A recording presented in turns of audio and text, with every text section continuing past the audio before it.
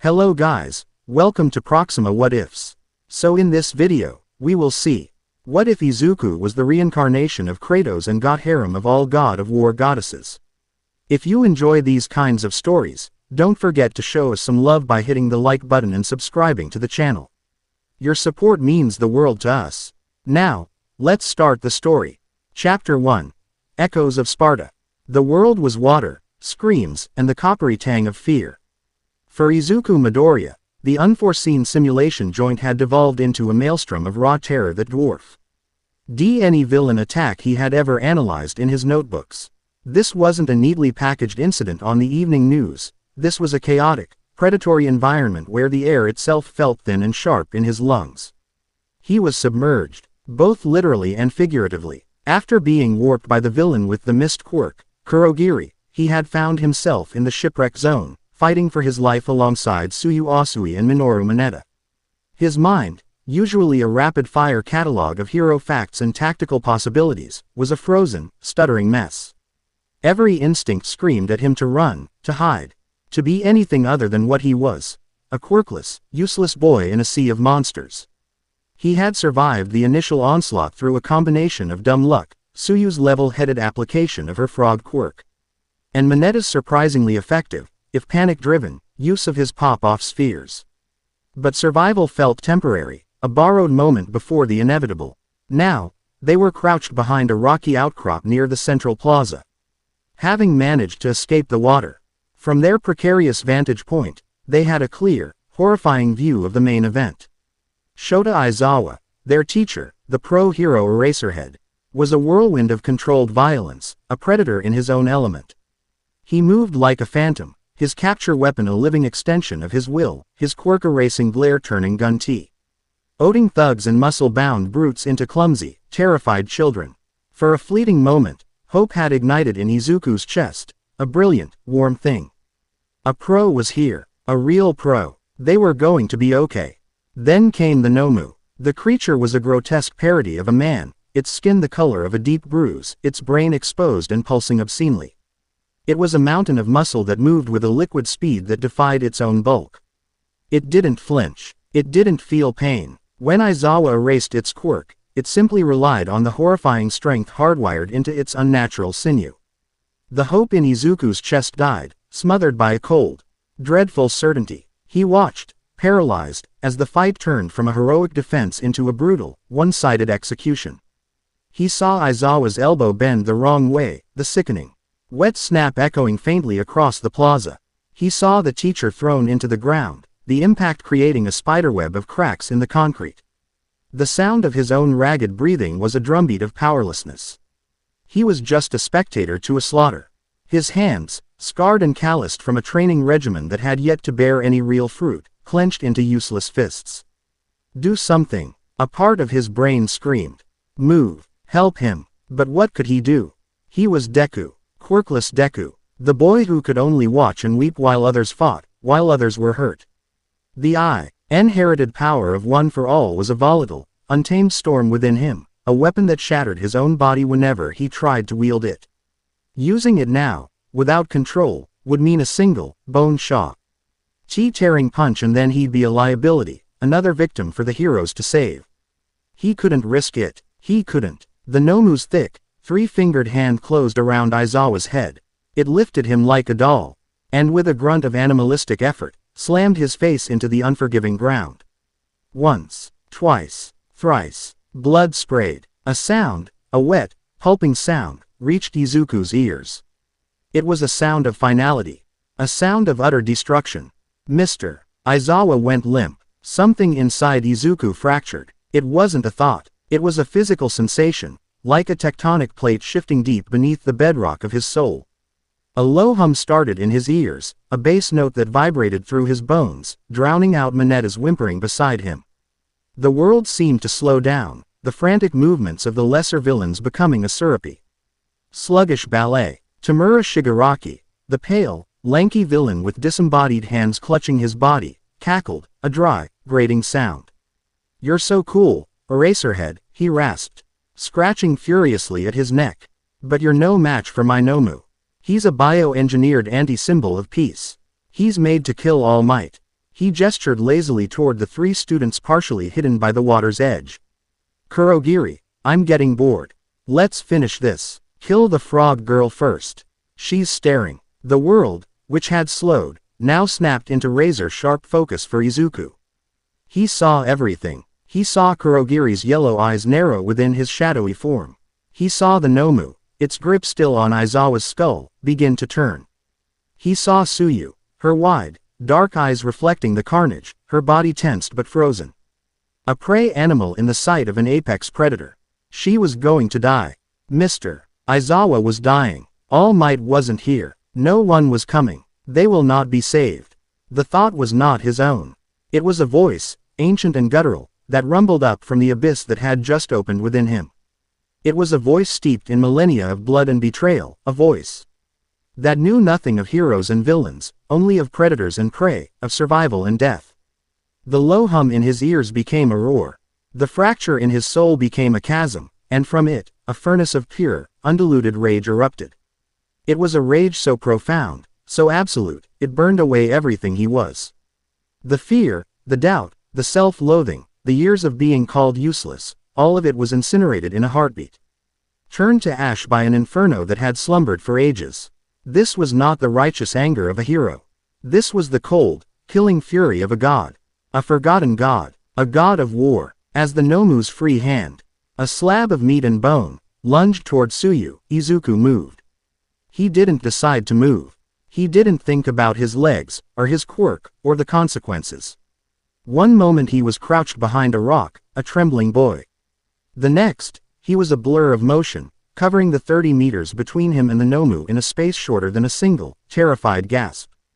The ground beneath his feet didn't just crack. It exploded into dust and gravel from the sheer force of his push-off. To Tsuyu, it was as if the world glitched. A flicker of green and then a solid wall of it was between her and the monster. To Shigaraki, it was an impossibility. The quirkless brat from the entrance was suddenly there. Izuku's small, unassuming frame slammed into the Nomu's outstretched arm. The impact was not the fleshy thud of a boy hitting a monster, it was the cataclysmic boom of a meteor strike. A shockwave, visible as a ripple in the air, erupted from the point of contact, blasting dust and debris outward. The Nomu, a creature designed to trade blows with all might, was thrown off balance, its arm knocked aside with such force that a sound like a tree trunk snapping echoed through the plaza. And then came the fire. A violent, blood-red aura exploded from Izuku's body. It wasn't the gentle glow of an emitter quirk. It was a raging, predatory corona of light that seemed to suck the very color from the air around it. It writhed and pulsed with a life of its own, emanating a heat so intense it warped the air into a shimmering haze. Within this inferno of an aura, Izuku's eyes glowed with a hellish, molten gold light. They were not the eyes of a frightened teenager. They were the eyes of a being that had stared into the abyss and made the abyss blink first. From the superheated air around his arms, something began to coalesce. Motes of crimson light, like embers from a divine forge, swirled and gathered. They solidified into thick, spectral chains that snaked around his forearms, from his wrists to his elbows. They were not solid metal but constructs of pure, condensed wrath, glowing with an internal fire. At the end of each chain, a ghostly, broad-bladed weapon flickered in. And out of existence, the haunting echo of a promise made and a curse eternally born. The blades of chaos. Shigaraki took an involuntary step back, his scratching fingers freezing on his neck. What is this? What's this cheat? Kurogiri, did you miss one? What is that quirk? Kurogiri's misty form seemed to contract. I do not know. He was not listed as having a quirk. His power, it feels ancient. The Nomu, recovering its balance, let out a guttural shriek, a sound of confusion and rage, and swung its other arm, a blow meant to obliterate all might, directly at the small boy who dared to defy it. Izuku, or the entity wearing his skin, met the attack not with defense, but with a counter-offensive of such vicious economy it was breathtaking. He didn't dodge. He flowed under the blow, his body moving with a fluid grace that was utterly alien. As the Nomu's fist whistled over his head, he brought his right arm up. The ethereal blade at the end of its chain solidified for a split second, carving a deep, searing trench through the monster's bicep. The Nomu, for the first time since its arrival, shrieked in what sounded like genuine pain. Its famous shock absorption was useless. This was not kinetic impact. This was divine fire, a power that unmade creation itself. It didn't just cut. It cauterized, burned, and erased. Blackened flesh and steaming muscle were left in the blade's wake. But the boy wasn't done. The instincts, honed over centuries of constant, brutal warfare, were in complete control. While the Nomu was reeling, he drove his left fist, wreathed in the ghostly chains, into its knee. Bone didn't just break, it detonated.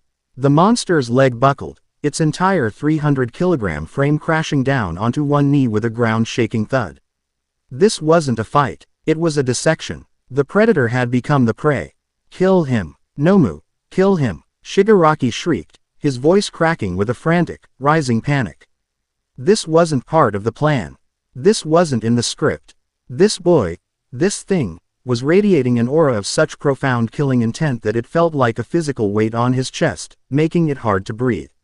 It was an intent that dwarfed his own, made his childish desire for destruction feel like a toddler's tantrum in the face of a true apocalypse. The Nomu roared, trying to push itself up, its regenerative abilities already working to knit the shattered bone and cauterized muscle back together. But the being inside Izuku gave it no quarter. He moved behind the kneeling beast. The fiery chains on his arms whipped out, no longer spectral but terrifyingly real.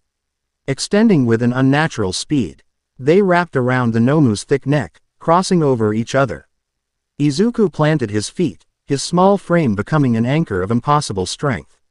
He leaned back and pulled. Muscles in his back and shoulders, muscles a boy his age shouldn't possess, bulged against the fabric of his tattered costume. The red aura around him flared violently. The Nomu clawed at the burning chains, its fingers sizzling and melting against their divine heat. It gurgled, its regeneration fighting a losing battle against the constant, searing pressure. Its thick neck began to constrict. Vertebrae groaned under the strain. From the sidelines, the remaining villains were frozen in absolute terror. The students, hidden across the various zones, watched in stunned silence. Tsuyu and Mineta, closest to the action, could only stare, their minds unable to process the transformation of their timid, stuttering classmate into this terrifying avatar of destruction. This is not possible, Kurogiri murmured, his form wavering. That level of strength, that power, it rivals all mights. No, it's different. Wilder, more absolute. He's just a kid. He's just a damn NPC. Shigaraki screeched, clawing at his throat now, leaving angry red welts. This is a broken game. A bug. With a final, guttural roar that was more him than Izuku, the boy gave one last, mighty heave.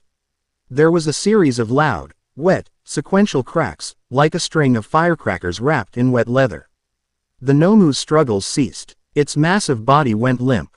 With a casual, almost contemptuous flick of his wrists, Izuku unwound the chains. The monster's corpse slumped to the ground, its head lolling at an impossible angle, its exposed brain no longer pulsing. It was not just defeated. It was broken, annihilated. Silence descended upon the USJ, thick and heavy. The only sounds were the distant drip of water, the crackle of fires in the conflagration zone, and the harsh, ragged breathing of Izuku Midoriya. He stood over the dead creature, his chest heaving. The fiery red aura slowly receded, pulling back into his skin. The glowing chains unwrapped themselves from his arms and dissolved into fading embers. The molten gold in his eyes cooled, leaving behind the wide, terrified emerald green of a boy who had no idea what he had just done. His body trembled, not from exhaustion, but from the aftershock of the ancient, alien power that had just used him as its vessel. He looked at his hands. They were his hands, scars, freckles, and all. But they didn't feel like his. A moment ago, they had felt capable of tearing down mountains. Now, they just felt small. He looked at the dead Nomu, at the blood on Mr. Aizawa, at the terrified faces of Tsuyu and Mineta. The rage was gone, leaving behind a hollow, cavernous void filled with confusion and a terrifying, bone-deep self-awareness. He had just killed. He hadn't hesitated. He hadn't even thought about it. The instinct had been as natural as breathing. And that, more than the impossible strength or the fiery chains, scared him more than anything. Shigaraki stared, his mouth agape behind his father's hand. The sheer, unadulterated violence of the display had short-circuited his brain. He had come here to kill the symbol of peace with a monster. But he had found a different kind of monster altogether. "Kurogiri," he whispered, his voice a dry rasp. "We're leaving. Game over. It's game over." "But Tamura Shigaraki," the mist villain began, "what about our objective?" "I said we're leaving," Shigaraki shrieked, whirling around. That's the final boss. We're not ready. We need to level up. Get us out of here. Now." Kurogiri, seeing the genuine terror in his master's eyes, wasted no more time. A swirling vortex of purple-black mist expanded from his body. As the remaining villains began to scramble toward the exit, Shigaraki took one last look at Izuku.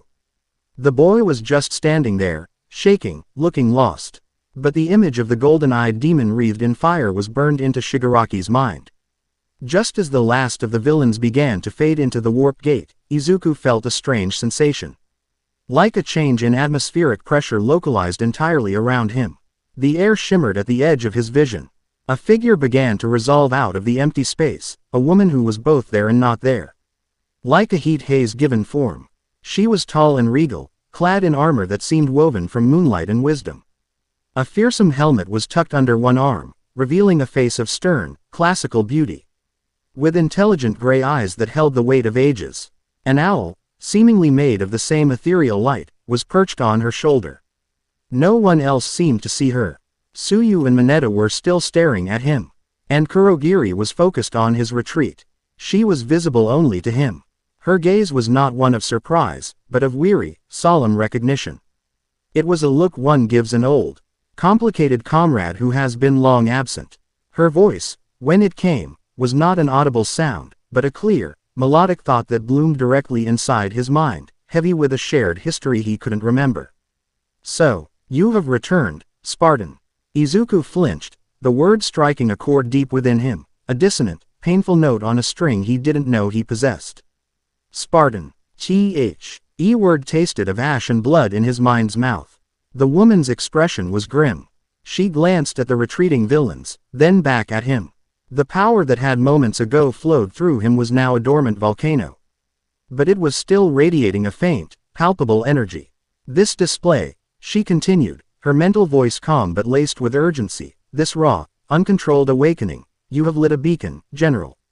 The echoes of your power will now ripple through this world, felt by all who carry the embers of the old ones. It will draw allies to you. But it will also draw the hunters." Izuku could only stare, his mind reeling. "Hunters. Spartan. What's happening to me?" "There is no time to explain," the ethereal woman said, her form beginning to fade. "They are coming. The ones who fear what we are. The ones who would see us all caged or extinguished. You must learn to control this power before they find you. The rage is your weapon, but it has always been your greatest flaw. Do not let it consume you again. We have paid that price too many times before." Her final words were a solemn warning that echoed in the sudden emptiness of his mind. "Be ready. The Pantheon is watching." And then, she was gone. The pressure in the air vanished. He was alone again, standing in the center of a silent battlefield, his mind a whirlwind of impossible memories and terrifying questions. Pantheon. Spartan. Who was she? Before he could even begin to process the spectral visitation, a sound boomed from the entrance of the USJ, a sound he had longed to hear for what felt like an eternity. "Have no fear, for I am here." The doors to the facility burst inward, torn from their hinges. There, silhouetted against the daylight, was the colossal figure of All Might. He wasn't smiling. His face, half cast in shadow, was a mask of incandescent fury. He had arrived late, and he knew it. His rage-filled eyes swept across the scene. The scattered villains, the exhausted students, the grievously injured Aizawa. The dead Nomu, and a small, trembling, blood-spattered boy standing over its corpse. All Might's momentum faltered. He took in the scene, his brilliant blue eyes widening in disbelief. He had felt the tremor of that power surge. It had been a spike of energy unlike any quirk he had ever encountered, a raw, primal force that had made the very foundations of UA hum. He had assumed it was the work of a terrifying new villain.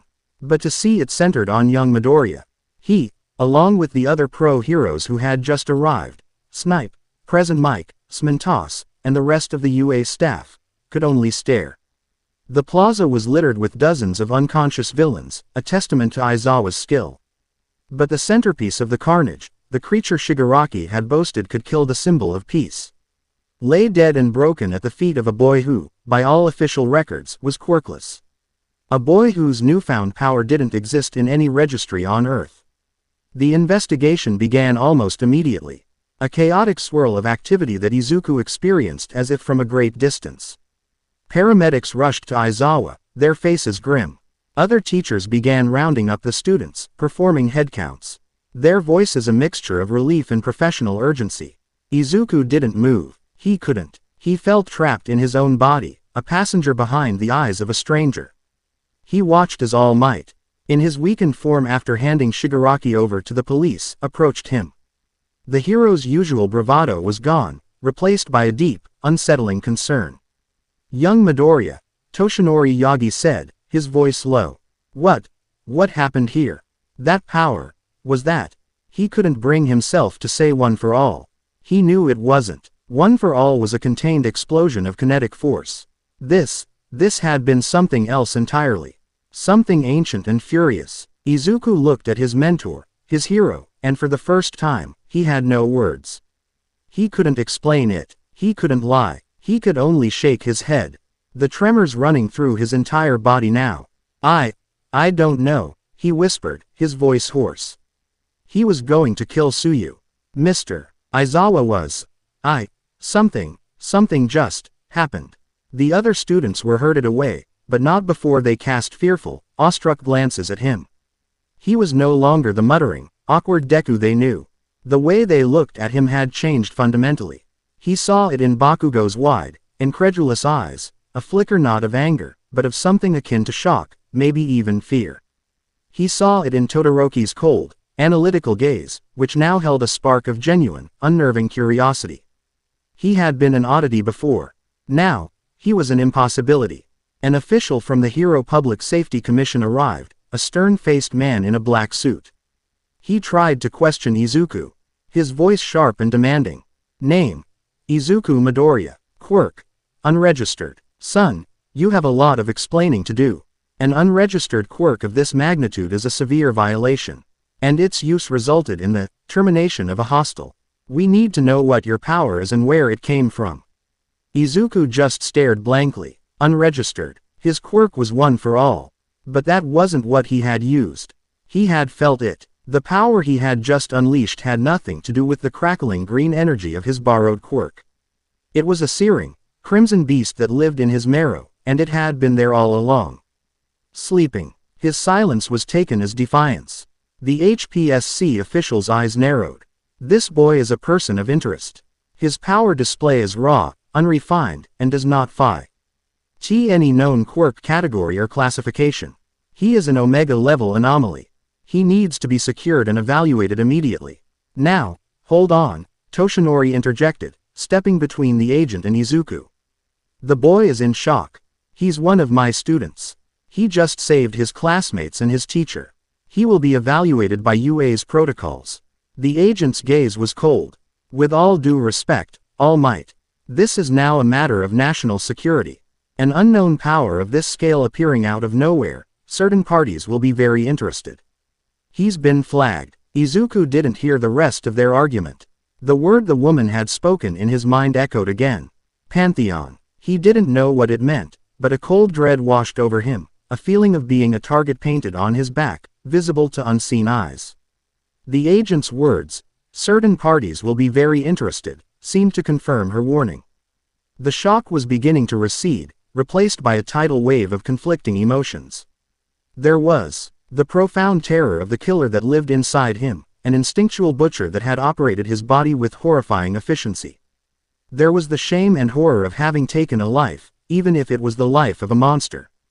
But underneath it all, stirring in the depths of the void the rage had left behind, was something else. It was a grim, cold, and terrible feeling. It was the feeling of a weapon that had just remembered it was made for war.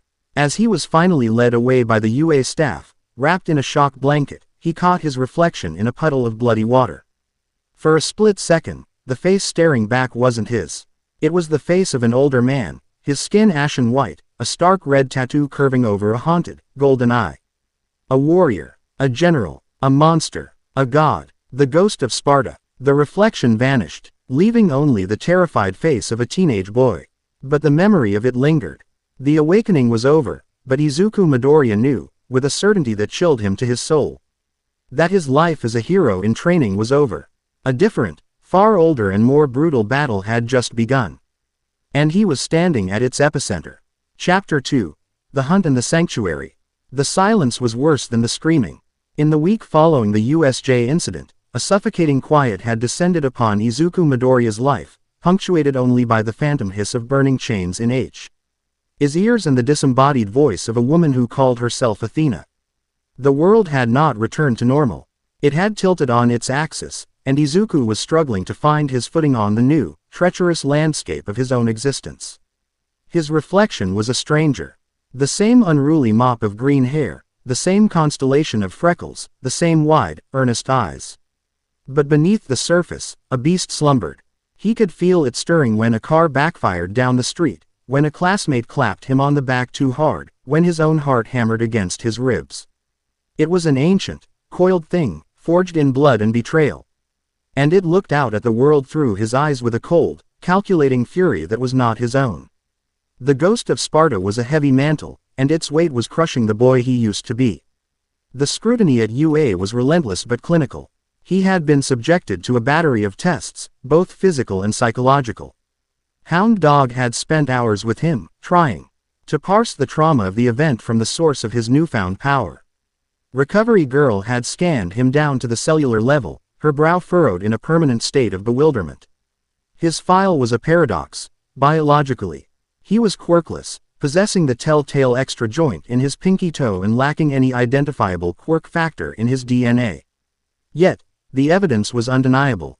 The pulverized remains of the Nomu, the cratered ferroconcrete of the plaza, and the terrified, corroborating testimonies of 20 students and a grievously wounded pro-hero all painted the same impossible picture. The meeting in Principal Nezu's office felt like a tribunal. All Might, in his skeletal form, sat hunched in a chair too large for him, his usual booming presence replaced by a grave, worried silence. Aizawa, his body a patchwork of bandages and casts, stood leaning against a wall, his visible eye burning with an intensity that made Izuku's skin crawl. Nezu, the picture of unnerving calm, stirred his tea. The Hero Public Safety Commission has, of course, taken a profound interest in your case, Midoriya-kun, the principal began, his voice deceptively light. They find the term, anomalous quirk manifestation, to be insufficient. Quote, Izuku shifted in his seat. The formal chair felt like an executioner's block. I don't know what to call it either, sir. It just happened. It happened. With the lethal efficiency of a seasoned Black Ops team, Aizawa rasped, his voice raw. You didn't just stop the Nomu. You executed it. You targeted structural weaknesses, tendons, joints. You Ed with an economy of motion I've only seen in a handful of underground heroes, most of whom are twice your age. That isn't an instinct that manifests overnight. The words struck a chord of chilling familiarity. He remembered the fight not as a series of choices, but as a fluid, horrifyingly natural sequence. The Nomu's lunge, the shift of his own weight, the feeling of something tearing, the wet, sickening crunch of bone. He hadn't thought, he had simply acted. The body remembers what the mind has forgotten. Spartan, Athena's voice whispered in the back of his skull, cool and clear as spring water. War is your nature. He flinched, a barely perceptible tremor. All Might noticed. Young Midoriya, are you all right? Fine, Izuku lied, his throat tight. It's just a lot to process. Nay, Zu placed his teacup down with a soft click. Indeed. And while we at UA are committed to helping you process it, the Commission sees a different picture. They see an unregistered, unclassified power of immense destructive potential. They see a weapon that appeared out of thin air. In their world, such things are not nurtured. They are categorized, and if they cannot be categorized, they are contained. The word, contained, hung in the air, cold and heavy as a cage door. What we're trying to say, my boy, All Might finally spoke, his voice strained, is that you need to be careful. More than careful. You are on a stage you did not ask for, and the audience is not entirely friendly. From now on, you are to travel directly to and from school. No detours. Report anything, and I mean anything, that seems out of place. We will do our best to shield you, but our protection has its limits.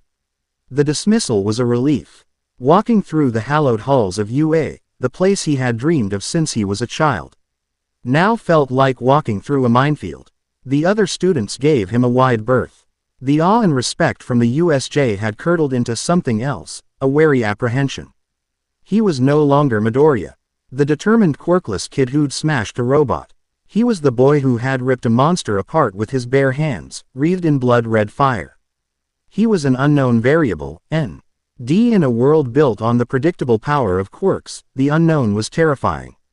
His mother, bless her heart, was trying her best to understand. But how could she? How could he explain the sudden, cavernous emptiness inside him that ached with the ghosts of 1,000 battles? How could he describe the phantom weight of chains on his forearms, chains that sometimes flickered into existence in the corner of his eye? Burning with a faint, ghostly light, he would catch himself clenching his fists, his nails digging into his palms, the echo of rage a constant, low hum beneath his skin. He had started training. He couldn't help it. His body demanded it. Every morning before dawn, he would slip out of the apartment and run until his lungs burned and his legs screamed, pushing himself past limits he never knew he had. The instincts guided him. He found a secluded junkyard, a forgotten place of rusted metal and broken concrete, and there, he let the Spartan take over. He practiced movements that felt as natural as breathing, brutal parries, devastating combos, the art of turning his entire body into a weapon. The ghostly chains would sometimes manifest, wrapping around his arms like fiery vambraces, and he would lash out, tearing through scrap metal as if it were parchment. Good, Athena's voice would murmur, a constant, spectral presence. Your rage is a tool. It must be honed, not feared. But do not let it consume you again. Who are you? He'd asked the empty air one sweaty morning, his knuckles bleeding from punching a solid steel girder. What do you want from me? I am a memory, a guide, a debt. The answer was always the same, a cryptic non-answer that only deepened the chasm of his confusion. I seek to prevent the past from repeating itself. Our past. He was a paradox wrapped in an enigma. He was Izuku Midoriya, who loved Katsudon and idolized All Might. And he was Kratos, the ghost of Sparta, a deicidal butcher whose soul was stained with the ashes of his own family. The two halves of him were at war, and he was the battlefield. That evening, as he walked home, the weight of it all was a physical burden. The setting sun cast long, skeletal shadows across the street. The air was cool, carrying the scent of evening rain. All Might's warning echoed in his mind. Report anything that seems out of place. But everything felt out of place. The very world seemed thinner, less real, as if he were looking at it through a distorted lens. A flicker of movement in a darkened alleyway. His head snapped to the side, his body tensing instantly. The reaction was so fast it made him dizzy. The boy who would have jumped in fright a week ago was gone. In his place was a soldier, a hunter, scanning the darkness for threats. He saw nothing. A stray cat, perhaps. A trick of the light. He forced his shoulders to relax, his heart a frantic drum against his ribs. Paranoia. He was just being paranoid. He took another step, and the world went silent. Not quiet, silent. The distant hum of traffic. The chirping of a lone cricket. The rustle of leaves in the breeze. All of it vanished, snuffed out as if a switch had been flipped. An oppressive, unnatural pressure descended, making the air thick and hard to breathe. The streetlight above him flickered and died. Izuku. Threat. Above you. Athena's voice was not a whisper this time. It was a sharp, urgent command. He didn't hesitate. He threw himself to the side, a brutal, rolling dive that scraped his palms raw on the asphalt. A microsecond later, the spot where he had been standing erupted.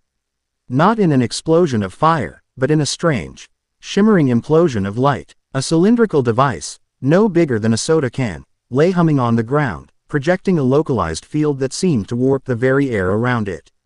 An energy dampener. Izuku scrambled to his feet, his mind racing. Before he could even get his bearings, A figure dropped from the rooftop above, landing with a soft, hydraulic hiss that was utterly devoid of human grace. It was tall and lean, clad in a form-fitting suit of matte black armor that seemed to drink the surrounding light. There were no discernible features, just a smooth, obsidian helmet with a single, glowing red optic that fixed on him with unnerving focus. Wires and conduits snaked across the armor's surface, pulsing with a faint blue light. This was not a hero. This was not a villain. This was something else entirely. It was a weapon, given human form. Subject designation: Iota-09, a synthesized voice stated, flat and devoid of any emotion. By order of the Pantheon Commission. You are to be subdued and retrieved. Compliance is recommended. Izuku's blood ran cold. The Pantheon Commission. The name meant nothing to him, but the sheer authority in the creature's voice, the cold certainty of its purpose, was terrifying. His fear, however, was immediately shouldered aside by a tidal wave of something else. Rage. Cold, pure, and absolute. The beast inside him was awake. The fiery red aura he'd manifested at the USJ ignited around him, casting the alley in a blood-red glow. The ethereal chains of the blades of chaos coalesced around his arms, no longer ghostly and faint, but blazing with divine, incandescent fire. The heat was so intense it made the damp air hiss. Non-compliance registered, the hunter stated, its tone unchanged. It raised an arm, and a section of its forearm slid back to reveal a weapon that hummed with a dangerous, contained energy. Initiating capture protocol. The hunter moved with impossible, mechanical speed. It didn't run. It glided, propelled by silent thrusters in its boots. It closed the 20-foot distance between them in the blink of an eye. Izuku's instincts screamed. He brought his arms up, burning chains forming a makeshift shield just as the hunter's fist connected. The impact was staggering. It wasn't just physical force. A wave of energy washed over him, and the fiery aura around him flickered violently, the chains on his arms momentarily dimming. The dampener on the ground was projecting a field, and this thing's armor was designed to disrupt his power on contact. He was thrown back, his sneakers skidding against the pavement. The hunter was relentless. It was on him again, its movements a blur of precise, economical strikes. A punch to the ribs that felt like being hit by a sledgehammer. A kick aimed at his knee that he barely managed to dodge.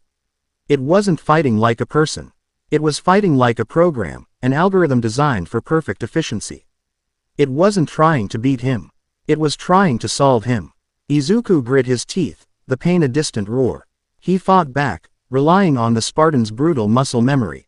He ducked under a sweeping strike and drove his own fist forward, aiming for the thing's torso. The impact was like punching a brick wall. His knuckles screamed in protest, but the force of the blow, amplified by his divine strength, was anew. To send the hunter skidding back a few feet, its thrusters firing to maintain balance. It analyzes your movements, Athena's voice cut through the chaos. Do not be predictable. It anticipates strength. Use its momentum against it. The hunter recalibrated. Its single red eye seemed to narrow. Subject is adapting, switching to variable combat patterns. It lunged again, but this time its attack was different. A series of feints, faster than the eye could follow. Izuku's mind couldn't keep up, but his body could. He moved on pure instinct, a deadly dance on cracked asphalt. He sidestepped a jab, parried a chop with a chained forearm, and spun away from a leg sweep. The fight spilled out of the alley and onto the empty street. Cars parked along the curb became collateral damage, their windows shattering, their frames denting as the two combatants crashed against them. The hunter was a machine of tactical precision. Izuku was a storm of primal fury. The hunter's technology was a direct counter to his raw power. But Izuku's millennia of combat experience, buried deep in his soul, was a counter to its logic. The hunter fired a projectile from its wrist. A net, woven from crackling blue energy, shot through the air. Izuku roared, lashing out with one of his chained arms. The blades of chaos, for a fleeting moment, became almost solid, a whip of divine fire that tore through the energy net and slammed into the hunter's shoulder.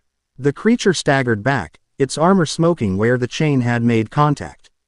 For the first time, it seemed to register damage. Divine energy signature confirmed, the synthesized voice reported, as if cataloging a data point. Threat level upgraded, employing class 4 restraints. Panels on its back and legs slid open, and thick, metally sea cables tipped with heavy magnetic clamps shot out, whipping through the air like steel serpents. They were blindingly fast. Izuku dodged the first two, but a third wrapped around his ankle, the clamp locking on with crushing force. A fourth snaked around his waist, and a fifth around his right arm. A powerful electric current surged through them, and Izuku screamed, his body convulsing. His fiery aura sputtered and died, the chains on his arms dissolving into nothing. The energy was designed to short-circuit his power, to sever the connection between his soul and his body. He was being reeled in, dragged across the asphalt towards the silent, implacable hunter. He struggled, his muscles straining, but the mortal part of him was weak, fragile. The beast was caged, silenced by technology. Subject subdued, the hunter intoned, its red eye glowing brighter. It reached down with a hand that looked designed to crush stone. Preparation for transport. Suddenly, a silver streak of light cut through the darkness. Thwip. An arrow, glowing with a soft, lunar luminescence, embedded itself in the hunter's outstretched hand. There was no explosion, no burst of energy. The hunter simply froze, its entire arm locking up as silver, ethereal frost spread from the point of impact, crawling up its arm like crystalline veins. Thwip, thwip. Two more arrows struck the cables holding Izuku, shattering them with a sound like breaking glass. The electrical current vanished, and he collapsed to the ground, gasping, his muscles twitching. The hunter's head snapped up, its optics scanning the rooftops. Unidentified entity detected. Divine signature, Olympian classification. From the roof of a 3-story apartment building, a figure rose, silhouetted against the gibbous moon.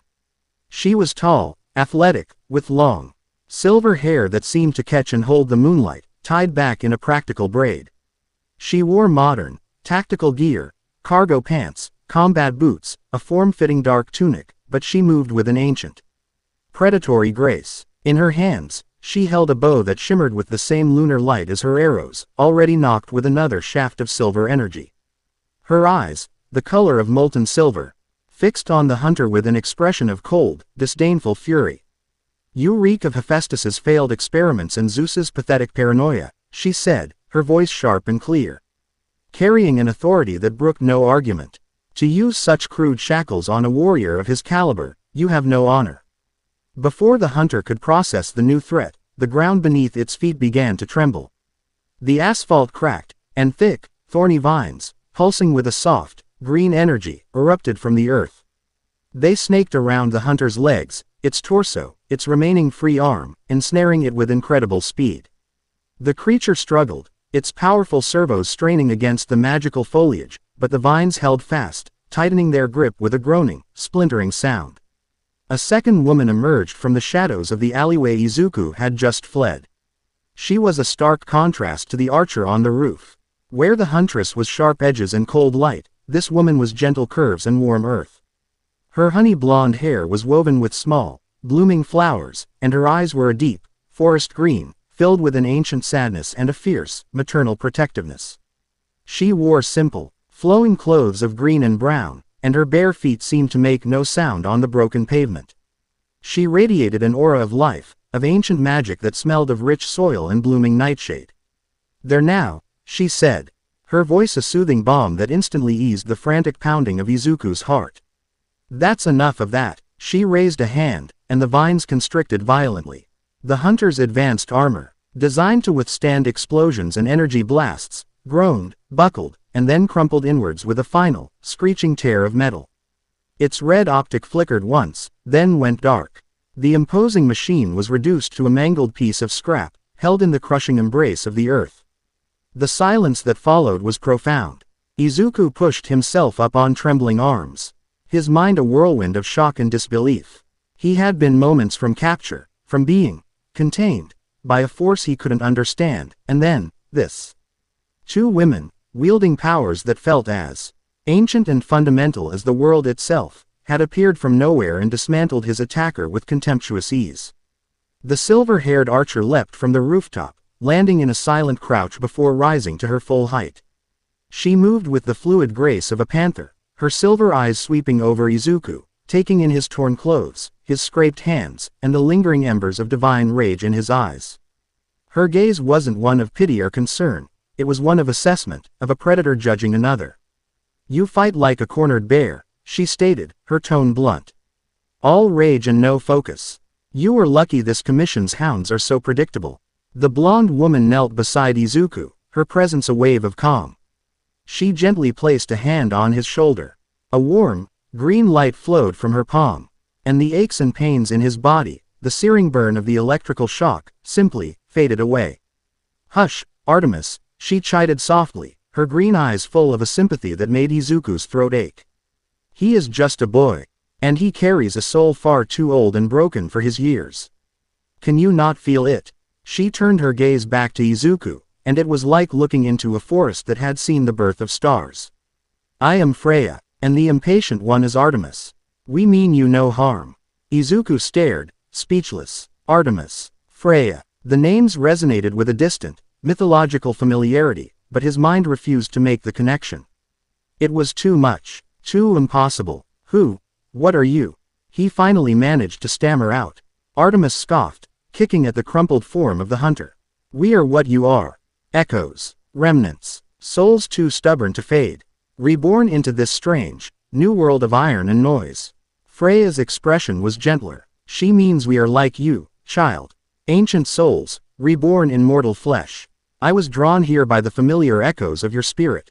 It is a lonely sound. One I know well." Her eyes held a deep, profound sorrow that seemed to mirror the gaping hole in his own soul.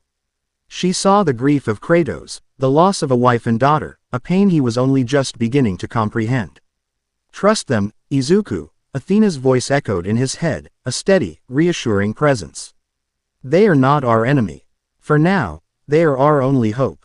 That spectral endorsement, from the only constant he'd had in this new, waking nightmare, was enough.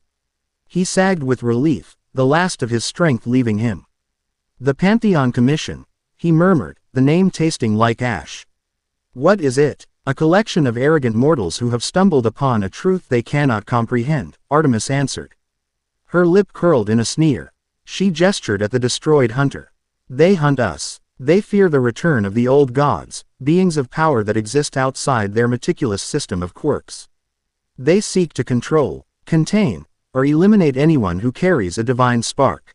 Your little display at your school a week ago was like lighting a bonfire in the dead of night. They saw your light, and they sent their dog to drag you back in chains." Her words painted a horrifying picture. He wasn't just an anomaly to be studied, he was a target to be neutralized. The life he knew, his dream of being a hero, his mother, all of it was in jeopardy. A fresh wave of fear, cold and sharp, cut through the residual adrenaline. "What do I do?" he asked, his voice barely a whisper. He looked between the two impossible women. One a goddess of the hunt, radiating deadly competence. The other a goddess of magic and life, her power a comforting, terrifying force of nature. Freya offered a small, sad smile. "For now, you cannot go home. They will be watching. They will send more, stronger hunters. You must come with us. I can offer you a sanctuary, a place hidden from their eyes where you can rest. And we can help you understand what is happening to you." Artemis rested her glowing bow on her shoulder. "And I can offer you training. Your instincts are sharp, but they are untamed. That rage, it is a weapon. But it is a wild one. It will consume you if you do not learn to master it. I see the heart of a predator in you, but it is trapped in the body of a frightened fawn. I can teach you to be the hunter, not the hunted. It would be a waste to see a power like yours caged." An alliance. It was not born of friendship or romance, but of pure, desperate necessity. A sanctuary to understand his new reality, and a tutor to hone his deadly inheritance. In the span of a single night, his world had been turned upside down, and now these two figures from ancient myth were offering him the only path forward. He looked down at his own hands. For a moment, he could almost see the ghostly white ash that had once coated Kratos' skin, the permanent reminder of his greatest sin. He was a monster, a god-killer, a force of destruction crammed into the body of a hero-worshipping teenager. But these women weren't looking at him with fear. Freya looked at him with a profound, sorrowful understanding. Artemis looked at him with the professional respect of one apex predator for another. And Athena, a ghost in his mind, was urging him forward. He didn't have a choice. To refuse their help was to be captured. To be a lab rat for the Pantheon Commission. To endanger his mother and everyone he cared about. He took a deep breath, the scent of ozone from Artemis's arrows and damp Aya. RTH from Freya's vines filling his lungs. He met Freya's gaze, then Artemis's. Okay, he said, his voice finding a sliver of the resolve he thought he'd lost. I'll go with you. Freya's smile was like the sun breaking through the clouds. She stood, offering him a hand. Good. The first step is always the hardest. Artemis gave a curt, satisfied nod. The fawn has chosen to grow claws. This might be interesting after all. Freya's hand was warm and strong. As she helped him to his feet, she placed her other hand on his forehead. We must be quick, before mortal authorities arrive. Hold still. A soft, green light enveloped them. The world around Izuku seemed to dissolve into a kaleidoscope of green and gold. The scent of 1,000 forests, of ancient earth and forgotten magic, flooded his senses. He felt a dizzying sensation of being pulled through space, the concrete jungle of Musudafu melting away like a dream. When his vision cleared, he was no longer standing on a broken city street. He was in a place that should not exist. They stood in a vast, circular clearing in the heart of a forest so ancient the trees seemed to scrape the heavens. Moonlight filtered through the impossibly thick canopy, illuminating a space that felt both wild and sacred. In the center of the clearing stood a single, enormous tree with a silver-white trunk and leaves that shimmered with a faint, internal light. Like captured starlight, a small, cozy-looking cottage was nestled amongst its roots, smoke curling gently from its stone chimney. The air was clean and alive, thrumming with a palpable magic that made the hairs on his arms stand up. Welcome, Freya said, her voice filled with a warmth that finally seemed to chase the last of the chill from his bones. Welcome to my sanctuary. Here, you are safe from the eyes of the Commission. Here, you can begin to learn. Izuku stared at the colossal, luminous tree, at the impossible forest that existed somewhere outside of the world he knew. He was a quirkless boy who had inherited the soul of a god of war, standing in a magical forest with two goddesses, hunted by a shadowy organization. His old life was not just over, it had been utterly and completely annihilated. This was his new reality. And as he looked from Freya's kind, knowing eyes to Artemis's sharp, challenging gaze, a terrifying and exhilarating thought crossed his mind. This was only the beginning. Chapter 3. The God of the Arena. The UA Sports Festival was a cultural cornerstone, a national holiday that brought Japan to a standstill. It was a celebration of youth, power, and the promise of a brighter, safer future helmed by the next generation of pro-heroes. For most students, it was the single greatest opportunity of their lives, a chance to be scouted, to make a name. To take the first definitive step toward their dreams. For Izuku Midoriya, it was a death sentence draped in pageantry. They are putting you on a stage to be judged by wolves, Athena's voice echoed in his mind. Crisp and devoid of warmth. She manifested as a shimmering, translucent figure in the corner of his bedroom, her spectral eyes fixed on the television where a pre-festival special was running. Filled with bombastic graphics and fawning commentary about the promising students of Class 1A. Nezu's logic is sound, from a mortal perspective. He believes that by showcasing your quirk in a controlled environment, you can demonstrate mastery and allay the government's fears. He is a fool. He is leading the prize sheep to the abattoir and calling it an exhibition. Izuku sat on the edge of his bed, the weight of 1,000 lifetimes pressing down on his shoulders. In the 2 weeks since the hunter's attack, his life had become a meticulously scheduled whirlwind of training and whispered conversations with goddesses only he could see. His small apartment had become a clandestine sanctuary. Freya would often materialize near the window, her presence bringing a calming scent of earth and pine, helping him center his tumultuous emotions. She taught him breathing exercises, meditative techniques not to suppress the rage, but to understand its source, to let it flow through him without consuming him. Artemis, however, had no patience for stillness. Her training was brutal and relentless. She would appear in flashes of silver light in the dead of night, dragging him to Dagoba Municipal Beach Park, now clean and empty, and spar with him for hours. She didn't teach him forms or techniques. She taught him to move, to kill, to survive.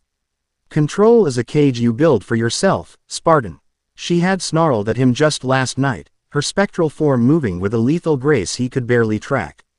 You do not control a storm. You are the storm. You simply choose where the lightning strikes. At this festival, they want to see a trained dog. Show them a god. Now, the conflict raged within him. The UA administration, led by a well-meaning but naive All Might, saw this as a necessary evil. Young Midoriya, the skeletal hero had said, his voice earnest, the Hero Public Safety Commission is concerned. Your lack of a quirk registry, the sheer power you displayed, it's unprecedented. By participating, by showing you are not a danger, you can put their minds at ease. It is a chance to control your own narrative. Izuku knew better. Athena had confirmed it. The HPSC was merely a puppet. The true power pulling the strings was the Pantheon Commission, and its director, Hisashi Kaminari. They weren't orchestrating this for his benefit, they were putting him on display to measure him. Every move he made would be analyzed, every feat of strength catalogued. They were trying to quantify the threat he posed, and if he proved too great, the festival itself could become his execution ground. All Might is a good man, but a poor strategist, Athena stated, her voice cutting through his thoughts. He sees a symbol, a position to be upheld. He does not see the board. Zeus, Hisashi, he sees nothing but the board, and you are now his most interesting piece. He will have assets in the crowd, in the commentary booths, perhaps even among the competitors. So what do I do? Izuku asked, his voice a low murmur. He ran a hand through his green curls, the ghostly weight of the ethereal chains on his arms a constant, chilling reminder of his past. If I hold back, they'll think I'm weak and try to capture me again. If I show my true strength, they will escalate. Freya's voice joined them, soft and melancholic. She appeared beside Athena, her form warmer, more solid. Her gaze filled with a profound sorrow.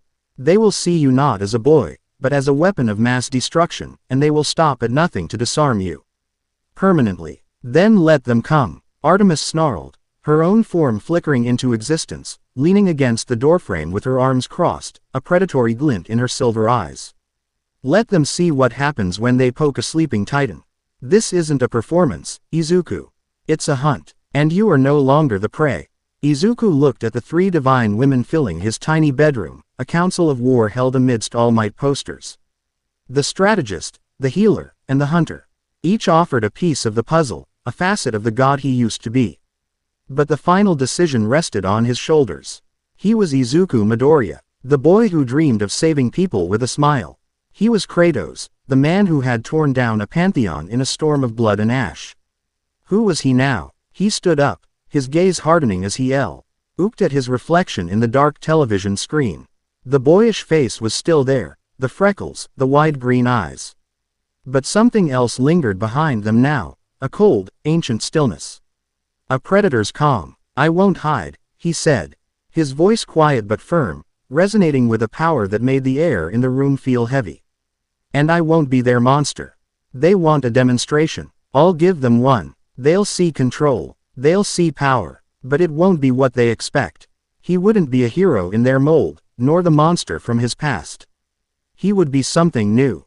And the whole world was about to watch him be born.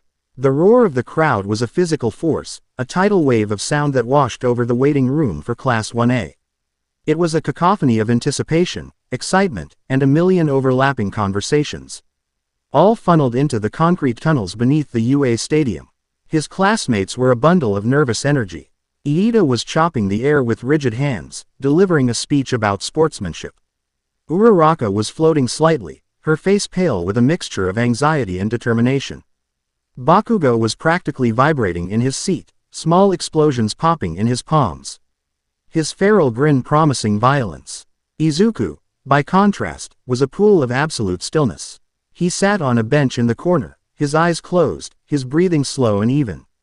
He was filtering out the noise, the nervous energy of his classmates, the distant thrum of the stadium. He was listening to the whispers in his soul. Feel the ground beneath you. Freya's voice was a gentle stream.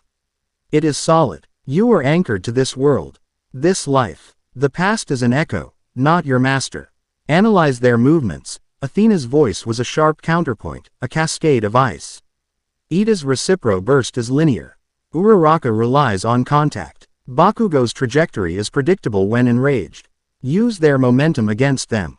Waste no energy. Every one of them has a tell, Artemis added, her voice a predatory purr. A twitch before they strike. A shift in their weight. See it. Anticipate it. The fight is over before the first blow is ever thrown. He was processing their advice, integrating it into a cohesive whole. He wasn't just a vessel for Kratos' instincts anymore. He was a fusion. The Spartan's combat experience filtered through the analytical mind of Izuku Midoriya, guided by the wisdom of three goddesses. When Shoto Todoroki approached him, the ambient temperature in the room seemed to drop several degrees. The dual-haired boy stopped before him, his expression a mask of cold intensity. Midoriya, he stated, his voice flat. Objectively speaking, I am stronger than you. The statement was so blunt, so devoid of malice yet so full of arrogant certainty, that it cut through the room's nervous chatter. Izuku opened his eyes. He looked up at Endeavor's son, and for the first time, he didn't feel intimidated. He felt a strange, profound sense of pity. He could see the inferno of rage and resentment burning behind the boy's icy facade, a fire deliberately shackled and suppressed. It was a familiar feeling. I will beat you, Todoroki continued, his gaze unwavering. I have to prove a point to my father. I will not use his power. Izuku stood up slowly, his movements measured and deliberate. He was shorter than Todoroki, but as he rose, he seemed to occupy more space, his presence filling the air with an unspoken weight. He looked into Todoroki's mismatched eyes, and the young prodigy felt an involuntary shudder, a primal instinct screaming at him that he was standing before something far older and more dangerous than he could possibly comprehend. Your strength is your own, Todoroki, Izuku said, his voice calm and even. As is your weakness. Do not let another man's pride become the chain around your neck. He walked past him without another word, leaving Todoroki standing there, stunned into silence by the quiet authority in his voice and the unnerving wisdom in his eyes. As Present Mike's voice boomed through the stadium, announcing the start of the first event, Izuku took a deep breath. The hunt was beginning. The obstacle race was designed to be a chaotic spectacle of clashing quirks. The first gate was a narrow bottleneck, a choke point meant to incite an immediate, frenzied struggle. As his classmates surged forward, activating their powers, Izuku simply walked. But it was the walk of a predator. While others scrambled and pushed, he flowed through the gaps they created. He didn't touch anyone, yet the crowd parted before him as if by instinct. A subtle shift of his shoulders to avoid Ida's charge, a slight dip to let Bakugo blast overhead, a perfectly timed step as the ground beneath his feet was turned to sticky purple balls by Mineta. It was an economy of motion that was both mesmerizing and deeply unsettling. Then came the first true obstacle, the giant robots from the entrance exam. The zero-pointers. Todoroki instantly froze a massive swath of them, creating a path but also an unstable, treacherous surface. Students scrambled to climb over the frozen behemoths. Izuku didn't climb. He approached a frozen zero-pointer, its massive metal form tilted at a precarious angle. He placed a hand on its leg. There was no fiery aura, no dramatic explosion of power. There was only a quiet crack that echoed like a breaking bone. Then, with a groan of protesting metal, he simply pushed the multi-ton robot. It toppled sideways with a cataclysmic crash, creating a new, clear path for himself and startling everyone behind him. He hadn't lifted it. He hadn't punched it. He had found its center of gravity, applied a precisely calculated amount of force to its weakest structural point, and let physics do the rest. It was an act of impossible strength, disguised as an act of supreme intellect. The crowd murmured. The commentators, Present Mike and Aizawa, were momentarily speechless. Did you see that, Eraserhead? Present Mike finally squawked. Midoriya just tipped it over. Like a cow. I saw it, Aizawa's tired voice replied, but there was a new edge to it. He's not wasting a single ounce of energy. His threat, assessment and environmental utilization are off the charts. The second obstacle was the fall, a massive chasm spanned by a series of ropes. Tsuyu and Uraraka sailed across with ease. Bakugo propelled himself with explosions. Izuku ran to the edge, and without breaking stride, he leapt. It wasn't a flight. It was a jump of such impossible power and distance that the crowd gasped as one. He soared through the air in a perfect arc, landing on the other side with a soft thud that barely disturbed the dirt, his knees bending to absorb the tremendous impact. He was already running again, or most people had processed what they'd just seen. The final obstacle was the minefield. The ground was seeded with powerful explosives, designed to test caution and awareness. Bakugo and Todoroki were already engaged in a frantic duel at the front, their explosions and ice walls detonating mines and creating a smokescreen. Izuku stopped at the edge of the field. He closed his eyes. "Listen to the earth," Freya whispered. "Feel its heart. The metal sleeps beneath the soil. It has a different song." His focus narrowed. The roar of the crowd, the explosions, the shouting, it all faded away. He could feel it, a subtle vibration in the ground, the faint magnetic signature of the mines. He began to move. He wasn't running. He was weaving through the minefield in a fluid, serpentine pattern, feet landing in the precise empty spaces between the bombs. He moved with a supernatural grace, a dancer in a field of death. He overtook Bakugo and Todoroki, who were too busy fighting each other to notice him until he was already past them. He emerged from the smoke and dust, his uniform completely clean, not a speck of dirt on him, and crossed the finish line. First place. He hadn't used a single flashy move. He hadn't engulfed his arms in fire. He had used strength, speed, and a terrifying degree of battlefield awareness. The stadium was silent for a full 3 seconds before it erupted into a mixture of confused and thunderous applause. Izuku Midoriya, the quirkless boy who had manifested some unknown power at the USJ, hadn't just won. He had dominated with an efficiency that felt less like a student and more like a veteran soldier. In a private, soundproofed skybox high above the roaring crowd, a woman watched the proceedings on a wall of high-definition monitors, a glass of sparkling water untouched on the table beside her. To the casual observer, she was the epitome of elegance and influence. Her dress was a masterpiece of haute couture, her jewelry subtle but priceless. Her face was a canvas of impossible beauty, with eyes that seemed to shift from amethyst to violet depending on the light. This was the public face of the goddess Aphrodite, a socialite and media mogul whose influence could build or ruin careers with a single, well-placed whisper. She was utterly, profoundly bored. She had watched these festivals for years. They were always the same. Arrogant, children flinging raw power at each other with all the subtlety of a volcanic eruption. Pride, ambition, a desperate need for validation, these were the base, bland emotions that fueled them. They were like cheap wine. All sharp edges and no depth. Then, she had laid eyes on Izuku Midoriya. When she looked at him, she didn't just see a teenage boy. Her perception of the world was different. She saw emotions as colors, as textures, as scents. Most people were a simple palette. Bakugo was a searing, one-note orange of rage and pride. Todoroki was a fractured canvas of icy blue grief and burning red resentment.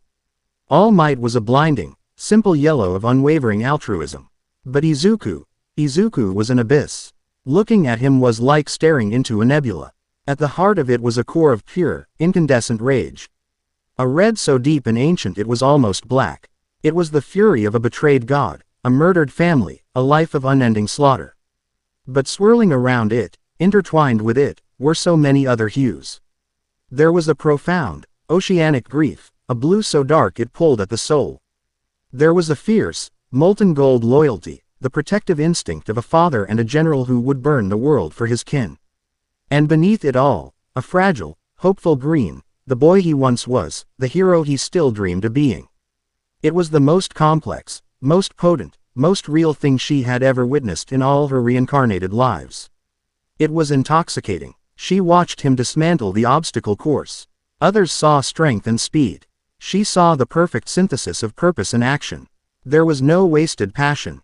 No flailing for attention. Every movement was a sentence in an epic poem of violence. When he pushed the robot, she felt the cold, hard logic behind it. When he jumped the chasm, she felt the surge of raw power. Leashed and directed. When he navigated the minefield, she felt the serene, deadly focus of a hunter. He is magnificent, she murmured to herself, a genuine, predatory smile gracing her perfect lips for the first time all day. The other gods, the heroes, the mortals, They were all playing a game. He wasn't. For him, this wasn't a festival. It was a battlefield. And on the battlefield, he was a king. A god. Her interest was piqued. No, it was more than that. She was captivated. She had to get closer.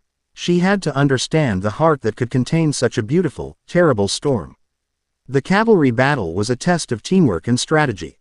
Izuku, as the first place winner, was worth 10 million points. He was the ultimate target. Every other team would be gunning for him.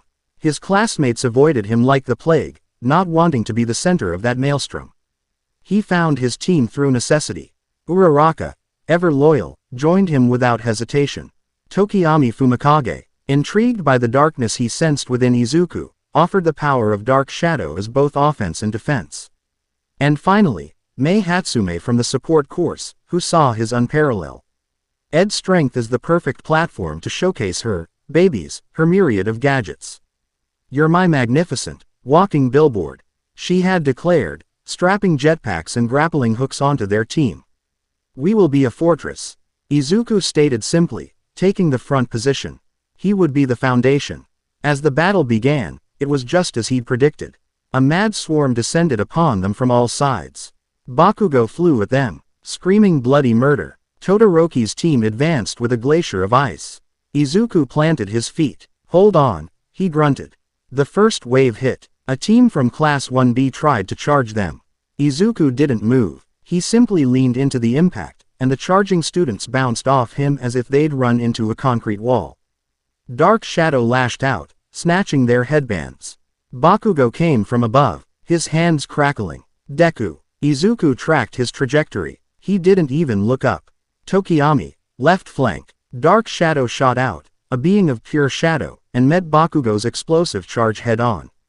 The force of the impact sent Bakugo careening off course. While he was recovering, Uraraka tapped one of Hatsume's grappling hooks, made it weightless, and Hatsume fired it, snag. Jing another team's points from 50 meters away. Todoroki's ice wall came next, a massive, sharp wave meant to trap and crush them. It rushed toward them, a harbinger of freezing defeat. Uraraka and Tokiyami braced for the hit. Izuku took one step forward. He met the wall of ice not with fire or overwhelming force, but with his bare hands. The moment his palms made contact, a network of fractures spread through the entire structure. With a sound like 1,000 windows shattering at once, the glacier disintegrated into a harmless shower of sparkling ice crystals. He hadn't melted it, he had targeted its resonant frequency. A trick Kratos had learned fighting creatures of living stone, and vibrated his hands at the precise frequency needed to shatter its crystalline structure. Todoroki stared, his eyes wide with disbelief. It was a feat that should have been impossible. For the rest of the match, their fortress held. Izuku was an immovable object. He was the shield. Dark Shadow was the spear. Uraraka and Hatsume were the versatile support, controlling their mobility and snatching points. They didn't chase anyone. They let the entire arena come to them, and they broke themselves upon him. When the buzzer sounded, they still had their 10 million points, plus a handful more. They had won, again, without Izuku throwing a single offensive punch. He had shown overwhelming defensive power, strategic acumen, and the ability to inspire absolute trust in his teammates. But to the keen eyes of the Pantheon Commission observers hidden in the crowd, it was something else entirely. It was the calm, unshakable confidence of a general who knew the battle was won before it had even begun. And that was far more terrifying than any simple explosion. The one-on-one tournament was W. Here the true nature of Izuku Midoriya was laid bare for all to see. His first match was against Hitoshi Shinso from General Studies. As they stepped onto the stage, Shinso gave him a smug look. "Say something," he taunted, trying to trigger his brainwashing quirk. Izuku remained silent. He simply watched the other boy, his green eyes placid. The ancient mind within him recognized the nature of the attack instantly. It was a mental assault, a violation of the will. The mind of Kratos, forged in the fires of Hades and tempered by the betrayals of Olympus, was a fortress of granite and iron. A child's parlor trick was nothing. "Come on, you must be proud of how you've cheated your way this far," Shinso sneered, trying again. Izuku took one step forward. Shinso's quirk washed over him, a psychic command to halt and obey. Izuku didn't even feel it. It was like a gentle breeze against a mountainside. He continued walking. Shinso's eyes widened in panic. This wasn't supposed to happen. Stop. I command you to turn around and walk out of the ring. Izuku reached him in 3 long strides. He placed one hand on Shinso's shoulder, his grip firm but not painful. The sheer weight and power behind that simple touch rooted the purple-haired boy to the spot. Your power is formidable, Izuku said, his voice low and calm, devoid of judgment. But a weapon is useless if the enemy refuses to be your target. With a gentle push, he sent Shinso stumbling backward out of the bounds. The match was over in less than 30 seconds. The crowd was baffled. Shinso was left staring at his hands. His entire understanding of his own power shattered. His next few matches were similarly anticlimactic. He faced Zero, whose tape he simply caught and used to pull the other boy toward him, ending the match with a single disabling nerve pinch to the neck that left him conscious but unable to move. He faced Kaminari, whose indiscriminate electrical discharge he simply endured without flinching. The electricity doing nothing but making his hair stand on end before he walked through it and gently deposited the shocked boy out of the ring. His skin, a vessel for a god, was far too durable for such a thing to harm him. Each victory was quicker, quieter, and more terrifying than the last. He wasn't brutalizing his opponents. He was dismantling them with the precision of a surgeon. There was no rage, no joy, only a chilling, absolute efficiency. Then came the semifinal match. Izuku Midoriya vs Shoto Todoroki. The tension in the stadium was a palpable thing. As they faced each other on the shattered stage, the air grew cold. I told you I would win without using his power, Todoroki said, his breath misting in the air. I will show him that I reject everything he is. The only one you are fighting is yourself. Izuku replied, settling into a low, balanced stance. The match began. Todoroki unleashed a glacial wave of ice, far larger and faster than the one in the cavalry battle. It was a mountain of jagged spikes, an instant killing blow for any normal opponent. Izuku didn't move to dodge. As the ice was about to engulf him, the fiery red aura that had terrified Higaraki at the USJ finally erupted around him. Spartan rage. It wasn't a wild inferno, but a controlled, shimmering cloak of heat. The ice mountain didn't even touch him. It sublimated into a massive cloud of steam a foot from his body. Through the mist, Izuku charged. Todoroki sent out wave after wave of ice, trying to trap him, to slow him down. Izuku shattered them with single strikes, his fists and feet connecting with the ice, sending shockwaves through it. He wasn't melting it, he was pulverizing it with pure, concussive force. He moved through the blizzard like a phantom, his steps sure, his target clear.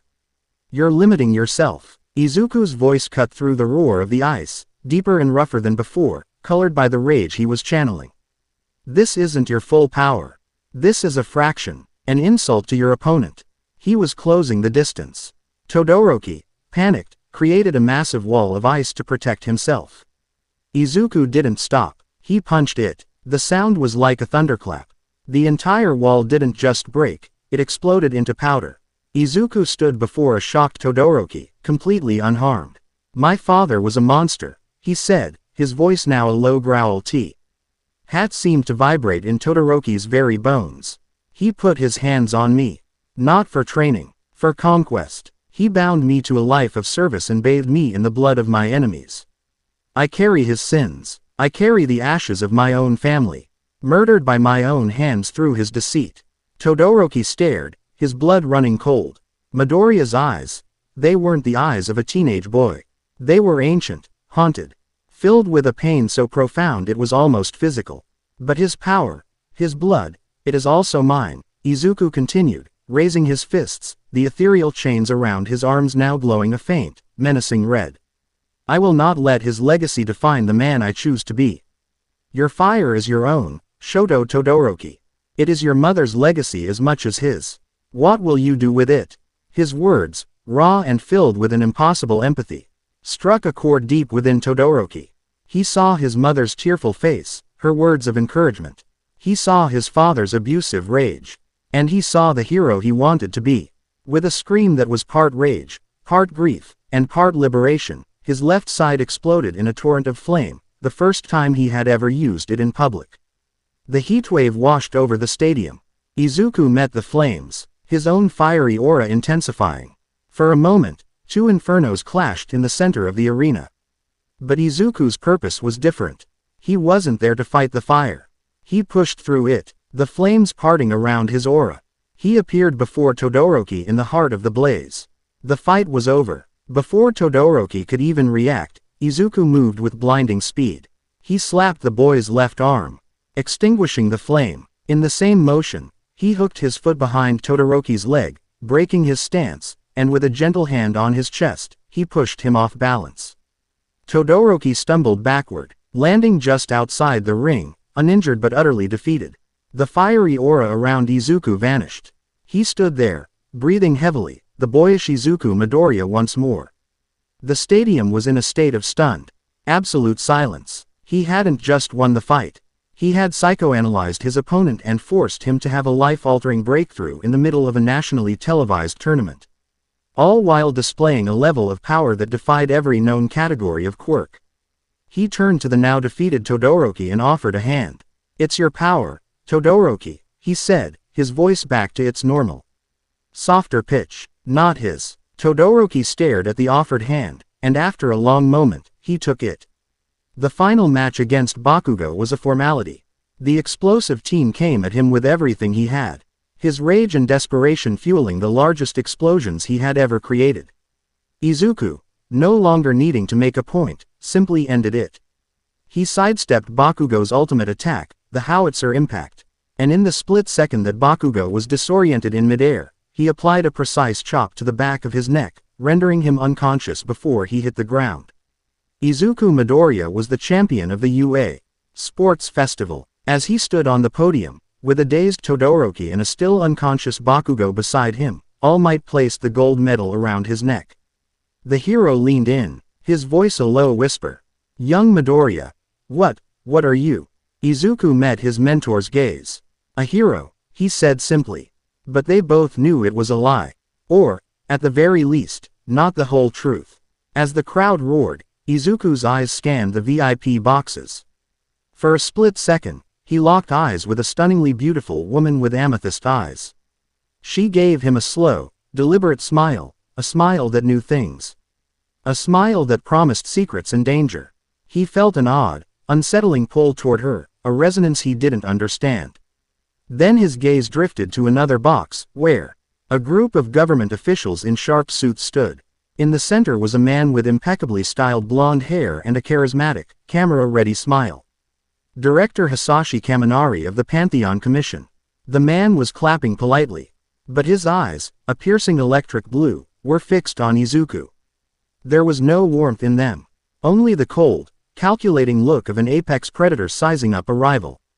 In that moment, the back of Izuku's neck prickled, and the scent of ozone, faint and sharp, filled his nostrils.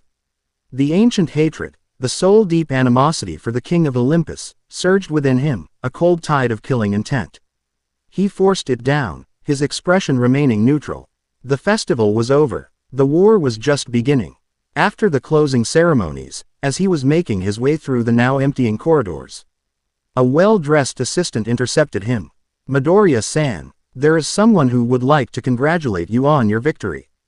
A private benefactor of UA. Wary, but knowing a refusal would be suspicious."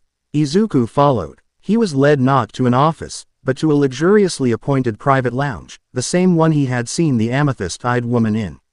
She was there, standing by the window overlooking the now darkened stadium. "Izuku Midoriya," she said, her voice like honey and wine. She turned, and the full force of her beauty was staggering. It wasn't just physical perfection, it was an aura. A presence that promised everything you've ever desired. A truly breathtaking performance. Though I suspect you've barely shown us a fraction of what you're capable of. "I'm sorry, who are you?" Izuku asked, his hand subconsciously twitching, ready to summon the power he kept coiled within. "A fan," she said with a laugh that tinkled like tiny bells. She glided closer, her movements impossibly graceful. She didn't stop at a polite distance but entered his personal space, her scent a heady mix of rose and something ancient, like myrrh. She raised a hand and, before he could react, gently touched his chest, right over his heart. Her smile faltered for a second, her eyes widening. "Oh," she breathed, her voice filled with genuine awe and a hint of something that sounded like reverence. "It's all true." "What's true?" Izuku asked, his voice tight. "The inferno of your rage is blinding," she whispered, her amethyst eyes staring into his, but seeing something far deeper. "The grief is a bottomless ocean. But the love that fuels it all, the ferocious, terrifying loyalty you hold for the family you lost, for the mother you have now, for the friends you die for, that is a fire that could forge new stars. I have never felt anything so potent. So pure." Izuku froze, his blood turning to ice. She wasn't talking about his quirk. She was looking directly into his soul, into Kratos' past, and describing it with unsettling accuracy. "Who are you?" he demanded again, his voice dropping into a dangerous register. The woman smiled, a slow, knowing, and deeply seductive smile. "You can call me Aphrodite," she said, leaning in to whisper in his ear. "And I am utterly, irrevocably fascinated by you, ghost of Sparta." She pulled back and sauntered toward the door, leaving him stunned and reeling. Before she left, she glanced over her shoulder. "Be careful on your way out, my dear. Not all your new admirers are as appreciative of your passionate nature as I am." Her warning came too late. As Izuku stumbled out of the lounge, his mind racing, he was met in the empty hallway by two men in dark suits. And standing between them, his charismatic smile back in place, was Director Hisashi Kaminari. "Izuku Midoriya, a spectacular victory, truly the performance of a lifetime." Hisashi's voice was smooth, polished, the voice of a politician. But the air around him was heavy, charged with static electricity that made the hairs on Izuku's arms stand up. "Director Kaminari," Izuku said, his voice flat. He could feel it now, the suffocating pressure of the man's divinity. The arrogant power barely concealed beneath the tailored suit. It was like a physical weight, pressing down on him, screaming kneel. "I'll be direct, son. I am the head of a special government program," Hisashi said, taking a step closer. "We look for individuals with unique potential, like yourself. People who are destined for more than just chasing purse snatchers. We offer resources, training, a chance to bring true order to a world drowning in the chaos of quirks." It was an offer, wrapped in a threat. Join me, or be my enemy. The rage in Izuku's soul, the ancient, instinctual hatred for the god who had betrayed him, who had orchestrated his damnation, was a roaring tempest. He saw flashes, a gleaming throne on a mountain, a massive blade piercing his own stomach, a fall from a great height.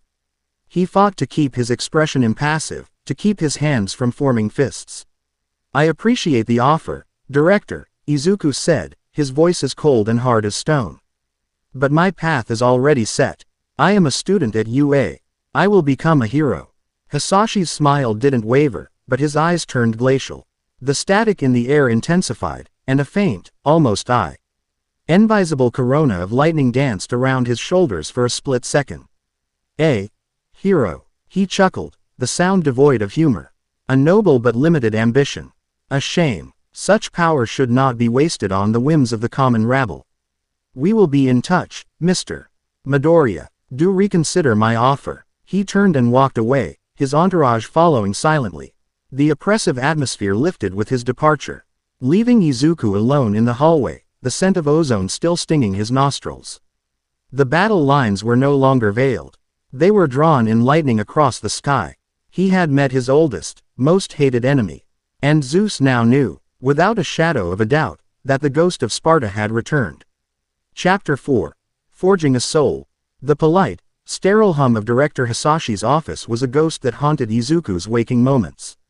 It was an insidious sound, a quiet promise of violence wrapped in the veneer of bureaucracy. The memory of the man's smile, all charm and teeth, and the oppressee static that clung to the air around him, was a more immediate threat than any Nomu or street-level villain. It was the predatory stillness of a thunderhead gathering on the horizon, a storm that knew his name. In the week since the sports festival, Izuku had retreated into a shell of wary silence. The adulation of the public felt hollow, their cheers a dissonant noise against the low hum of dread in his soul. He had dominated the festival, not as Izuku Midoriya, the aspiring hero, but as something else.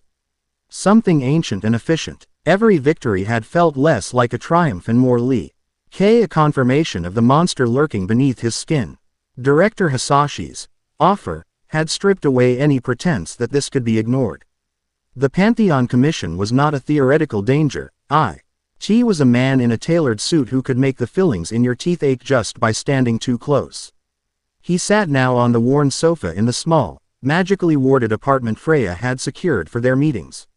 A neutral ground hidden in plain sight in a bustling Musutafu district. The air was thick with the scent of dried herbs and ozone. Artemis was perched on the windowsill, a restless silhouette against the city lights. Her silver eyes scanning the streets below with the unblinking focus of a hawk. Freya sat opposite Izuku, her hands wrapped around a cup of steaming tea, her expression a mask of serene concern that did little to hide the tension in her shoulders. Athena was not physically present, but her presence was a cool, intellectual weight in his mind, a voice of pure thought that cut through his emotional turmoil. They will not wait for you to grow comfortable, Spartan, she sent, her mental tone sharp and devoid of sympathy. Hisashi. Zeus has seen your power. He has erred your potential and found it wanting for his purposes, but too significant to be left unchecked. He dangled a leash. You refused it. Now comes the cage, or the grave. Izuku ran a hand through his unruly green hair, his fingers trembling slightly. The ethereal chains wrapped around his forearms flickered, their fiery light a constant, unnerving reminder of the power he barely controlled. They felt like shackles. A brand. He knows. Izuku said aloud, his voice raspy. He looked at me, and it felt like he knew. Not just that I was powerful, but something older. There was this hate. A really old hate. It is the echo of a feud that drowned a world, Freya said softly, her voice a soothing balm against the sharp edges of his anxiety. The animosity between Kratos and Zeus is a wound carved into the very fabric of existence. It is no surprise their reincarnations would feel its phantom pains. Echoes won't win this fight, Artemis interjected, her voice a low growl. She finally turned from the window, her lithe form moving with a predatory grace that made the small apartment feel like a cage. Those chains on your arms are a liability. They are a beacon of your power, raw and untamed. They are a declaration of what you are, but they lack the conviction of what you could be. They are the memory of a weapon, not the weapon itself. Izuku looked down at the flickering chains. In moments of stress or anger, they burned brighter, hotter. During the fight with the hunter, they had been instinct. At the USJ, they had been pure, unthinking rage. But they were clumsy. They were a part of him he couldn't grasp, a tool without a handle. She is correct, Athena affirmed. The blades of chaos were not mere weapons. They were a covenant, a symbol of servitude, then of rebellion, then of a terrible, self-inflicted penance. They were bound to Kratos' soul, and their spiritual essence has followed you into this life. But you have only grasped their shadow. These ghostly manifestations are incomplete. To control your power, to understand the rage that fuels it, and to stand a chance against Zeus, you must reclaim the genuine article. You must reforge your soul by claiming its most terrible instruments. Reclaim them. How? Izuku asked, the question feeling both ridiculous and terrifyingly real. They don't exist anymore. That world is gone. Not entirely, Freya explained, setting her cup down. Her gaze was deep and knowing, filled with the wisdom of ages he couldn't comprehend. The most potent artifacts, those saturated with divine energy and profound emotion, do not simply vanish. Their physical forms may decay, but their spiritual essence endures. It seeks out a familiar anchor. You, the essence of the blades of chaos, is dormant, waiting for its master to be ready to wield it not as a slave, but as a master of his own destiny. Artemis smirked, a sharp, feral flash of teeth. And to claim them, you'll have to prove you're worthy. You'll have to face the fire they were born in. A cold dread, colder than Todoroki's ice, washed over Izuku. He knew, instinctively, what she meant. He would have to face him. He would have to face Kratos. There is a place, Athena's voice cut in, leaving no room for argument. A place where the skin of the world is thin, where the fires of its creation still burn. A place of intense heat and pressure, suitable for the forging of a god's soul. The caldera of Mount Mihara, on the island of Izu Oshima. The spiritual energy there is potent, volcanic. It is a modern Hephaestus's forge, and it is there to the dormant essence of the blades lies waiting. A volcano, Izuku breathed, the word tasting like ash. A fitting crucible, Artemis said, her eyes gleaming with a strange, fierce light. She seemed to relish the prospect of the coming conflict. Freya, however, placed a gentle hand on Izuku's arm. Her touch was warm and reassuring. This will not be a physical trial alone, Izuku. To claim the Sei weapons is to accept the totality of the life they led. The pain, the rage, the sorrow. All of it. You will not be merely observing a history, you will be living it. We will be there to guard your body. But the war you are about to fight will be within the confines of your own soul. Are you prepared for that? Izuku looked from Freya's compassionate face to Artemis's challenging stare. He felt Athena's expectant presence in his mind. He thought of his mother's worried smile. He thought of All Might's fading power. He thought of Director Hisashi's cold, static-charged threat. This wasn't a choice. It was the only path forward.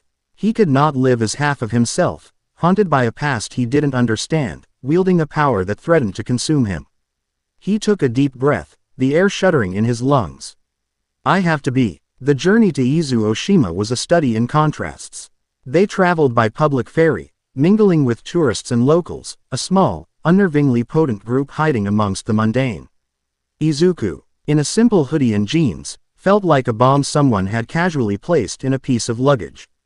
Artemis, a vision of athletic perfection, drew more than a few stares, which she met with a glare so cold it could freeze magma.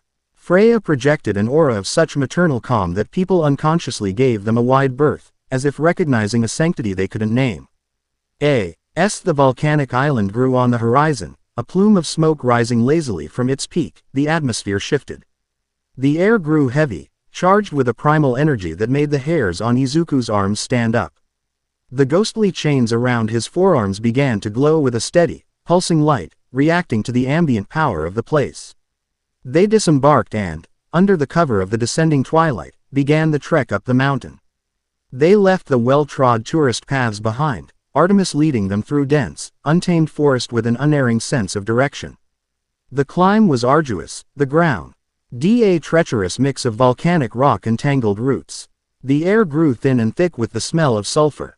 By the time they reached the caldera's rim, the moon was high in a star-dusted sky, its pale light painting the desolate landscape in shades of silver and black. Below them, the heart of the volcano was a breathtaking, terrifying sight. A vast bowl of blackened rock, and in its center, a lake of molten lava glowed with a malevolent, living light, pulsing like a colossal heart. The heat washed over them in waves, a physical presence that stole the breath. The nexus is down there, Freya said, pointing towards a promontory of obsidian that jutted out over the lava lake. A place of immense power. Both creation and destruction, held in perfect, violent balance. The descent into the caldera was even more perilous. The rock was hot to the touch, and vents hissed with scalding steam. But the closer they got to the obsidian plinth, the more the energy in the air coalesced. It was a thrumming, resonant power that vibrated deep in Izuku's bones. The plinth was a shard of polished night, about the height of a man's waist, its surface unnaturally smooth. It seemed to drink the light from the lava below, and ancient, half-familiar runes glowed with faint red light across its surface. Greek, Athena's voice noted in his mind. And Norse, the Fates, or the Norns, must have prepared this place. A convergence point for a soul that has lived in both cycles. Freya stepped forward, her hands glowing with a soft, green light. I will create a ward. It will protect your physical body. And it will shield Artemis and me from the psychic backlash. But it cannot follow you where you are going, Izuku. Athena will be your only guide.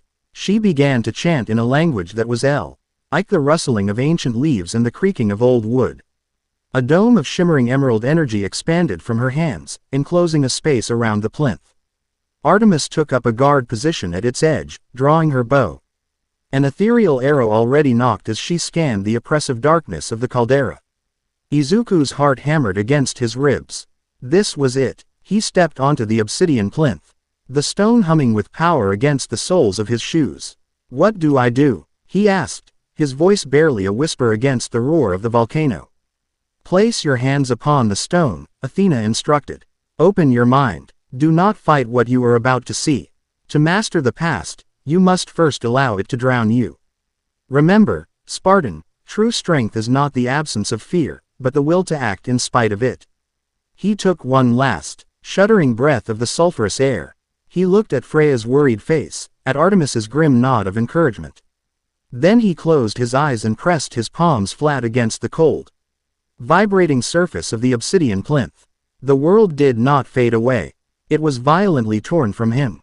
There was no transition. One moment he was Izuku Midoriya, a boy in a volcano. The next, he was somewhere else. Someone else. The air was thick with smoke and incense, the stone beneath his bare feet slick with something warm and wet. His body was not his own. It was a mountain of muscle, honed by a lifetime of brutal warfare, covered in a fine layer of pale ash that felt chillingly familiar. Tattoos of blood red snaked up his left arm and over his torso. In his hands, he held not one, but two weapons, attached to his wrists by thick chains. The blades of chaos. They felt like extensions of his own limbs, humming with a dark, furious energy. He was Kratos, and he was filled with an ocean of incandescent rage. A fog of war, a red mist of bloodlust gifted by the god Ares, clouded his mind. He was a whirlwind of death, a force of nature loosed upon a village of Athena's followers. The blades were a blur of motion, scything through flesh and bone with sickening ease. Screams were his battle hymn.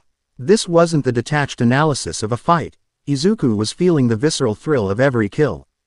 The savage joy of Kratos' rage being unleashed.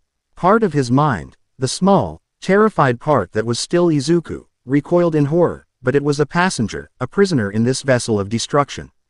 He kicked down the heavy doors of a temple, the wood splintering under his sandaled foot. Inside, the slaughter continued.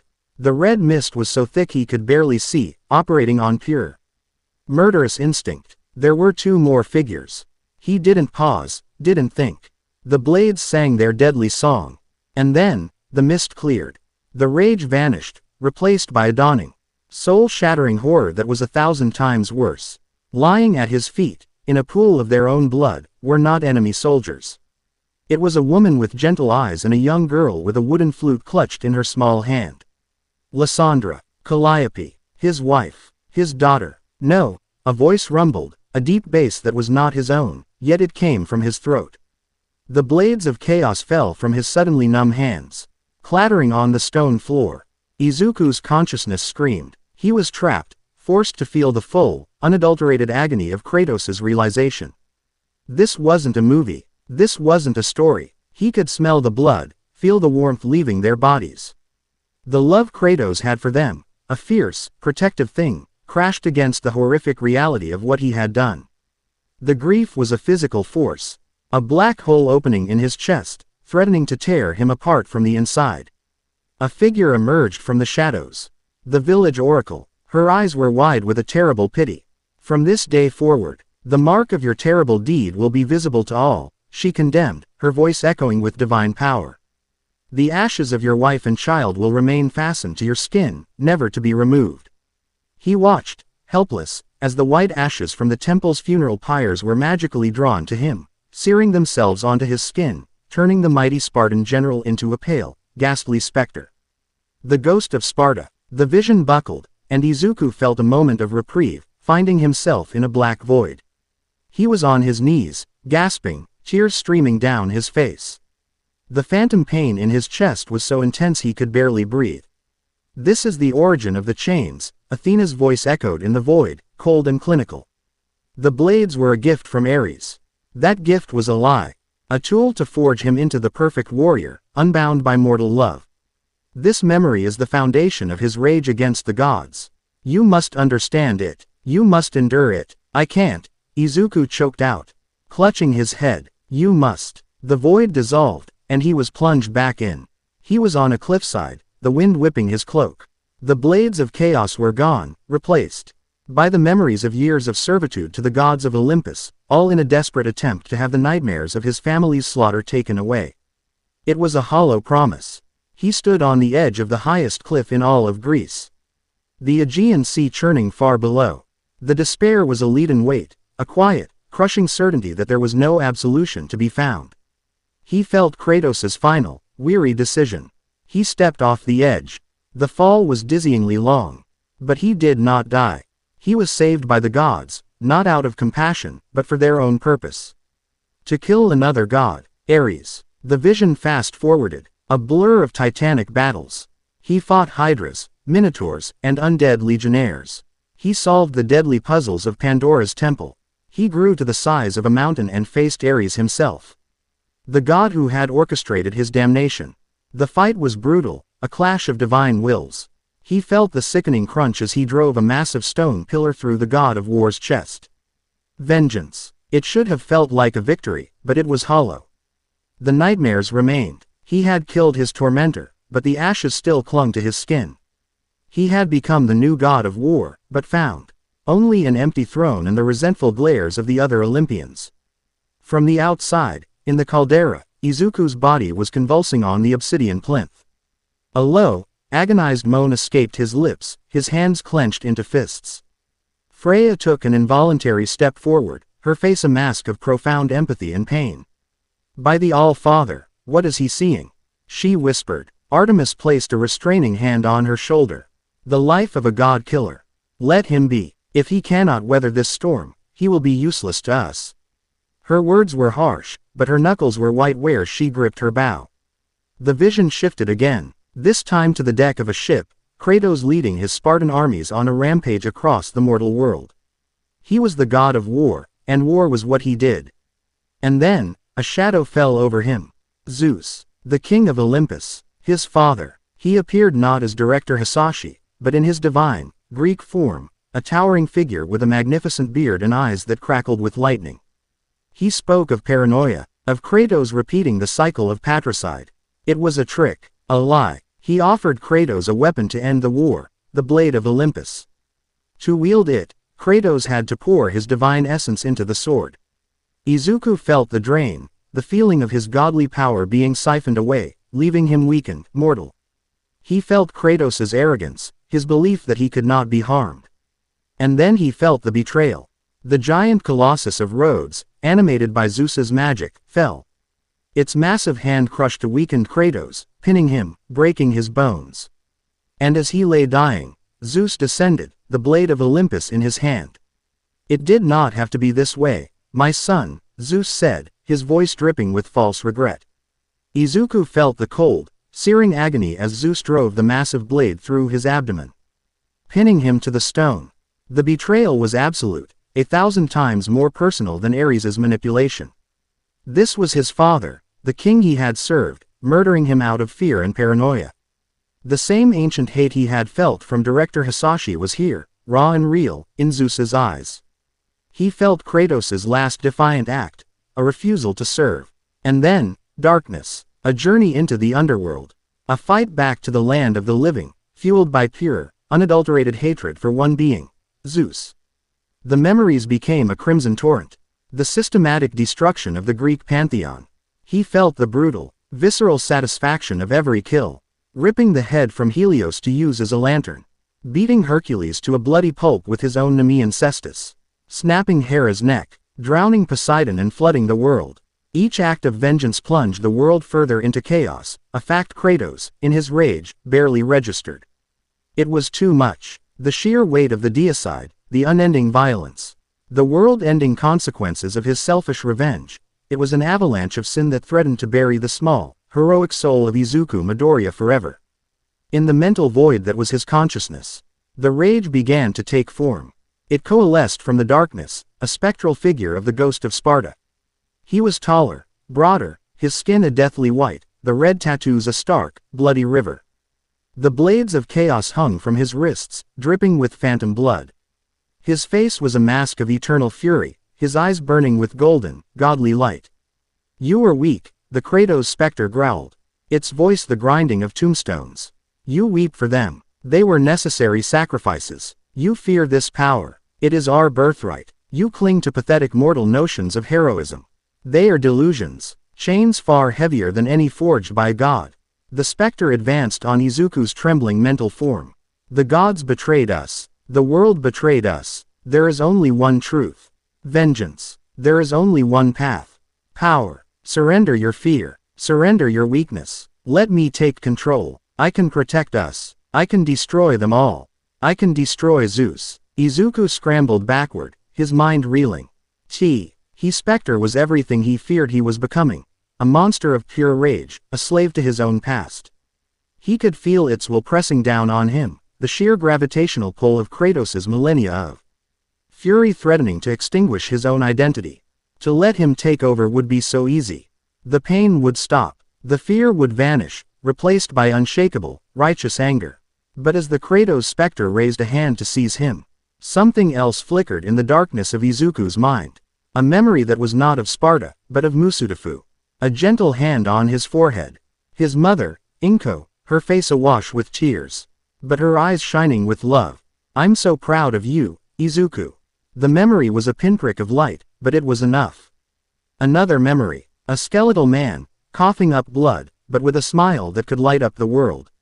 All Might, pointing a finger at him. You too can become a hero. The light grew stronger, pushing back the oppressive darkness. He saw Uraraka's determined face, Ida's rigid salute, Todoroki's conflicted gaze. He saw Tsuyu, whom he had saved at the USJ. He saw Aizawa-sensei, bloody but unbowed. These were his people, his life. The Kratos specter roared in frustration as the light intensified. Trinkets, mortal frailties that lead only to pain and betrayal. They will die, just as our family did. Maybe, Izuku said, finding his voice. He stood up, no longer trembling. The light of his own memories, his own life, enveloped him. But their lives are worth more than your revenge. He looked the specter in its burning eyes, not with fear, but with a strange, dawning empathy. He saw past the rage to the core of it, an unbearable, unending pain. The pain of a man who had lost everything and been betrayed by everyone. I'm not you, Izuku said, his voice firm. But your past is a part of me now. I won't reject it. I won't try to bury it. He stepped forward, closing the distance between them. The specter snarled, raising the blades, but it did not strike. Your pain is my pain, Izuku declared, placing a hand on the specter's ash-covered shoulder. The contact sent a jolt of pure agony through him, but he did not pull away.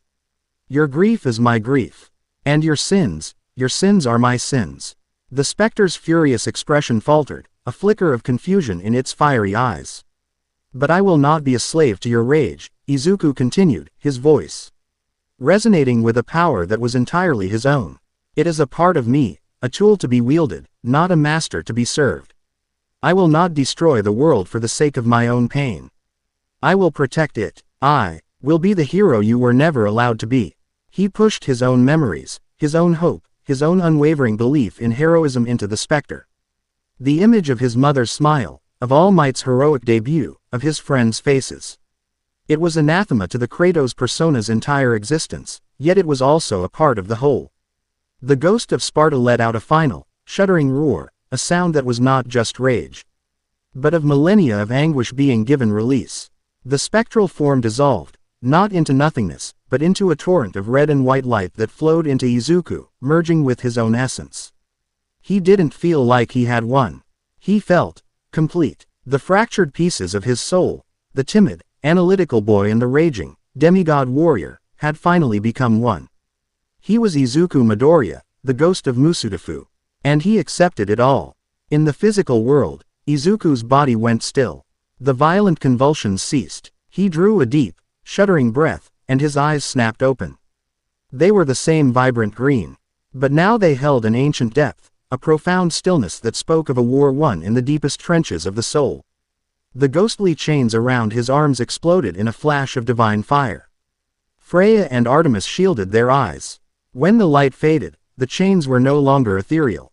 They were real. Forged of a dark, celestial bronze, they were seared into the flesh of his forearms, leading to two wicked, curved blades that rested against his back. They were no longer flickering, uncertain echoes. They glowed with a steady, internal fire, a contained inferno that hummed with power, awaiting his command. Izuku slowly pushed himself to his feet. He felt balanced. The rage was still there, a coiled serpent at the base of his spine, but it was quiet. It was his to command. The grief was there too, a dull ache in his heart that he knew would never leave, but it no longer threatened to drown him. He flexed his hands, and the blades of chaos slid from his back into his palms with a whisper of steel and a flare of fire, their weight familiar, perfect. He had done it. He had faced the abyss and made it part of him. He was whole. And then the world exploded. A high explosive round slammed into the edge of Freya's emerald ward, detonating with a deafening roar. The shield shimmered violently, cracks spider webbing across its surface, but it held. Contact. Artemis bellowed, already loosing an arrow into the darkness above. The ethereal missile streaked into the night and was met with a flash of purple energy, a shield. Figures were rappelling down the caldera walls, clad in sleek, black tactical gear that seemed to absorb the light. They were the Pantheon Commission's elite guard. They were waiting, Athena's voice stated, a grim edge to her tone. Zeus anticipated this. He knew you would seek to complete your power. He let you walk into the trap. How many? Freya called out, reinforcing her ward with a fresh wave of verdant energy. At least a dozen. Elite, Artemis grunted, loosing 3 arrows in quick succession. They have energy dampeners and shields. Standard hunter-killer tech. Izuku looked at the descending soldiers, then down at the blades in his hands. There was no fear, no panic, just a cold, clear focus. This was his first test. Freya, hold the perimeter, he commanded, his voice a low, steady baritone that held an authority none of them had heard from him before. Artemis, high-value targets. Suppressors and heavy weapons first. I'll take the vanguard. Artemis flashed a surprised, predatory grin. Finally, a plan I can get behind. The first 3 soldiers landed on the caldera floor, their boots crunching on the volcanic rock. They raised advanced-looking rifles, but before they could fire, Izuku moved. He wasn't the clumsy, rage-filled brawler from the USJ. He was a dervish of controlled destruction. He lunged forward, closing the 50-foot distance in a blur. The blades of chaos were not just hacking implements. They were an extension of his will. He threw the right blade, the chain unspooling with a metallic shriek. It slammed into one soldier's energy shield, the divine fire causing it to flare and overload in a shower of sparks. With a flick of his wrist, Izuku recalled the blade, the chain retracting. As it flew back, the blade itself sliced through the soldier's rifle, bisecting it cleanly. The other 2 opened fire. Izuku spun, using the blades as a defensive shield, the energy bolts dissipating against their ancient metal. He whipped the left blade out in a wide, horizontal arc. The chain wrapping around the legs of the second soldier. He yanked hard, pulling the man off his feet and slamming him into the third. From the edge of the ward, an ethereal arrow of pure moonlight struck the first soldier in the chest, punching straight through his advanced body armor and sending him sprawling, unconscious. Artemis was already sighting her next target. More soldiers landed, fanning out, their movements disciplined and coordinated. One of them threw a grenade. It wasn't an explosive, it was a dampener. It detonated with a low hum, releasing a field of energy that made the air feel thick and heavy. Izuku felt his divine fire sputter, the glow on the blades dimming. Dampener field active. One of the soldiers yelled. He's weakened. Subdue. 4 of them charged him at once, wielding shock batons that crackled with energy. Weakened or not, Izuku was still the vessel for the god of war. He met their charge head-on. He dropped low, sweeping the legs out from one soldier with a chain. He parried a baton strike with his right blade and used his left to hook the arm of another attacker, disarming him with a brutal twist. He was outnumbered, but his movements were economical, precise. He was using Kratos' millennia of combat experience, guided by his own sharp, analytical mind. While Izuku held the line, Freya was chanting, her hands pressed against her ward. The ground around the commissioned soldiers began to soften, turning to thick, grasping mud. Roots, thick as pythons and glowing with green energy, erupted from the volcanic rock, snaking around ankles and legs, holding soldiers fast. What is this? Veneer magic, a commander shouted, struggling against the ensnaring roots. Focus fire on the woman. Several soldiers turned their weapons on Freya's ward, their combined fire causing it to flicker dangerously. But before they could break through, a silver arrow pierced the commander's shoulder, followed by another in his knee, forcing him to the ground. Artemis was systematically dismantling their command structure from the shadows. They were fighting as a unit. A terrifyingly effective one. Artemis provided precision fire, Freya controlled the battlefield. And Izuku was the unstoppable center, the core of their destructive power. Izuku shattered the last shock baton with a roar, the fiery aura around him flaring back to life as he head through the dampener's effects with sheer willpower. He saw the remaining soldiers regrouping, their leader barking orders. They were preparing a tactical retreat, their mission to test and gather data seemingly complete. "They're not getting away," Izuku growled. He launched both blades forward, not at the soldiers, but at a massive, unstable rock formation on the caldera wall above them. The blades bit deep into the stone. With a yell that was half human, half divine, he pulled. The chains went taut, his muscles straining. The rock groaned, cracked, and then a landslide of volcanic scree came crashing down, cutting off the soldiers' escape route. Trapped, the last of the Commission's elite guard looked at the boy with the burning blades, the serene woman whose magic defied nature, and the unseen archer whose arrows were like whispers of death. They saw not a terrorist cell, but a pantheon. And for the first time, they felt fear. The fight was over in minutes. They left the Soldiers disarmed and bound in Freya's living roots for the authorities to find, though they knew the Commission would retrieve them before long. As the adrenaline faded, a profound exhaustion settled over Izuku. The trial, the fight, it had taken a toll far deeper than just the physical. He swayed on his feet, the blades of chaos feeling immensely heavy. Freya rushed to his side, her hand glowing with a soft, warm light as she placed it on his shoulder. A wave of calming, healing energy washed over him, mending the minor cuts and bruises and easing the ache in his soul. "You did it, Izuku," she said, her voice filled with a mixture of relief and awe. Artemis emerged from the shadows, her bow vanishing in a shimmer of silver light. She walked up to him, her critical gaze sweeping over him, from the determined set of his jaw to the real, solid weapons in his hands. She gave a single, sharp nod. It was the highest praise she was capable of giving. "You are no longer just prey." "Good." Izuku looked down at the blades of chaos, at the divine fire dancing along their edges. They were not a curse. They were not just a symbol of a past filled with sin. They were his. A burden, yes, but a burden he had chosen to carry. A tool he would use not for vengeance, but for protection. The path ahead was dark, and a storm named Zeus was waiting for him. But for the first time since that day at the USJ, Izuku Midoriya did not feel like he was lost. He knew who he was. And he was ready for the war to come. Chapter 5. The Unholy Alliance. The sanctuary was a pocket of impossible serenity TCHED into the fabric of a world screaming with noise. Nestled within a repurposed and magically cloaked industrial greenhouse on the outskirts of Musudafu, Freya's domain was a riot of life.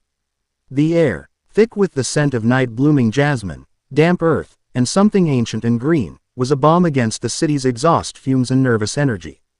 Luminescent moss pulsed with a soft, turquoise light along the trunks of miniature silver birches, and the gentle gurgle of a meticulously crafted stream winding through the flora was the only sound that broke the quiet. For anyone else, it would be a haven. For Izuku Midoriya, it was a gilded cage where the ghosts of his past had finally caught up to him. He sat on a smooth, river-worn stone, the newly reawakened blades of chaos lying dormant at his side. They weren't chained to his flesh as they had been to Kratos, a small mercy, but their spiritual weight was a palpable brand on his soul. The divine bronze, etched with patterns that writhed when he wasn't looking, seemed to drink the soft light of the sanctuary, radiating a faint, predatory heat. His hands, the hands of a 15-year-old boy that had, hours ago, dismantled a squad of elite corporate soldiers, were trembling, not from fear, but from the echoes of the trial. The phantoms of his first wife and daughter, Lysandra and Calliope, their faces streaked with ash and blood, were seared onto the inside of his eyelids. The despair of a god-killer, a father who had become a monster, was a toxic sludge in the bottom of his stomach. He was two people trapped in one body. Izuku, the boy who cried watching All Might save people, and Kratos, the man who had torn the pantheon apart. The trial hadn't erased one for the other, it had fused them. The boy's compassion now tempered the Spartan's rage, and the Spartans will now forge the boy's heroic dreams into something hard and sharp. He felt whole and broken, all at once. The soft crunch of footsteps on the mossy path broke his reverie. Freya approached, her movements as fluid as the stream beside her. She carried a ceramic bowl filled with steaming water, fragrant with herbs. She didn't speak, merely knelt before him and began to gently clean a gash on his forearm that he hadn't even registered. Her touch was warm, her magic a gentle thrum of life that soothed the frayed edges of his nerves. The physical wounds are the easiest to heal, she said, her voice a low, melodic hum. It is the soul that bears the deepest scars. I can feel them, Izuku. They echo like a canyon. He flinched, not from her touch, but from her empathy. It was too much, too soon. I'm fine, he grunted, the words sounding harsh and foreign in the tranquil space. It was a Kratos response, a reflex built from centuries of solitude and pain. Freya simply smiled, a sad, knowing expression. No, you are not. And that is perfectly acceptable. No one should be asked to bear such a weight alone. She finished cleaning the wound, and the skin stitched itself closed under her gentle magical influence. Athena and Artemis have returned. Aphrodite is with them. They are waiting. He nodded, pushing himself to his feet. The movement was stiff, freighted with more than just physical exhaustion. He picked up the blades, their leather-wrapped hilts feeling unnervingly natural in his grasp. As he followed Freya toward the heart of the sanctuary, a clearing where the glass ceiling opened to the star-dusted night sky, he felt the weight of 3 other powerful presences. They were a constellation of divine energy, each one distinct and potent. Artemis was a coiled spring of silver energy, sharp and wild. She was leaning against a stone monolith, her arms crossed, her silver eyes tracking his every move. She gave a curt, approving nod as he approached, her gaze lingering on the blades. To her, they were not a curse, they were the tools of the ultimate predator. Aphrodite, a vision of casual perfection in modern IGH fashion attire that somehow didn't look out of place amongst the ancient flora, was perched delicately on a hanging vine chair. She exuded an aura of rose gold and honey, a passive power that tugged at the senses, promising pleasure and demanding attention. Her gaze was the most unsettling. It wasn't lustful or even admiring, it was analytical, as if she were reading the deepest, most secret Urzas of his soul and finding them utterly fascinating. And then there was Athena. She stood in the center of the clearing, a spectral projection of shimmering blue-white light, her form more stable and defined than ever before. The wisdom of ages radiated from her, but so did a profound, ancient sorrow. Her eyes, luminous and gray as a storm-threatened sea, were fixed on him, and in them, he saw the full, terrible weight of their shared history. The ambush was well executed, Athena began, her voice resonating not in the air but directly in their minds.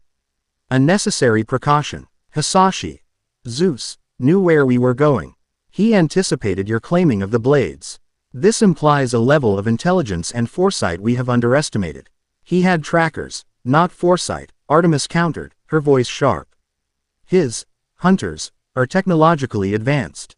They can likely track residual divine energy signatures. We were a beacon the moment you started the trial. Perhaps, Athena conceded, but the strategy was his. He laid a trap, hoping to claim the blades for himself or eliminate you while you were weakened.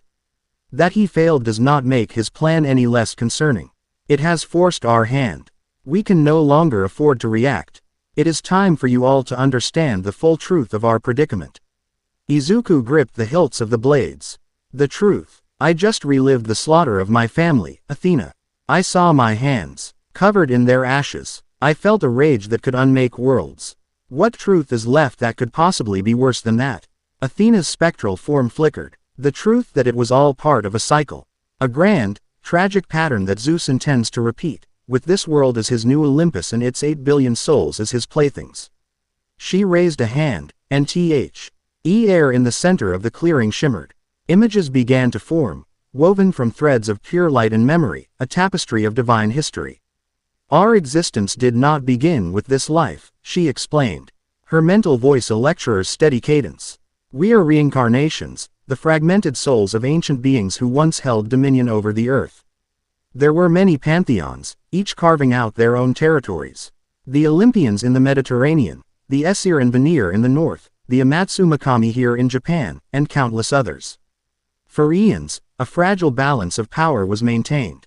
The images shifted, showing breathtaking cities of impossible architecture, beings of light and power warring with colossal beasts. It was a world of myth, raw and vibrant. But the gods, we were flawed, arrogant, jealous, prone to cruelty, Athena continued, and the imagery darkened. It showed Zeus's infidelities, Hera's jealous rage, Odin's obsessive quest for knowledge at any cost, and Kratos. The image of Kratos impaling a god on his own blades flashed for a moment, stark and brutal. Our wars shattered mountains and boiled seas. The great wars, Olympian against Titan, Aesir against Vanir, and the endless, bloody conflicts between them all, poisoned the very essence of the world. But the true end came with the Ragnarok cycle and your war against Olympus, Spartan. They were two sides of the same coin, an apocalypse born of our own hubris. The light constructs showed a world on fire.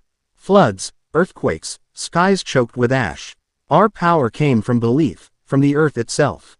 As we tore each other apart, we severed that connection. We faded. Our physical forms dissolved, our power scattered. We died. But the soul, the divine essence, is not so easily destroyed.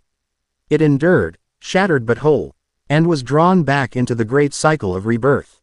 Into the mortal coil. Freya stepped forward, her expression pained. We were born as mortals, over and over. Most lives, the divine spark lay dormant. We lived, we aged, we died, our memories locked away. But sometimes, a great trauma, a shock to the system, or a convergence of fate can reawaken the soul. The USJ attack, that was your catalyst, Izuku. The sight of your mentor near death, your friends in peril, it was a pale echo of the catalyst that first set Kratos on his path, the fear of losing those he fought for. His was the part that truly terrified Izuku. It wasn't just power, it was a pattern, a script he was doomed to follow. So we're just echoes? He asked, his voice low. More than echoes. We are the sum of all our lives. Freya corrected gently. You are not just Kratos. You are Izuku Midoriya. That is your strength. A strength he never had. Aphrodite finally spoke, her voice like velvet and honey, cutting through the tension. She gestured languidly, and a sleek, modern tablet materialized in her hand, glowing softly. And we, my dears, are not the only ones who have reawakened. She swiped a finger across the screen. A gallery of faces appeared. Men and women of all ages and nationalities. The Pantheon Commission hasn't been idle, she said, her tone light but edged with steel. We've been focused on our own survival. Zeus has been consolidating his power. He's been hunting, for the past decade, individuals who display anomalous abilities, powers that don't conform to the biological markers of quirks, have been disappearing. I've been collecting information. It's a hobby. She tapped on one photo. A young man with kind eyes and an affinity for plants. This was Demeter's last incarnation. A brilliant botanist working on world hunger solutions. Disappeared from his lab 6 months ago. His project was nationalized by a shell corporation owned by Hisashi. Another tap. A woman with a fierce glare. A professional blacksmith whose creations were said to be indestructible. Hephaestus. Abducted 2 years ago. The commission's hunter units suddenly saw a massive LEAP in metallurgical quality shortly after. Another. A charismatic street musician whose melodies could soothe riots. Apollo. Went missing during a protest last year. Now, the commission has access to sonic technology that can pacify a crowd or shatter bones with a single frequency. The gallery went on. Hermes, a parkour expert and courier who could cross a city in minutes. Hecate, a shut-in who could manipulate data streams like magic. Dozens of minor deities, river spirits, and nature sprites, all reborn, all reawakened, and all captured. Zeus isn't just eliminating rivals, Aphrodite explained, her beautiful face a mask of cold fury. He's harvesting them. He's building an arsenal, using the powers of captured gods to fuel his technology and enforce his will. He sees quirks as a chaotic mistake, a perversion of true power. He believes this world is broken, and only he, the king of the gods, can fix it. The Pantheon Commission is his new Olympus, and he is collecting his pantheon, whether they are willing or not. The pieces clicked into place, forming a picture more horrifying than Izuku could have imagined. This wasn't just a power struggle. It was a systematic enslavement. Hisashi wasn't just a villain. He was a tyrant rebuilding his throne on the souls of his brethren. The silence that followed was thick and heavy, broken only by the chirping of magically sustained crickets. The full scope of their enemy was laid bare. They were not just being hunted. They were facing a methodical, well-funded, and utterly ruthless divine coup d'état. And in that heavy silence, the fractures between them began to show. So we burned them to the ground, Artemis snarled, her knuckles white where she gripped her own arm. The air around her grew cold, and the silver light of her divine energy sharpened to a razor's edge. She began to pace. A caged predator finally shone the bars of its prison. We stop hiding in this garden. We take the fight to them. We hunt the hunters. We find this commission, this new Olympus, and we tear it down, stone by bloody stone. He has bases. We shatter them. He has soldiers. We break them. He has a head. We take it. Her eyes blazed with lunar fire as she looked at Izuku, at the blades of chaos in his hands. You hold the fire that brought down a pantheon once before, Spartan. It is time you reminded Zeus what that fire feels like. We strike now, with all our strength. No mercy, no hesitation. A cornered wolf does not strategize, it rips out the throat of its enemy. Her proposal was a siren song to the rage simmering in Izuku's soul. The Kratos part of him roared in approval. It was simple, direct, and satisfying. A war, a glorious, bloody war. And how many mortals will die in your glorious war, Huntress? Athena's mental voice was sharp, cutting through Artemis's heated declaration like a shard of ice. Zeus has embedded himself in the very fabric of this society. His commission is intertwined with the Hero Public Safety Commission, with global corporations, with governments. To burn them to the ground would be to burn the world itself. You would be trading one tyrant for a global cataclysm. Athena's spectral form solidified further. Her expression severe. This is not Olympus. The battlefield is not some distant, mythical realm. It is here. She gestured to the unseen city beyond the greenhouse walls. It is filled with 8 billion fragile lives. We cannot win with brute force. Zeus is a king on a chessboard. He is powerful, yes, but his true strength lies in his position. We do not win by flipping the board. We win by systematically removing his pieces, exposing his strategy, and leaving him isolated and powerless. A king, alone and undefended, is just a man. She turned her attention to Izuku.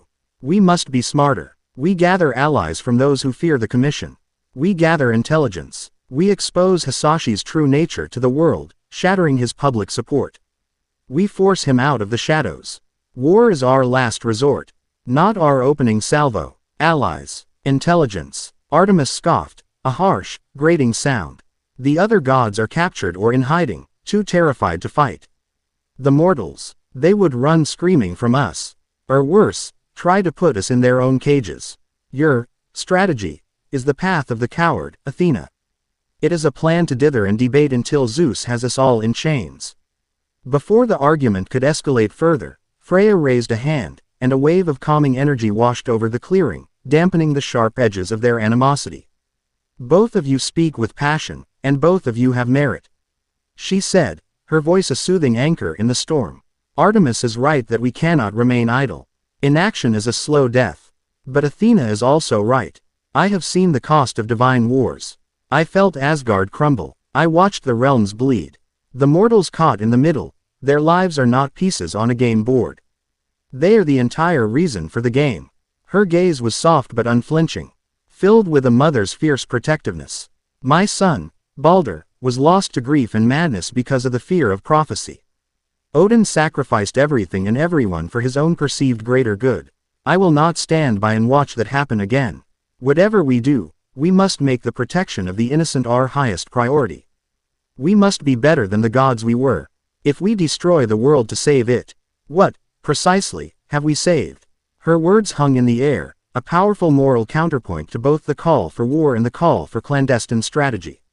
It was a plea for something more, for a path that did not sacrifice their own humanity, the very thing they had gained through their mortal lives, in the name of victory. Then, Aphrodite, who had been observing the debate with an amused, detached expression, spoke up. She let her tablet dissolve into motes of pink light and rose from her chair, her movements a study in captivating grace. "You're all thinking like gods," she said, a slight, knowing smile on her lips. "Old gods, at that. You think of power in terms of lightning bolts, arrows, and ancient magic. But power in this age is different. It's more subtle. It's more intimate." She began to walk a slow circle around the group, her presence commanding the clearing. "Zeus's greatest weapon isn't the storm. It's his charisma. It's the public trust he commands as director Hisashi. It's the political capital he has amassed. He is seen as a pillar of society, a protector of the status quo. People believe in him." She paused, her gaze sweeping over them. "Artemis, your war would make us monsters in their eyes, proving him right. Athena, your careful strategy is wise, but slow. It gives him time to further entrench himself. Freya, your desire to protect everyone is noble. But you cannot save a flock from a wolf by simply building a taller fence. Sooner or later, the wolf learns to climb." Her eyes finally settled on Izuku. "You want to defeat a god of this new age. You don't meet him on the battlefield. You destroy his reputation. You erode his support. You turn the public against him. You use his own system as a weapon. We leak documents. We create scandals. We use my network to turn his political allies into his bitterest enemies. We make the name, Hisashi, synonymous with corruption and fear. When a god's worshippers stop believing in him, his temple crumbles. We can make his entire empire fall without a single divine blow being struck." She had presented a fourth path. A campaign of sabotage, of social and political warfare. It was cunning. It was ruthless in its own way, and it was a language none of the others truly spoke. The clearing fell silent again. 4 goddesses, 4 distinct philosophies, 4 proposed paths. Artemis, all-out war. Athena, strategic infiltration and exposure. Freya, cautious defense and protection. Aphrodite, social and political demolition. They were at an impasse, a council of powerful, immortal beings. Each convinced their way was the only way. They all turned, as if by some unspoken accord, to the boy standing in the center of it all, the blades of chaos hanging from his hands. He had been silent throughout the entire debate, his green eyes, now shadowed with an ancient weight, moving from speaker to speaker. He was listening. He was analyzing. He was judging. The mind of Izuku Midoriya, the boy who filled notebooks with hero analysis, was processing the tactical merits of each plan. The soul of Kratos, the general who led armies and the warrior who defied fate, was weighing their costs in blood and honor. Izuku took a deep breath, the scent of jasmine and wet earth filling his lungs. He felt the phantom weight of ash on his skin, the burning fire of the blades in his spirit, and the unyielding hope of a would-be hero in his heart. When he spoke, his voice was not the shaky tenor of a frightened boy, nor was it the gravelly, rage-filled bark of the ghost of Sparta. It was something new. It was quiet, but it commanded the absolute attention of every goddess in the sanctuary. It was the voice of a leader. "You are all right," he began, and the simplicity of the statement caught them off guard. "And you are all wrong." He looked at Artemis, his eyes meeting her fiery silver gaze without flinching. "You see the threat, and you are right to demand action. We will not hide. We will not wait to be cornered and killed. We will fight," he said, and a flicker of savage satisfaction crossed her face. "But," he continued, turning to Athena, "you are right. That a blind charge will only get us killed and take countless innocents with us. Our fight will not be a rampage. It will be a campaign. Every move will have a purpose. Every strike will be precise. We will fight smart." Athena's spectral form seemed to glow a little brighter with approval. His gaze then softened as he met Freya's eyes. "And you are right that none of it matters if we become the monsters we fight. We are not the old gods anymore. We are not here to rule or to conquer. The mission is not to win. The mission is to protect the safety of the people of this world. The ones who will be caught in the crossfire is not a secondary objective. It is the only objective." A genuine, grateful warmth spread across Freya's face. Finally, he looked at Aphrodite. "And you are right that the battlefield has changed. Zeus's power is not just his lightning, it's his name. We will not just fight his soldiers. We will fight his influence. We will dismantle his reputation just as surely as we dismantle his technology. Aphrodite gave him a slow, genuinely impressed smile. He stepped into the very center of the circle they had formed, the blades of chaos scraping softly against the stone. We will not choose one path. We will walk all of them at once. He held up one hand, balling it into a fist. Artemis, you will be our blade. You will train me. You will lead our strikes when force is necessary. You will be our righteous anger, honed to a razor's edge. He held up his other hand, open and waiting. Athena, you will be our mind. You will find the targets. You will plan our campaigns and see the traps before they are sprung. You will be our wisdom. His eyes found Freya. Freya, you will be our shield. You will find ways to protect the innocent. You will be our connection to this world, to the life we are fighting for. You will be our conscience. And then to Aphrodite. Aphrodite, you will be our dagger in the dark. You will weaken Zeus from within. You will turn his own system against him. You will be our subtlety. He looked at all of them, his gaze burning with a conviction that was entirely his own. We will not be gods ruling from on high, nor will we be monsters hiding in the shadows. We will be guardians. We will be a new pantheon, born of this world, to protect this world. We fight Zeus not just to survive, but to defend the very people he wants to enslave. That is our decree. That is our purpose. The power in the clearing shifted. The tension did not vanish, but it transformed. The friction between their ideologies was forged by his words into a unified, tempered weapon. He hadn't chosen a side. He had created a center, with him as the anchor. Artemis looked at him, and for the first time, she saw not just a powerful weapon or a worthy prey, but a commander. A leader whose call to battle was tempered with a purpose she could respect. Her blood sang with the promise of a worthy hunt, a righteous war. Athena saw her strategies not dismissed, but elevated. Given a soul and a purpose beyond mere victory. She saw a warrior who had finally learned to value wisdom as much as strength, a student who had become a true king. Freya saw the pain and rage of Kratos being channeled not into vengeance, but into a fierce, protective instinct. She saw the heart of a father and a husband who, having lost one family, would burn the universe to protect his new one. And Aphrodite, the eternal connoisseur of passion, saw something she had never witnessed before. Not the shallow lust of Ares or the arrogant possessiveness of Zeus, but a passion that was a universe unto itself. The fusion of Kratos' boundless rage and grief with Izuku's infinite capacity for selfless, heroic love. It was the most potent, most complex, most intoxicating force she had ever encountered. It was real. In that moment, their alliance of necessity was transmuted into something more. Their bond, forged in the heat of his declaration, was no longer just about survival. It was about loyalty, to the mission, and to him. Very well, my king, Aphrodite murmured, the title slipping from her lips as if it were the most natural thing in the world. Izuku's gaze hardened with resolve. Good. Then let's get started. Aphrodite, you said Zeus was harvesting other gods. Athena, you spoke of removing his pieces from the board. Our first move is clear. He looked at the two goddesses. Where is he holding them? A predatory smile graced Aphrodite's lips as she once again summoned her tablet. I was hoping you'd ask. She tapped the screen, and a 3D schematic of a building appeared. Rotating slowly in the air. The commission has dozens of black sites, but this one is special. It's a processing center, located deep beneath a refrigerated shipping warehouse in the industrial port district. Officially, it doesn't exist. It's where they take newly captured, weaker divinities for evaluation and containment before moving them to more permanent facilities. Athena's spectral form drifted closer, her gray eyes analyzing the layout. The security seems formidable. Energy dampeners, automated defenses, a significant guard presence. A direct assault would be noisy.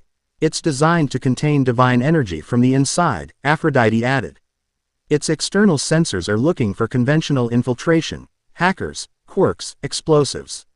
They're not expecting a small team of gods to walk through the front door. We won't walk through the front door, Izuku stated, his mind already piecing the plan together. We'll make our own. He looked to Artemis. We go in fast and hard. Shock and awe. No alarms, no chance for them to execute the prisoners. Artemis's lips curled into a feral grin. A silent hunt. I like it. Freya. Izuku continued. The facility will be shielded. But you're a veneer witch. Can you mask our energy signatures on approach? Give us the element of surprise. Freya closed her eyes, her brow furrowed in concentration.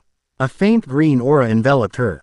The building is warded with cold iron and technology I do not recognize. But the wards are like a cage. They are strong, but there are gaps between the bars. I can weave our essences through those gaps. It will be difficult, like threading 5 needles at once, but yes. I can get us to the outer wall undetected. That's all we need, Izuku said, his gaze fixed on the schematic. Athena, Aphrodite, map us a route, the quickest path from entry to the holding cells. We disable the guards, free the prisoners, and get out before Zeus even knows we were there. This is a rescue mission, not an invasion. The 4 goddesses looked at each other, then back at him. The debate was over. The decree had been made. Now, there was only the mission. An air of focused, lethal purpose filled the sanctuary, replacing the tension with the quiet hum of a perfectly assembled weapon, waiting to be fired. Their unholy alliance had been forged. Their first act as a new pantheon was about to begin. They would descend into the darkness of man's world, not as gods of a bygone era, but as the guardians of a new age. And they would start by freeing their chained brethren. Chapter 6. The Storm on Island. The air on Island tasted of the future. It was a crisp, saline breeze carrying the hum of bleeding-edge technology and the bright, metallic scent of innovation. For the first time in what felt like an eternity, Izuku Midoriya felt the oppressive weight on his soul lighten, if only by a fraction. Here, surrounded by the best and brightest minds from around the globe, the ghosts of Sparta and Olympus felt distant, like a half-remembered nightmare in the brilliance of the morning sun. He stood with Melissa's shield near the edge of a balcony overlooking the central plaza of the Expo.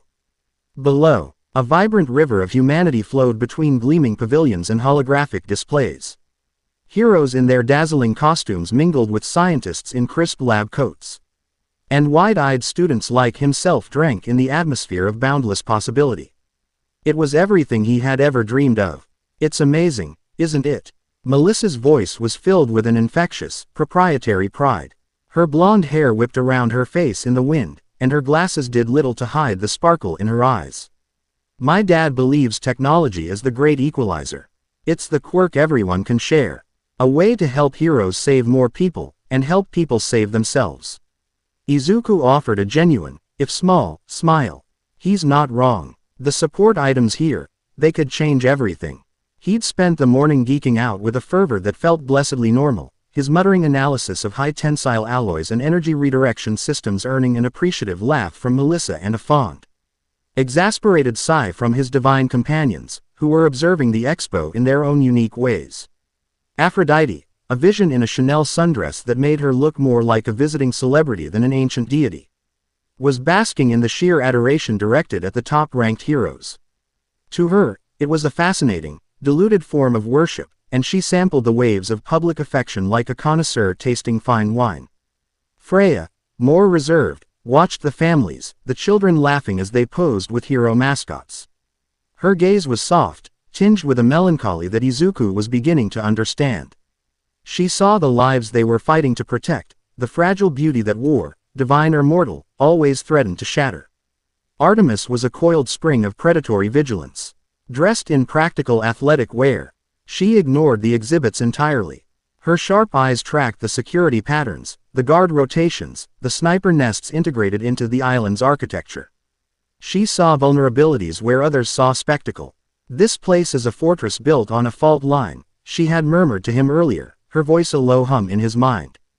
Too much confidence. Too many blind spots. Athena, as always, was a silent presence in his mind, a cool stream of consciousness running parallel to his own.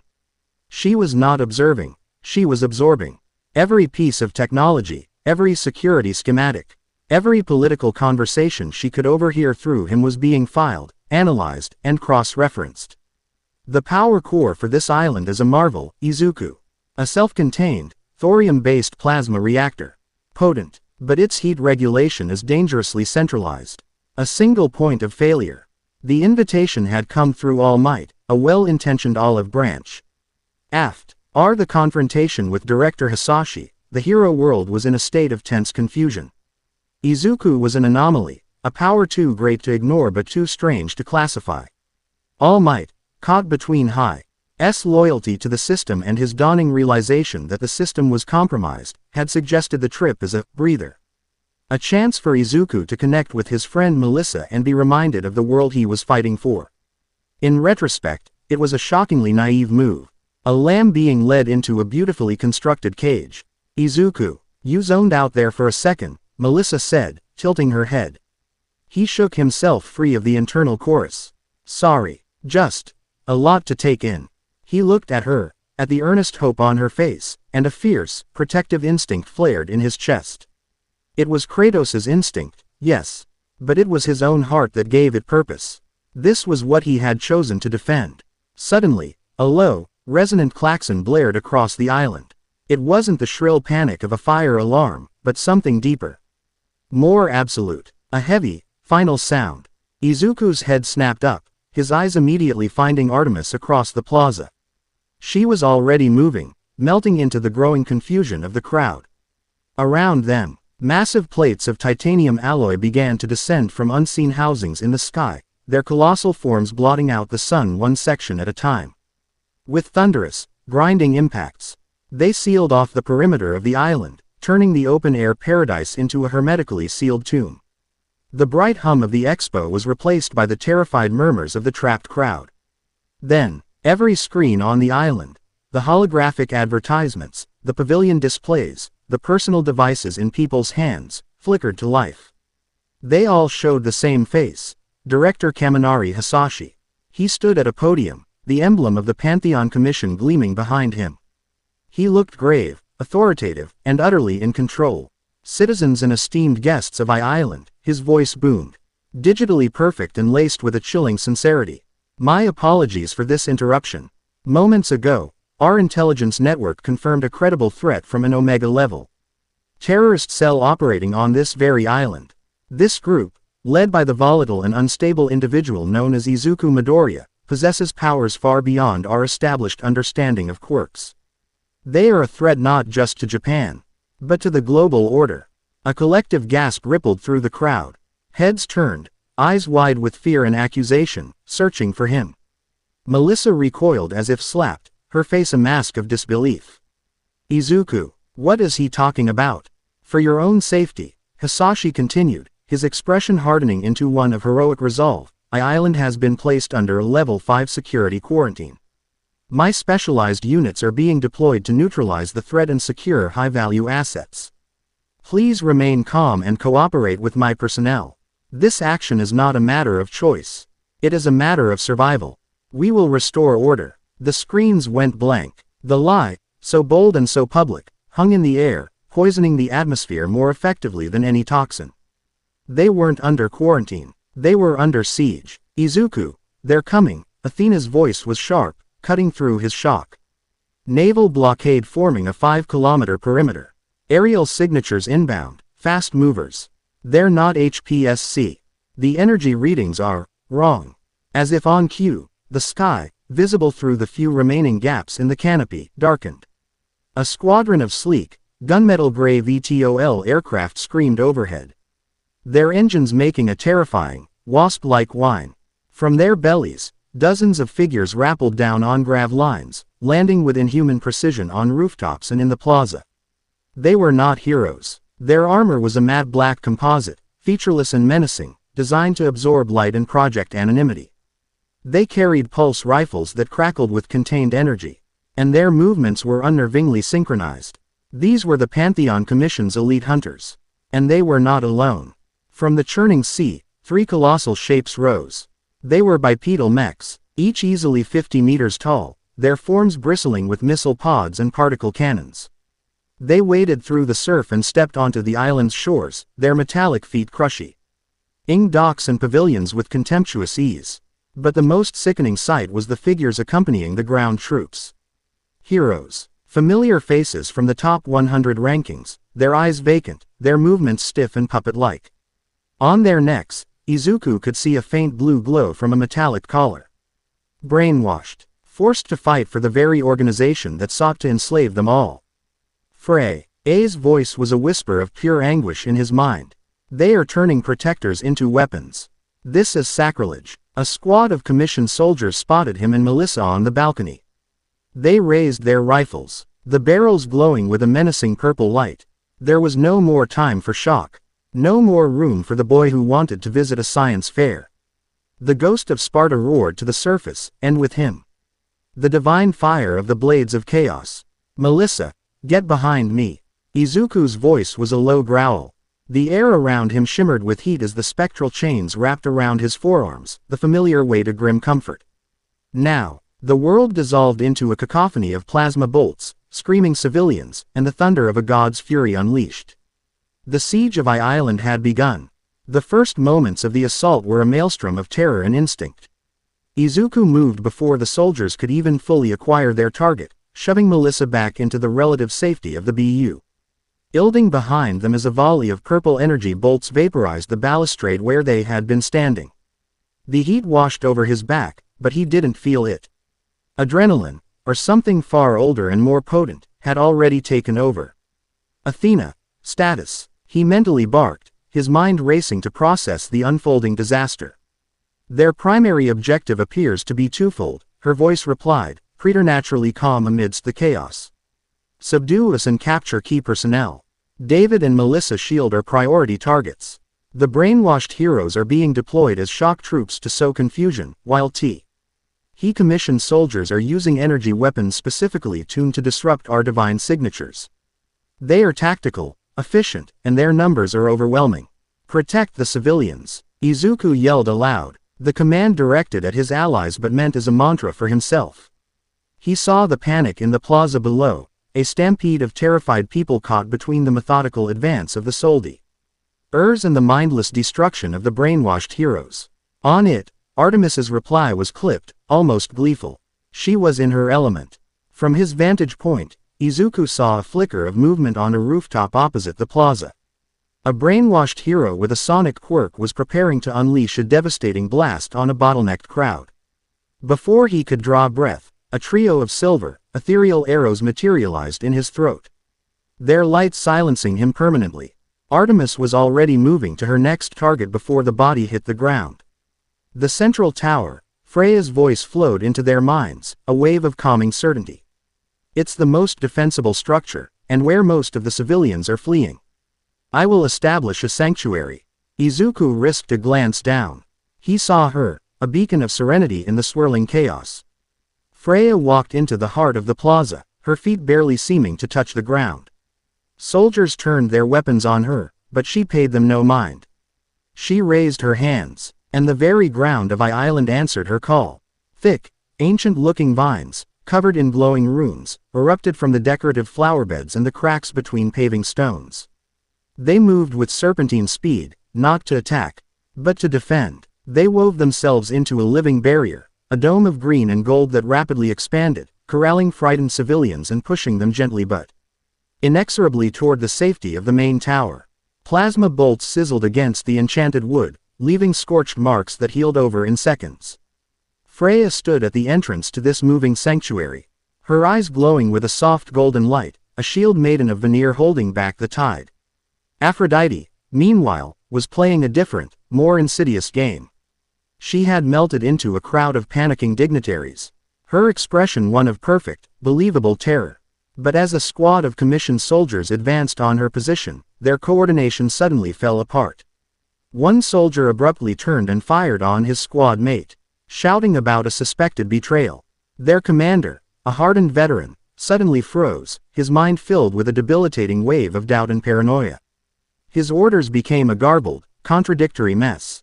A pilot in a low-hovering VTOL suddenly felt an overwhelming urge to impress a woman he'd seen in the crowd and executed a reckless, flashy maneuver that saw him clip a building and crash into one of his own ground units. Aphrodite didn't lay a hand on anyone, but she was dismantling the Commission's vaunted efficiency from the inside out, turning their discipline into a weapon against them. That left Izuku with the big problem. One of the 50-meter mechs, Designated Talos Alpha by Athena's instant analysis, had waded ashore and was now lumbering toward the central tower. Its particle cannon charging with a whine that promised city-leveling destruction. Freya's barrier, while strong, would not withstand a direct hit. "I'm on the mech," Izuku snarled. His focus narrowing to the colossal machine. "Its primary cannon has a 10-second charge cycle," Athena advised. "Its joints are heavily armored, but the energy conduits running along its spine are a potential vulnerability. Be mindful of its close-range defense turrets." Izuku didn't need a second prompting. He burst out of the building, ignoring the soldiers who tracked him, their shots splashing armlessly against the faint red aura of his Spartan rage. He ran, his feet pounding against the duracrete with a force that cracked the ground. He was a blur of motion, a force of nature converging with a machine of war. The mech's smaller turrets opened up, spitting a hail of high-caliber explosive rounds. Izuku didn't dodge, he weaved. It was a dance of brutal instinct honed by Artemis's relentless training. He moved between the explosions, the percussive blasts washing over him as he closed the distance. He reached the mech's leg, a pillar of steel and wiring as thick as a house, and leapt. The ghostly chains on his arms solidified, the blades of chaos blazing to life. He slammed one blade into the leg's armor plating, the divine metal groaning as it found purchase. Using it as an anchor, he swung himself upward, the chain extending, and fired the second blade higher up, embedding it near the hip joint. He was climbing the mechanical giant, a flea assaulting a leviathan. Target acquired. Engaging anti-personnel measures, a synthesized voice boomed from the mech. Panels slid open along its torso, revealing swarms of small, insect-like drones that detached and swarmed toward him. Their optical sensors glowing a malevolent red. Izuku let out a guttural roar. He released his lower blade and swung free, the drones converging on his last position. In midair, he snapped the blade back to his hand and began to spin. Becoming a whirlwind of fire and divine steel. The blades of chaos became a sphere of destruction around him, shredding the drones into sparks and shrapnel. He landed hard on the mech's shoulder, the impact denting the armor. Below him, he could see the particle cannon nearing full charge. He had seconds. He sprinted along the mech's shoulder toward its head, the blades held in a reverse grip. Athena had mentioned the conduits on its spine. He could see them now, thick, glowing blue cables recessed into the armor. With a final, desperate burst of speed, he leapt from the shoulder, twisting in midair to land on the machine's back, right between its shoulder blades. He didn't hesitate. He plunged both blades of chaos deep into the mech's spine, bursting the armor and severing the primary power conduits. The effect was instantaneous and catastrophic. The whine of the charging cannon died with a pathetic fizzle. The mech shuddered violently, its lights flickering. A wave of pure, raw energy erupted from the wound he'd created, blasting him backward. He tucked and rolled through the air, his aura flaring to absorb the impact as he crashed on to the roof of a smaller building 100 meters away. The giant mech, Talos Alpha, stood motionless for a moment before its joints seized and it began to topple. It fell like a felled god, crashing down into the expo plaza with a world-shaking boom that sent a shockwave of dust and debris across the island. Izuku rose to one knee, breathing heavily, watching the machine's single optic eye fade to black. 1 down, 2 to go, and the man leading them was still watching. From the bridge of the PFS Olympus, an airborne command carrier cloaked high above the island, Director Hisashi watched He battle unfold on a dozen holographic displays. His face was a placid mask, but the air around him crackled with ozone, a testament to the storm of fury brewing within. He watched Artemis pick off his commanders with maddening impunity. He watched Freya's barrier hold against overwhelming firepower. He watched Aphrodite's subtle influence turn his disciplined troops into a bumbling mob. And he watched, with a deeply personal, ancient hatred, as the reincarnation of Kratos single-handedly felled a war machine that had cost more than the GDP of a small nation. "He is stronger than the last cycle," he murmured. His fingers steepled before him. The calm in his voice was more terrifying than any shout. Far more resourceful. And he has allies. "Director, Talos Alpha is down," a subordinate reported, her voice trembling slightly. "Ground teams are reporting significant disorganization. The targets are coordinating with frightening efficiency. Hisashi waved a dismissive hand. Efficiency is to be expected from them. They are what they are. It is our own weakness that is failing us. He turned his gaze to a specific screen, one showing a biosignature tracker. It was locked onto his trump card. The primary objective remains. Secure the shields. The girl is with the Spartan. Her father is in the central tower. Deploy the hunter. Tell him his leash is off. The Spartan is to be captured. The goddesses are to be suppressed. No more games. And if capture is not possible, Director? The officer asked, sweating under the weight of his commander's silent pressure. Hisashi's eyes narrowed, and for a split second, they seemed to glow with the light of a raging thunderhead. Then remind the ghost of Sparta what it feels like to lose something he tries to protect. The battle had found a rhythm. It was a brutal, chaotic symphony, and they were its desperate conductors. Athena's voice was the steady percussion in their minds, keeping them all in sync. Artemis, the other two mechs are adapting. They're using wide-beam particle sweeps to counter your mobility. Force them to focus on Izuku. Freya, they've deployed sonic cannons against your barrier. It's weakening. Aphrodite, a new command unit has just landed near the west gate. He appears to be shielded from your influence. Prioritize him. Working in concert, they were a terrifying force. Artemis, forced from the rooftops, became a phantom on the ground. She led one of the giant mechs on a chase through the narrow, building-lined streets of the expo, her arrows precisely targeting its optic sensors, blinding it and causing it to stumble through structures, creating more chaos for the Commission's own forces.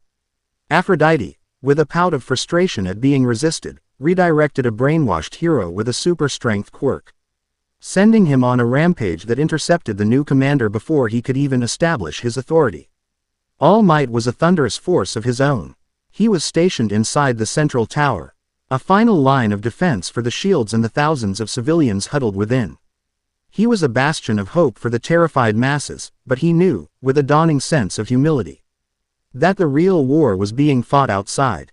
He watched the feeds, saw Izuku tear apart machines of war and the goddesses bend reality to their will, and understood he was witnessing the birth of a new era of power that dwarfed his own. Izuku, meanwhile, was fighting the second mech, Talos Beta. This one was smarter. It kept its distance, using its long-range missiles to try and pin him down. He was in a running battle, using the husks of destroyed buildings as cover, the blades of chaos lashing out to slice missiles out of the air. It was a stalemate, a war of attrition he couldn't afford. It was then that the new threat arrived. He was a blur of motion, descending from the sky on jets of blue flame.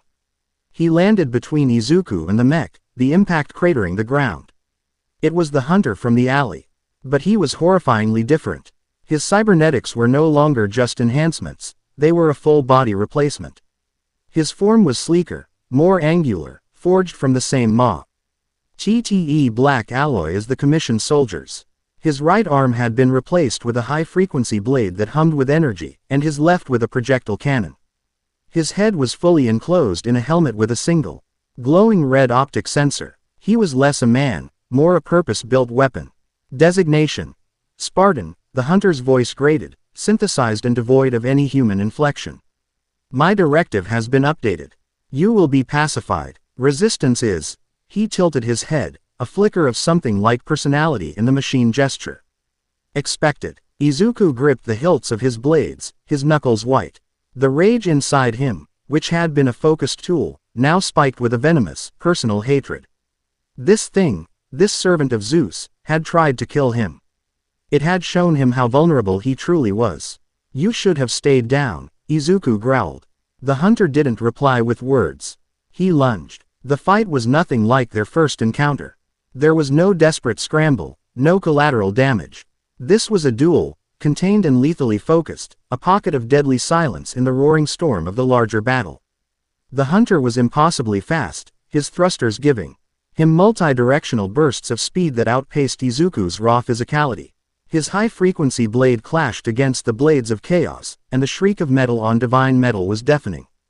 Purple sparks flew, charged with the hunter's anti-divinity energy field. Each block sent a numbing jolt up Izuku's arms. He's learned, Izuku realized, parrying a savage overhead strike that would have cleaved him in two. He's not just using tech, He's analyzing my fighting style. The hunter's movements were economic and brutal. He didn't waste an ounce of energy. Every strike was aimed at a joint or a vital organ. His cannon fired concentrated blasts of kinetic force that Izuku was forced to dodge, the impacts pulverizing the ground where he had just been standing. Your movements are predictable, the hunter stated, pressing his attack, a blend of Spartan CQC and undisciplined rage. You rely on overwhelming force. But I am no longer organic. I have no pressure points. Your rage is inefficient. Izuku gritted his teeth, the insult striking a nerve. He let his rage flare, his aura exploding outward. He swung his blades in a wide, fiery arc, forcing the hunter to rocket backward. He's goading you, Izuku. Athena's voice was a sliver of ice in his mind. Do not let him dictate the terms of this fight. You are not just Kratos. You are a strategist. Analyze, don't just attack. Her words cut through the red haze. He took a deep breath, forcing the blind rage back down, letting it simmer into a focused, burning coal. He looked at the hunter not as an enemy to be destroyed, but as a system to be dismantled. The hunter charged again. This time, Izuku didn't meet him head-on. He dodged, letting the hunter's blade slice through the air. As the machine passed him, Izuku swung a blade not at the hunter's body, but at the ground beneath his feet. The divine fire carved a deep trench in the direcrete. The hunter's next step faltered as his foot caught in the trench, his perfect cone. At rhythm thrown off by a fraction of a second. It was all Izuku needed. He surged forward, not with a wild swing, but with a precise, calculated attack. He ducked under the hunter's retaliatory blade. He swung and slammed his own body into the machine's torso. He wasn't trying to hurt him, he was using his leverage. He hooked a leg behind the hunter's and pushed. The upgraded, technologically super IOR weapon of the Pantheon Commission tripped and fell, crashing to the ground with an undignified clang of metal. Before the hunter could activate his thrusters to recover, Izuku was on him. He stomped one foot down on the hunter's sword arm, pinning it. He brought the blade of chaos in his right hand down like a guillotine, not severing the arm, but shattering the elbow joint with a horrific crunch of metal and wiring. He then slammed the pommel of his other blade into the hunter's helmet, once, twice, 3 times, cracking the faceplate and sending the red optic sensor into a fizzing cascade of sparks.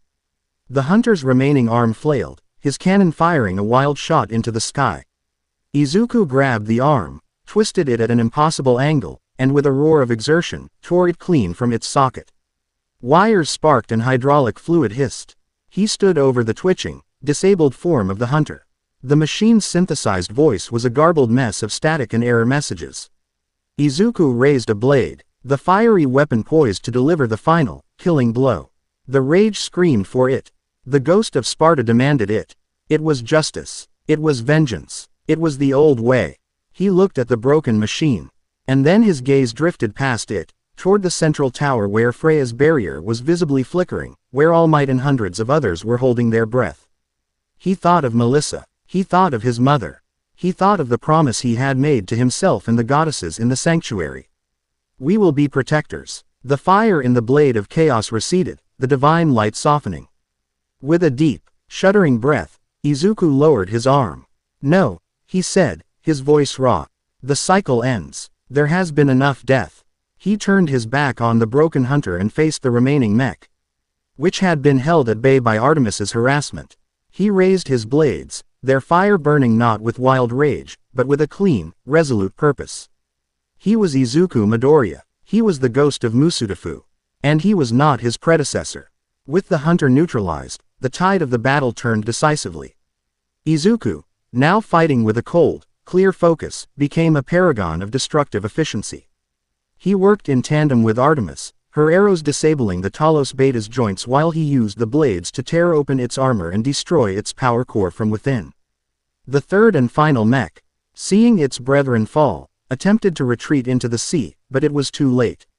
Freya, her barrier no longer under direct assault, summoned a colossal wave that crashed over the machine, shorting out its systems and leaving it a dead hulk in the water. The Commission's ground forces, their leadership in shambles due to Aphrodite's meddling and their heavy support eliminated, broke into a full-scale retreat. The brainwashed heroes, their control collars fizzing out as the command signal weakened, collapsed, clutching their heads in confusion and pain. Within an hour of the first shot being fired, a sudden, ringing silence fell over the ravaged island. They had won. The cost was written in the landscape. The beautiful, futuristic plaza was a cratered ruin of scorched metal and shattered glass. Smoke plumed from dozens of ruined buildings. But as the doors to the central tower opened, and the civilians and heroes began to emerge, blinking in the dust-filled air, it was clear that the most important thing had been preserved. They were all alive. Izuku stood amidst the wreckage, the ghostly chains fading from his arms. He was breathing heavily, his body aching, his mind numb with exhaustion. The goddesses gathered around him, their own divinity shimmering with fatigue. Freya immediately began to tend to the wounded, her hands glowing as she mended broken bones and soothed panicked minds. Artemis stood guard, her eyes scanning the horizon for any sign of a renewed attack. Aphrodite, her glamorous facade melting away to reveal a core of weary steel, moved among the freed heroes, offering words of comfort and subtly gleaning intelligence about their captors. All Might and the Shields found them there. David Shield, his face pale with shock, rushed to embrace his daughter. "Are you all right?" he asked, his voice thick with emotion. "I am," Melissa said, her eyes fixed on Izuku with a look of awe and deep concern. "Because of him. Because of all of them." David turned to Izuku, his gaze sweeping over the four beings who had just waged a private war on his island. He was a man of science, of logic and reason. What he had just witnessed defied every law of physics he knew. "Director Hisashi. Zeus, he wasn't just trying to capture you," David said, his voice low and urgent. "He wanted me. He wanted my mind." He beckoned them toward a still functional terminal in the tower lobby. With trembling fingers, he typed in a series of commands, bringing up a complex schematic on the screen. It was a design for a colossal tower, intricately detailed, with notes and equations in the margins. "He's been funding my research for years through shell corporations," David explained, his voice grim. "He was interested in my work on quirk amplification. But this is what he truly wanted me to build. I thought it was a theoretical power transmitter, a way to share energy globally. I was wrong." Athena, her consciousness focusing on the screen through Izuku's eyes, processed the data in an instant. Her mental voice was colder than Izuku had ever heard it. "It's not a transmitter. It's a suppressor. A dampening field generator. The energy signature. The resonance frequency. It's designed to specifically target and neutralize divine essence on a massive scale. If he builds a network of these, he could turn us all off," Freya whispered, her face ashen as she overheard. "Render us mortal, powerless." The full scope of Zeus's plan crashed down on them. Island hadn't been the endgame. It was a means to an end. A field test for his anti-divine ITY weapons and an attempt to secure the one man who could build him the ultimate cage. Izuku looked from the schematic to the smoking ruins of the island, and then out to the cold, empty sea. They had repelled the attack. They had survived, but it was a hollow victory. Zeus was still out there, his resources vast, his ambition limitless. He had failed here, but he wouldn't fail twice. He would adapt, and he would come again. Not with an army, but with a weapon that could erase them from existence. He clenched his fists, the phantom weight of his weapon still a potent memory in his palms. He couldn't wait for him to make the next move. They couldn't just defend. They had to hunt. He stood on the edge of the ruined plaza, the setting sun casting long shadows that looked like grasping fingers. His four allies, his family forged in the crucible of a forgotten age, stood with him. They were battered, exhausted, and facing an enemy with the power to rewrite the world's order. But they were together, and they were resolute. The storm on Island was over, but they could all feel the gathering of a far greater tempest on the horizon, a winter that threatened to consume gods and mortals alike. Chapter 7. The Winter's Bite. The silence that followed their victory on Island was a fragile, crystalline thing, easily shattered. It was the quiet of a deep breath taken before a final plunge. Heavy with unspoken anxieties and the lingering scent of ozone and burnt metal. They had won the battle, a spectacular, impossible victory that had sent shockwaves through the hero world and the clandestine networks of the Pantheon Commission. But in the luxurious, magically shielded penthouse Aphrodite had secured for their recovery, no one felt victorious. They felt exposed. They had shown their hand, and now they knew. With chilling certainty, that the king of the gods was coming for them with the full force of his storm. They were gathered in the penthouse's main living area, AC. Avernous space with floor-to-ceiling windows that offered a panoramic, god's-eye view of Musudafu.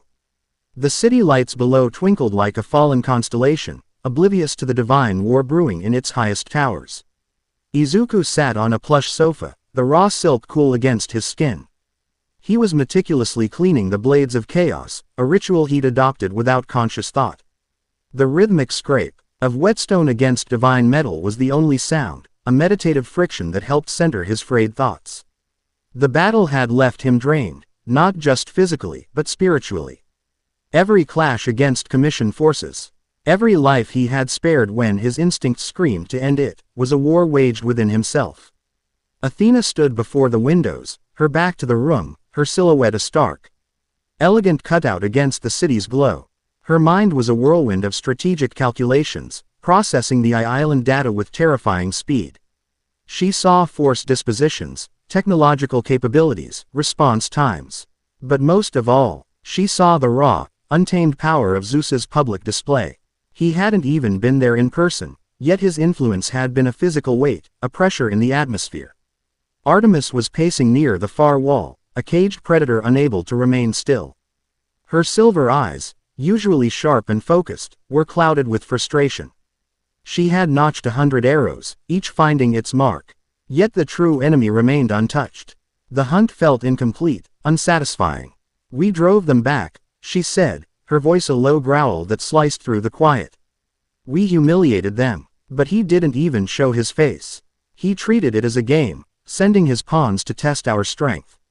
Freya, seated in an armchair with a steaming mug of herbal tea clasped in her hands, looked up.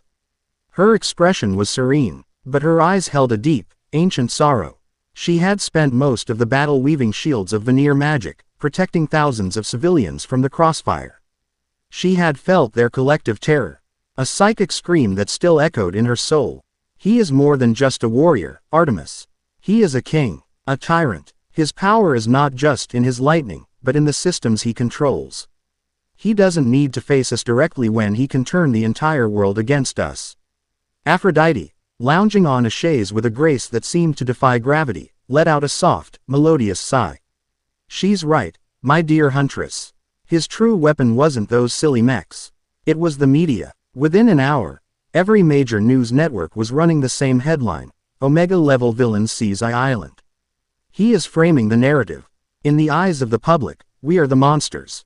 She gestured with a perfectly manicured hand towards a large screen on the wall, which was currently dark. He is making it impossible for anyone to help us, and making it a civic duty for every hero to hunt us. Izuku stopped his work, the silence from his hands making the room feel quieter still. He looked at the blades, at the deep, angry red of the metal. They felt like a part of him, an extension of the rage he had finally learned to accept. But rage was not enough. "We can't fight the whole world," he said, his voice raspy. It was the pragmatic observation of Izuku Midoriya, overlaid with the grim weariness of Kratos. "We need a way to fight him. Directly. Everything else is a distraction until we can face Zeus himself." Athena finally turned from the window, her gray eyes alight with cold, analytical fire. "That is the crux of the problem. His control over the sky is absolute. Any aerial approach is suicide. He can call down a lightning strike from orbit with a thought. On the ground, he can manifest storms that would level a city block. His raw power output exceeds anything we can currently muster. In a direct confrontation, as we are now, he would win." The finality of her statement hung in the air, thick and suffocating. It was a truth they had all felt during the siege. The oppressive weight in the air, the static that made their hair stand on end, that was just Zeus's ambient presence, a mere taste of his power. "So we can't fight him," Artemis spat, her hand tightening on the bow she never kept far from her side. "We hide. We run. Is that your grand strategy, strategist?" "No," Athena replied, her gaze unwavering. "We find a weapon that can. There is no shield that can withstand his bolt, so we must find a sword that can fell the Stormbringer himself. We cannot meet force with force. We must meet it with its conceptual opposite." All eyes turned to Freya. She had been quiet, her gaze distant. as if listening to a song no one else could hear. She had felt it on Island, the familiar, arrogant thrum of Olympian lightning. It was the same energy that had echoed through the 9 realms during Ragnarok. The power of a sky father drunk on his own supremacy. But it reminded her of another power, its antithesis. There is, Freya said softly, her voice drawing them in. There is a power that can challenge the storm. Not by overpowering it, but by silencing it. A force that does not burn, but bites. The echo of a winter that was meant to end all things. She rose from her chair and walked towards the center of the room. As she spoke, the air around her grew perceptibly colder. In our former lives, there was a weapon forged by the Huldra brothers, Brock and Sindri. It was a gift, a tool of protection, but its heart was imbued with the biting cold of Fimbulwinter, the great winter that heralded the end of our world. It was called Mjolnir's opposite. While Thor's hammer commanded the storm, this weapon commanded the stillness. The absolute cold. It was the Leviathan axe. Izuku looked up, his brow furrowed. The name resonated deep within his soul, a faint, cold memory of blue light and the satisfying thud of recalled steel. The physical axe is long gone, lost to the destruction of our age, Freya continued, her eyes now fixed on Izuku. But like your blades, its spiritual essence endured. It is a concept, an anchor of power, bound to its rightful wielder. Kratos. She paused, letting the weight of the name settle. It was the weapon he used to teach his son control. It was the weapon of a father, not just a warrior. Its essence is one of discipline, of cold, clear purpose. It is the perfect counter to Zeus's chaotic, arrogant rage. Arte. Mrs. Impatience was tempered by a flicker of Hunter's interest. An axe made of winter. Where do we find this spiritual essence? It would be drawn to a place on this world where the veil between the physical and the metaphysical is thin, Athena interjected, already processing the new information. A place of immense natural power, with an affinity for its elemental nature. Cold, isolated, ancient. Freya nodded, a faint, sad smile on her lips. When I first awoke in this new world, I spent years wandering, sensing the echoes of the old magic. I found such a place. A mountain range in the north of this very country. A place the locals hold in sacred reverence. The air there is thin, and the snow never melts. The Japanese call it Daizatsuzen, the Great Snowy Mountains. We know it as Hokkaido. The essence of the Leviathan axe rests there, sleeping, waiting for the one soul who can wake it. A plan began to form, sharp and clear, in the minds of everyone present. It was a desperate gambit.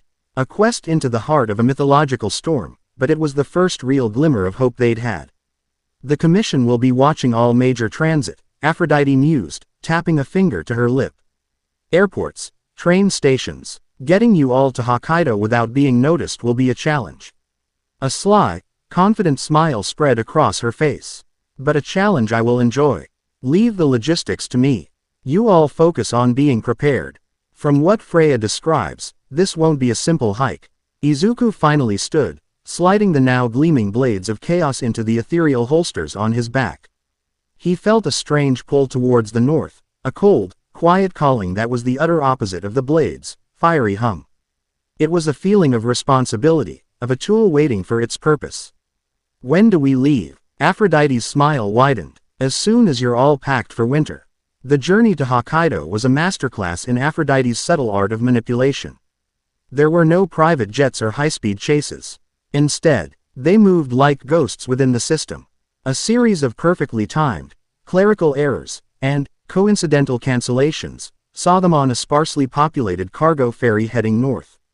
Listed on the manifest as agricultural consultants, Aphrodite herself had charmed the ship's captain with a single smile, ensuring they were left entirely to their own devices in a comfortable suite. As they sailed further north, the world changed. The vibrant greens of Honshu gave way to the stark, rugged beauty of Hokkaido. The air grew sharp and clean, carrying the scent of pine and the promise of snow. Izuku stood on the deck, the cold wind whipping through his hair, watching the dark, churning sea. The fiery energy of the blades felt muted here, a banked furnace in the face of the encroaching cold. He felt the change not just in the air, but within himself. The constant, low-level rage that had been his companion since the USJ was quieting, replaced by a profound, expectant stillness. Freya joined him at the railing, pulling a thick wool shawl tighter around her shoulders. You feel it, don't you? She asked softly. Izuku nodded. It's quiet. The noise in my head, it's fading. This land is old, Freya explained, her gaze on the distant, snow-capped peaks that were just beginning to pierce the horizon. The magic here is different. It is not the boisterous, chaotic energy of cities. It is the magic of stone and ice and sky. Patient, enduring. It rewards introspection, not aggression. Their arrival at a small, isolated port was as seamless as the rest of the journey. A sturdy, all-terrain vehicle, paid for in cash by one of Aphrodite's many shell corporations, was waiting for them. From there, they drove inland, climbing higher into the mountains. The paved roads soon gave way to gravel, and then to a barely there track winding through dense, ancient forests. The civilization they knew fell away behind them like a shed skin. The mountain air was thin and bitingly cold when they finally disembarked. They were surrounded by a silent forest of silver birch and towering firs, their branches heavy with pristine snow. A profound silence enveloped them, broken only by the crunch of their boots and the whisper of the wind. The place felt sacred, untouched by the modern world. The ambient magical energy here is incredibly dense, Athena observed, her eyes scanning their surroundings. The air shimmered with an energy invisible to a mortal eye. It's unstable, primal. It will react to our presence. Be on your guard. What we perceive here may not be reality. Her warning proved prophetic almost immediately. As they began their ascent up the mountain path, the landscape began to subtly shift.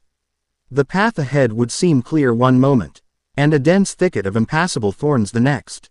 The whispering of the wind began to sound like voices, murmuring forgotten names and ancient sorrows. They came to a clearing, where a frozen waterfall stood like a colossal, multi-tiered sculpture of ice. Blocking their path was a figure, or rather, the illusion of one. A woman of impossible beauty, with 9 flowing white tails, sat on a large boulder. A kitsune, a fox spirit from the folklore of this land. It smiled, a cunning, knowing expression on its face. So, the old gods walked this land again, the kitsune's voice echoed in their minds, sweet as honeyed wine. You seek the heart of winter. But the mountain does not yield its secrets to those who walk in anger. Artemis immediately notched an arrow, her instinct screaming that this was a threat. The form was illusory, but the magic behind it was real and powerful. Step aside, spirit. We have no quarrel with you, but we will not be hindered. The kitsune laughed, a sound like tinkling bells. Anger, always the first resort for your kind. The huntress who sees every shadow as prey. Your arrow cannot touch me, child of Olympus. For I am not truly here. The image flickered, momentarily transparent. But I can lead you astray for an eternity in this forest. Unless you can prove you are worthy of passing. What is your test? Athena asked, stepping forward, her mind already analyzing the creature's patterns, looking for a logical weakness. No test of knowledge, strategist, the kitsune replied, its gaze dismissing Athena. And no test of strength. Its eyes landed on Aphrodite, who had been watching the exchange with a detached amusement. You, the weaver of hearts, your domain is emotion, is it not? The huntress beside you is a weapon of singular purpose. She is direct, lethal, and utterly blind to the subtleties of the heart. The only way you may pass is if she, the spirit gestured to Artemis, willingly lowers her bow and trusts your counsel over her own instincts. She must trust in a power she disdains. Artemis bristled, her knuckles white on the grip of her bow. My instincts have kept me alive for millennia. I will not ignore them on the word of a phantom. Then you will wander here forever, the kitsune said with a shrug of its elegant shoulders. It conjured illusions around them. Phantoms of Pantheon Commission hunters appeared in the trees, aiming their energy rifles. A massive, shadowy beast with glowing red eyes began to coalesce from the snow. They are not real, Aphrodite said, her voice calm but firm, a stark contrast to the unfolding chaos. She placed a gentle hand on Artemis's arm. The huntress flinched but didn't pull away. Artemis, look at me. Not at the shadows. At me. Artemis's eyes darted from the phantom hunters to Aphrodite's face. Her entire being was screaming at her to let the arrow fly, to neutralize the threats, to trust the senses that had never failed her. What do they represent? Aphrodite asked, her voice a soothing balm. Hunters. A beast. They are manifestations of your own nature, your own fears. The mountain is showing you yourself. You cannot kill an illusion with an arrow, my dear. You can only dispel it by refusing to believe in its power. My instincts are not a weakness, Artemis hissed, though her aim wavered slightly. I never said they were, Aphrodite replied patiently. They are a formidable strength. But they are not the only strength. In this place, they are a liability. The spirit is testing your ability to adapt, to trust your allies, to trust me. Her gaze was sincere, her eyes holding none of their usual flirtatious spark, only a deep, profound understanding. I know emotion. I know deception. This is my hunt, Artemis. Let me guide you. Izuku, Freya, and Athena watched, silent. This was a test for the goddesses, a challenge to the very core of their identities. Izuku saw the logic in Aphrodite's words, but he also felt the primal scream of Artemis's warrior spirit. To ask a predator to ignore its senses was like asking him to let go of his blades in a fight. It was anathema. Artemis's jaw was clenched. The phantoms grew more menacing, their weapons charging with an audible hum. The shadowy beast let out a roar that shook the very air. For a long, agonizing moment, she remained poised, a drawn bowstring of tension. Then, with a slow, deliberate motion that seemed to cause her physical pain, she lowered her bow. The arrow dematerialized. She closed her eyes, taking a deep, shuddering breath. I trust you, she ground out, the words tasting like ash in her mouth. The moment she said it, the illusions dissolved. The phantom hunters, the monstrous beast, the kitsune itself, they all vanished like smoke on the wind. The clearing was once again silent and serene, the frozen waterfall glistening in the pale sunlight. The path forward was clear. Artemis opened her eyes, looking at Aphrodite with a new, grudging respect. Your Veer tongue is a sharper weapon than I gave it credit for. Aphrodite simply smiled, a genuine, warm expression. We all have our own arrows, Artemis. It's just a matter of choosing the right one for the target. She gave the huntress's arm a gentle squeeze before letting go. The alliance had deepened. A fracture of mistrust had been mended, replaced by something stronger. They continued their ascent, the air growing colder, the snow deeper. The magic in the air grew thicker, heavier. It no longer felt whimsical or tricksy, it felt ancient and sorrowful. The silence of the mountain was now filled with a psychic weight of grief. They passed through groves of petrified trees, their wooden forms twisted into shapes of agony, and across frozen lakes where faint, ghostly faces seemed to stare up from beneath the ice. This magic, Freya murmured, her hand outstretched as if to feel the currents in the air. It is born of immense loss. A wound in the fabric of this place. Their path led them to a chasm. A sheer drop into darkness spanned by a narrow bridge of shimmering, ethereal ice. As they approached, dozens of figures coalesced from the swirling snow on the far side. They were Onryo, vengeful spirits from Japanese legend, their forms flickering between spectral women in white kimonos and horrific, shadowy monstrosities. A wall of pure, Yuan Nyen Onin grudgeful wrath, rose before them. A psychic barrier of despair that felt physically cold and sharp. More illusions? Artemis asked, her hand instinctively going to her bow. No, Athena said, her eyes narrowed in concentration. These are not illusions. They are psychic echoes, memories of pain trapped in a loop. They are real, in a sense. Their energy is substantial. She began to analyze the patterns of their movement, the frequencies of their wails. Their existence is illogical, a paradox of lingering consciousness without physical form.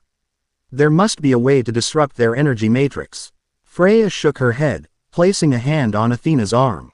You cannot reason with a scream, Athena. You are trying to solve an equation, but this is a wound that needs healing. She stepped forward, her own veneer magic flaring to life, a warm, golden light that pushed back against the oppressive cold of the spirits. She began to chant in the old tongue, words of soothing and peace, attempting to calm the Onryo, to ease their passage. But her magic had little effect. The spirits recoiled from the warmth, their rage only intensifying. The psychic pressure increased, and cracks began to form in the ice bridge. Your approach is not working, Freya, Athena stated, her tone clinical but laced with urgency. Their rage is too focused. Your generalized balm is not potent enough to soothe such specific trauma. And your Old logic offers nothing to a being of pure emotion. Freya countered, her frustration evident. They are not a machine to be dismantled. The two goddesses, the very personifications of knowledge and magic, were at an impasse. Athena's strategic mind saw only an energy problem to be solved, while Freya's empathetic heart saw only pain to be soothed. Both were right, and both were failing. Izuku watched them, the blades on his back humming with a low, protective heat, the nascent cold of the axe echoing in his bones. He saw the conflict, but he also saw the solution, a synthesis born of his own dual nature. The rage of Kratos, the analysis of Midoriya. You're both right, he said, his voice cutting through their argument. The goddesses turned to look at him. Freya, you feel their pain, but you don't know its source. Athena, you see the pattern, but you don't understand the reason behind it. You need each other. Athena's eyes widened slightly as she understood. She turned to Freya. He is right. Your empathy is a sense I do not possess. Feel their pain. Tell me the specifics of their tragedy. What is the root of this endless rage? Freya closed her eyes, shutting out Athena's analytical gaze and focusing entirely on the maelstrom of spiritual energy. She reached out with her magic, not to heal, but to listen. The psychic screaming resolved into images, feelings, memories. A village, she whispered. Tears forming in her eyes. There was a village here, long ago. Wiped out by a harsh winter and a merciless lord who refused them aid. They died of starvation and cold, their graves unmarked. Their memory erased. Their rage is not just at their death, but at being forgotten. Athena processed this instantly. It was no longer an abstract pattern. It was a motive, a cause. To be forgotten, she repeated. Then the solution is not to erase them or to soothe them into oblivion. It is to give them what they were denied. Remembrance. Her mind raced, formulating a new strategy. Freya, your magic is tied to life, to nature. Can you create a vessel? Something that can grow here. I can, Freya said, understanding dawning in her eyes. I can summon a sapling. A cherry tree, even in this cold. Do it, Athena commanded. I will create a ritual. A mnemonic circle. We will inscribe their story into the very magic of this place, binding it to the life of the tree. They will not be soothed into nothingness. They will be remembered. Their energy will have a purpose, to nurture the tree, to stand as a monument to their own existence. It was a perfect fusion of their philosophies. Freya's life-giving magic provided the heart, and Athena's intricate knowledge provided the structure. Working in concert, Freya knelt, her hands plunging into the snow-covered rock at the foot of the bridge. A warm, green light pulsed from her palms, and with a groan of displaced earth, a small, perfect sapling pushed its way into existence. Simultaneously, Athena began to direct Izuku and Artemis. Her words sharp and precise. Izuku, use the fire of your blades. Carve a circle around the tree. Artemis, your arrows. Mark the 4 cardinal points, just outside the circle. They moved without hesitation. Izuku drew the blades of chaos, their divine fire melting the stone as he carved a perfect, glowing circle around Freya's sapling. Artemis fired 4 silver-tipped arrows, which embedded themselves perfectly, humming with celestial energy. Athena stood at the edge of the circle, her hands weaving intricate patterns in the air as she chanted in ancient Greek.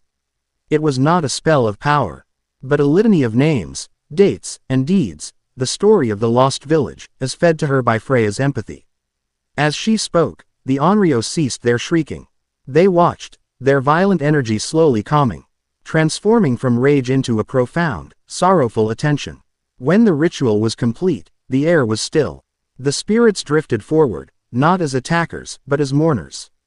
They flowed into the sapling, their spectral forms dissolving into motes of light that were absorbed by the bark and leaves. As the last spirit vanished, the cherry tree, in defiance of the impossible cold, burst into full, vibrant blossom. The chasm remained, but the ethereal ice bridge solidified, becoming as strong and clear as crystal. The path was open. Freya rose, her face streaked with tears but also shining with a radiant smile. She looked at Athena, who gave a single, sharp nod of acknowledgement. A new level of understanding had been forged between them, a respect for the power that lay in the union of wisdom and compassion.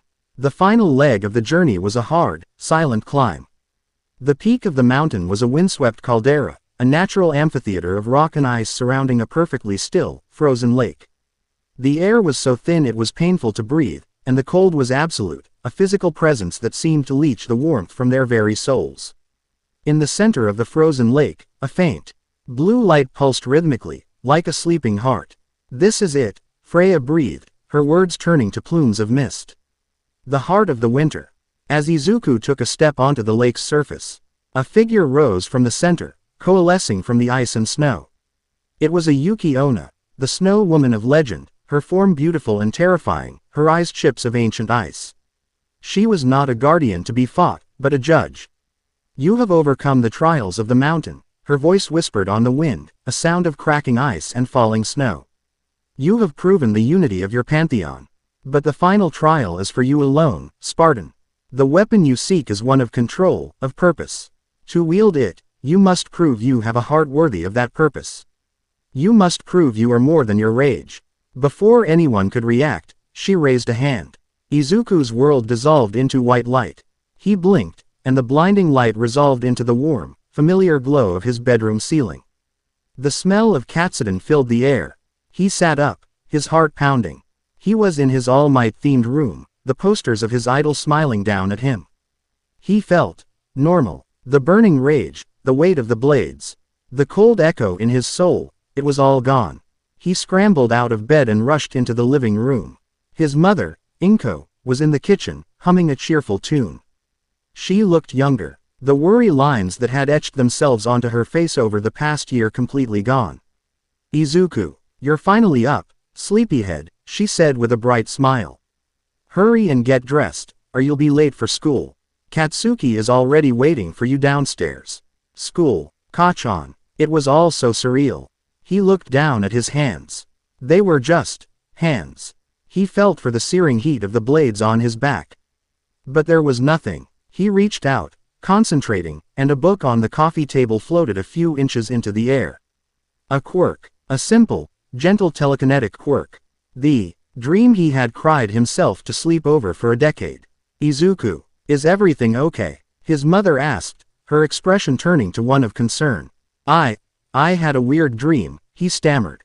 The day passed in a haze of peaceful, beautiful normalcy. He walked to UA with Bakugo, their rivalry a series of loud but harmless squabbles, not a bitter, life or death struggle. Uraraka and Iida greeted him at the gates, and they talked about an upcoming heroics exercise with Aizawa-sensei.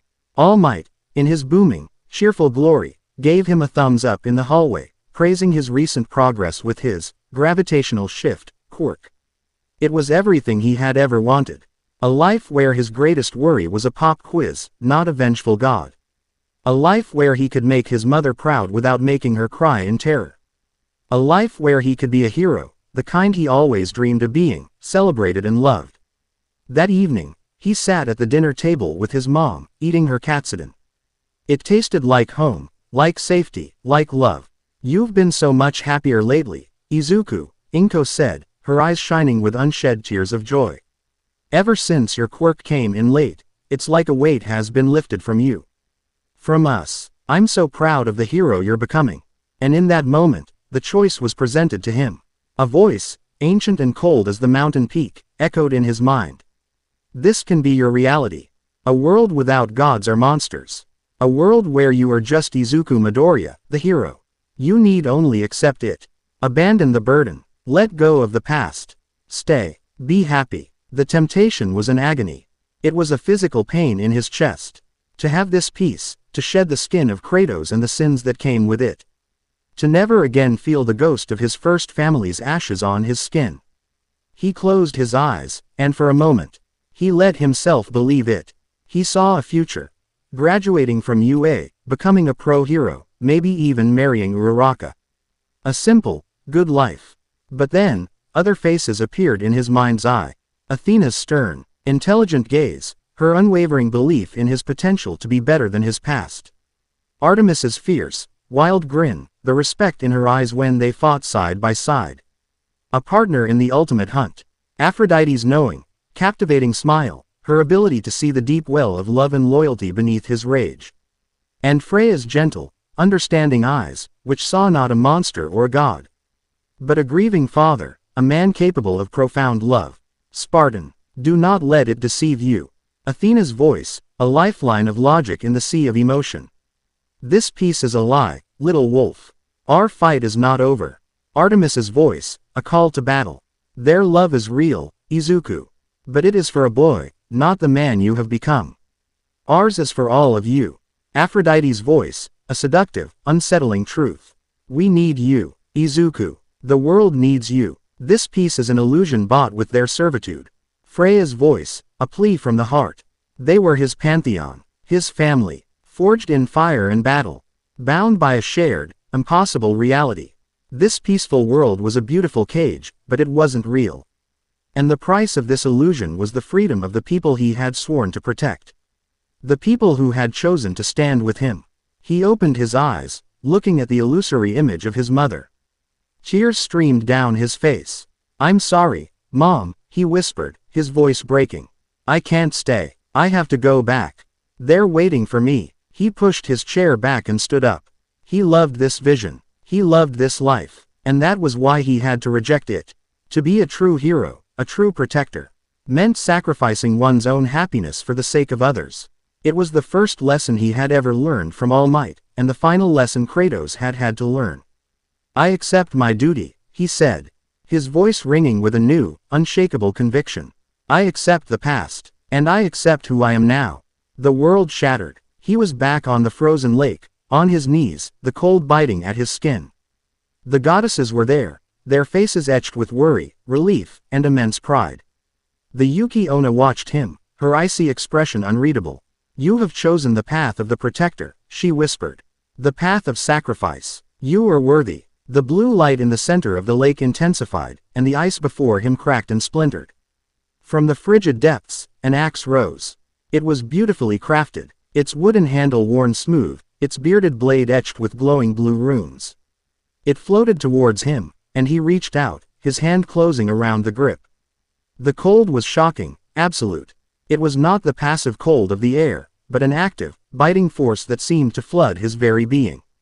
It was the polar opposite of the blade's searing heat. Holding it, he fell. The Leviathan axe's essence settled within him, a sense of immense power, but a power that was controlled, disciplined, and utterly focused. The rage of Sparta was still there, a fire in his core, but it was now tempered by the killing frost of Fimbulwinter. He felt balanced. He held the fire and the ice, the rage and the control. He was whole. He stood, the Leviathan axe in one hand, the blades of chaos manifesting in a swirl of fire in the other. He was no longer just the ghost of Sparta reborn. He was not just Izuku Midoriya with a strange power. He was something new. His power has stabilized, Athena noted. Her voice filled with awe and groan. As if on cue, the sky above the caldera darkened. The air crackled with familiar static. A dozen figures, clad in the black and gold armor of Zeus's elite Praetorian Guard, teleported onto the rim of the caldera, their energy lances crackling with stolen lightning. The Spartan has a new toy, their leader sneered, his voice amplified by his helmet. The director sends his regards. And your death warrant. Artemis notched an arrow, a predatory smile spreading across her face. They're too late. Izuku looked at his allies, his family. He gave them a nod. A silent promise. Then he turned to face the ambush. He raised the Leviathan axe, and the air around them plunged into an impossible cold. Snow began to fall, not in gentle flakes, but in a swirling, violent blizzard that erupted from him as the epicenter.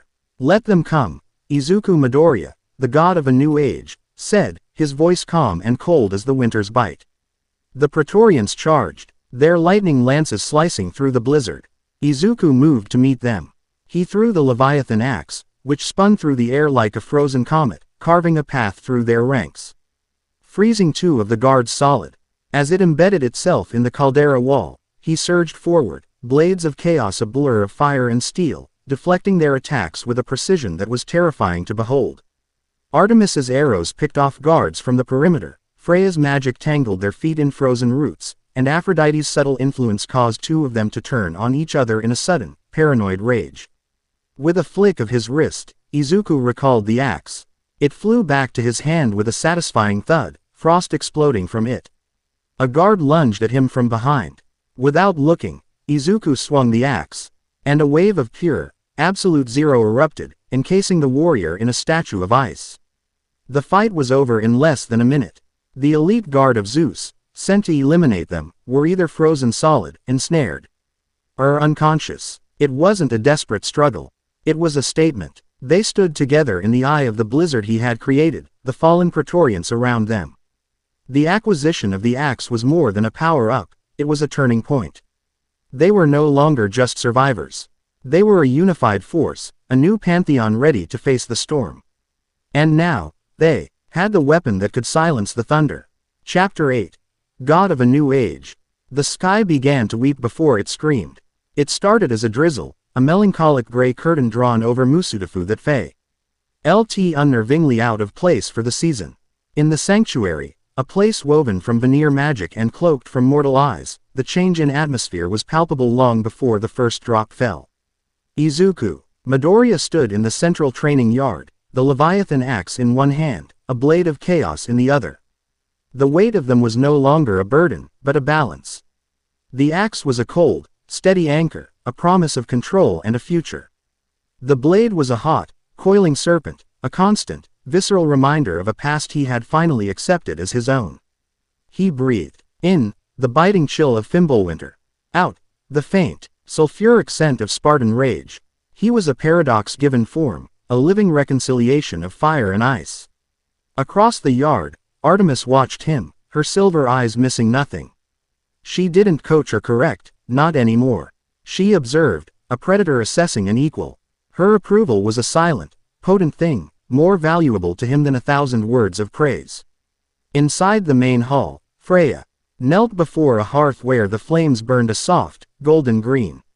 Her eyes were closed, her hands resting on the polished floorboards, feeling the pulse of the world. She had been quiet all morning, a deep frown etched between her brows. The earth was agitated. The wind carried a current of wrongness. Athena and Aphrodite were engaged in a quiet war over a holographic interface projected between them. News feeds and data streams scrolled at impossible speeds. Hisashi's public support has cratered by another 12% since the Island footage leaked, Aphrodite noted, a satisfied smile playing on her lips. She tapped a sequence on the display, and a dozen articles from competing news outlets appeared, all using carefully selected, unflattering photos of the Pantheon Commission's director. The narrative is set. He's no longer the charismatic visionary, he's a paranoid tyrant who militarized a civilian research facility. My work is done. Your work has agitated him, Athena countered. Her voice calm but sharp as honed steel. Her gaze was fixed on meteorological charts that made no sense. A low-pressure system had materialized over the city from nothing. A cornered serpent is at its most venomous. He has lost the battle for public opinion. He will now abandon it entirely.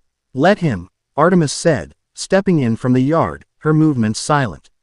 Let him show his true face. It will be easier to put an arrow through it. Izuku followed her in, placing the axe and blade on their respective magnetic mounts on the wall. The weapons hummed softly, a dueling chorus of frost and flame. Athena is right, he said, his voice now carrying a quiet authority that silenced them all. It was the voice of a boy who had wanted to save people, tempered into the gravelly certainty of a general who knew how. He's not just a serpent. He's a king who has lost his kingdom. He won't slither away. He'll try to burn it all down so no one else can have it. As if summoned by his words, Freya's eyes snapped open. A tremor ran through the sanctuary, not from the earth, but from the magic that sustained it. The green-gold flames in the hearth flared violently, turning a sickly, ozone-tinged blue. It's here, she whispered, a new, terrifying urgency in her tone. It's not weather, it's power, old power, arrogant and furious. On the holographic display, the meteorological map turned blood red. The pressure had dropped to impossible levels directly over the city center. Athena's face went rigid. Target designation. Hero Public Safety Commission headquarters. He's not running. He's staging a coup. The drizzle outside became a downpour, then a deluge. The sky didn't just darken. It bruised, turning a shade of violent purple and churning yellow. The first crack of thunder was not a distant rumble but a deafening, bone-shattering explosion that felt like the sky itself had cracked in two. It was a sound of pure, divine rage. He's using the storm as cover, Artemis snarled, her hand already reaching for the bow slung across her back. The heroes will be focused on civilian evacuation and disaster relief. They'll be blind to the real threat. Then we will be their eyes, Athena commanded, her mind already a whirlwind of strategy. She turned to the four of them, a general addressing her war council. Aphrodite, you are our first line of defense. Not with arrows, but with words. Get into their communications network. The commission loyalists, the heroes, the emergency services. Sow confusion amongst Hisashi's forces. Redirect the heroes. Create openings. Be the ghost in their machine. Quote, Aphrodite's eyes gleamed with a dangerous light. Chaos is my favorite art form. Artemis, you are the scalpel. Hisashi will have elite units, hunters like the one we faced. Positioned to eliminate key infrastructure and heroes who get too close. You will hunt the hunters. Stay high, stay mobile, and leave no witnesses. The huntress gave a feral grin. With pleasure. Freya, Athena continued, her voice softening slightly. You are the shield. This storm, it is a weapon. It will tear the city apart. The loss of life will be catastrophic. You must contain it. It is an impossible task. Quote, Freya rose to her feet, her expression serene but her eyes burning with Vanir power. My son died because of a god's rage. I will not allow another family to suffer the same. I will hold it back. Her gaze shifted to Izuku. His face was a mask of calm, but his hands were clenched into fists at his sides. The fiery marks of the blades of chaos on his forearms glowed with a soft, pulsing light. Izuku, Athena said, and all strategy fell away, leaving only the weight of their shared history. He will be waiting for you. This is what it has all led to. The rage of Sparta against the tyranny of Olympus. He will want to make this a personal battle. It always has been, Izuku replied, turning to the wall. He reached out, his hands closing around the familiar leather grips of his weapons.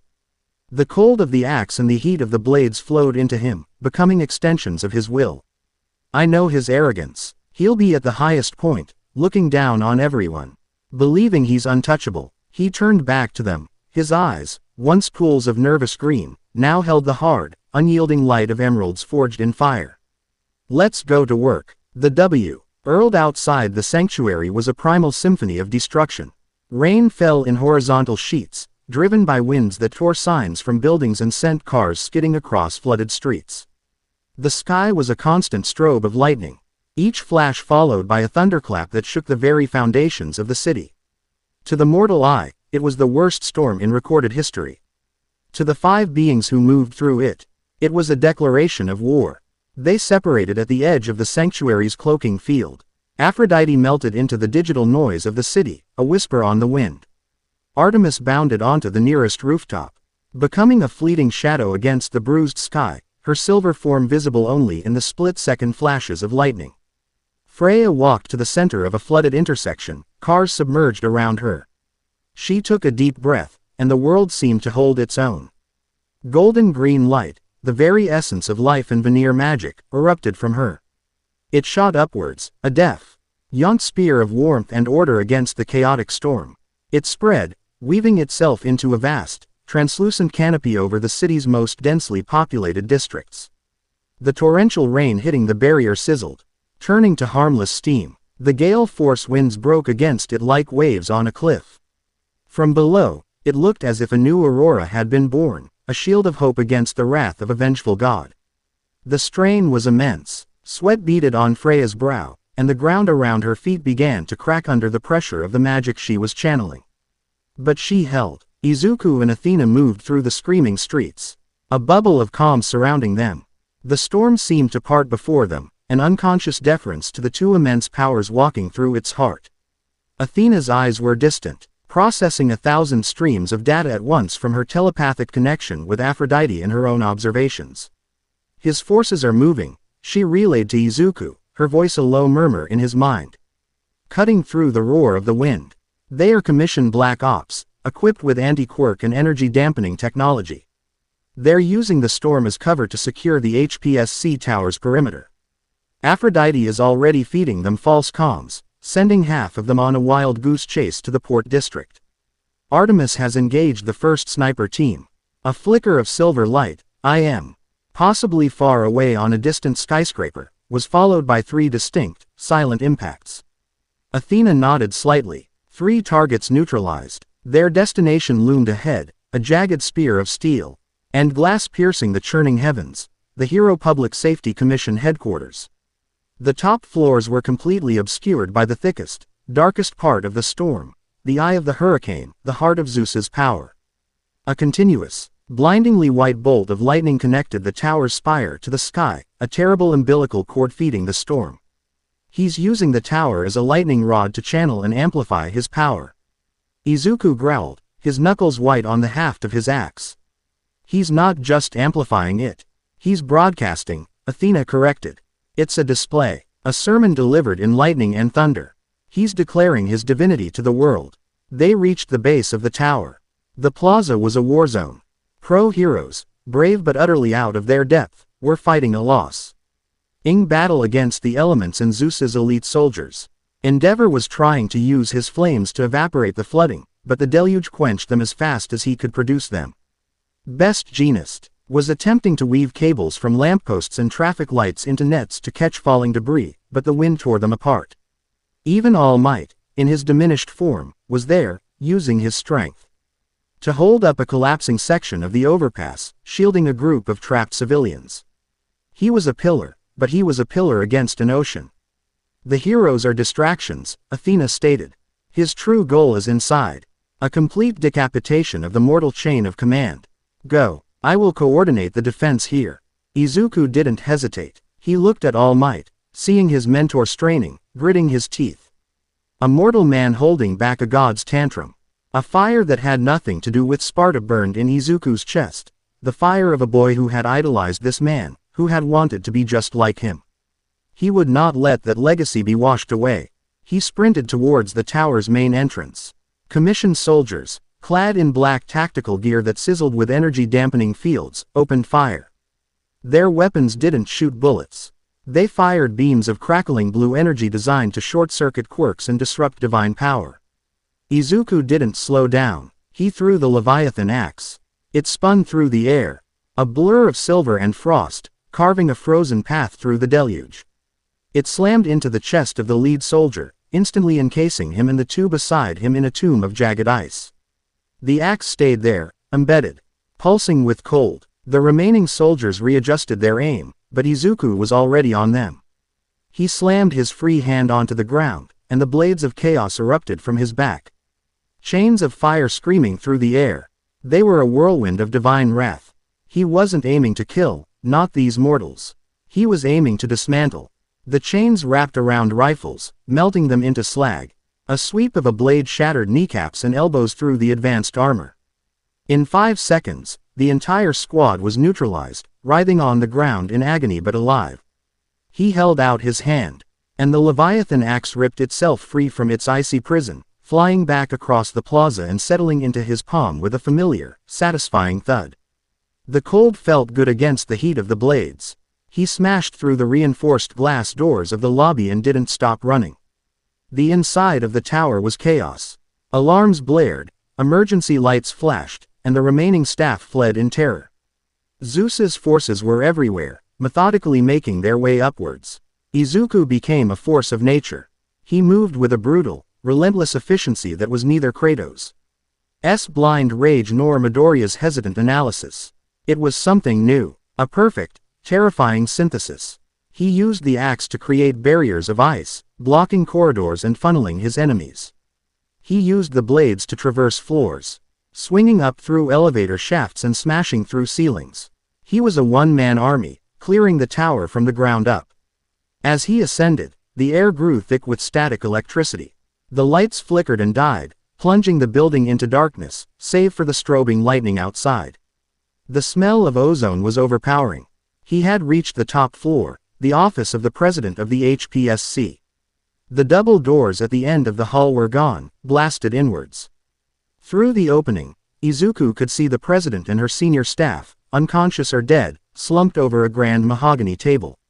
And standing before the shattered floor-to-ceiling window, looking out at the storm he commanded, was the source of it all. It was not Director Kaminari Hisashi. The charming, politically manicured suit was gone. In its place stood a figure of pure, arrogant power. He was taller, his body crackling with contained lightning. His hair seemed to be woven from white-hot energy.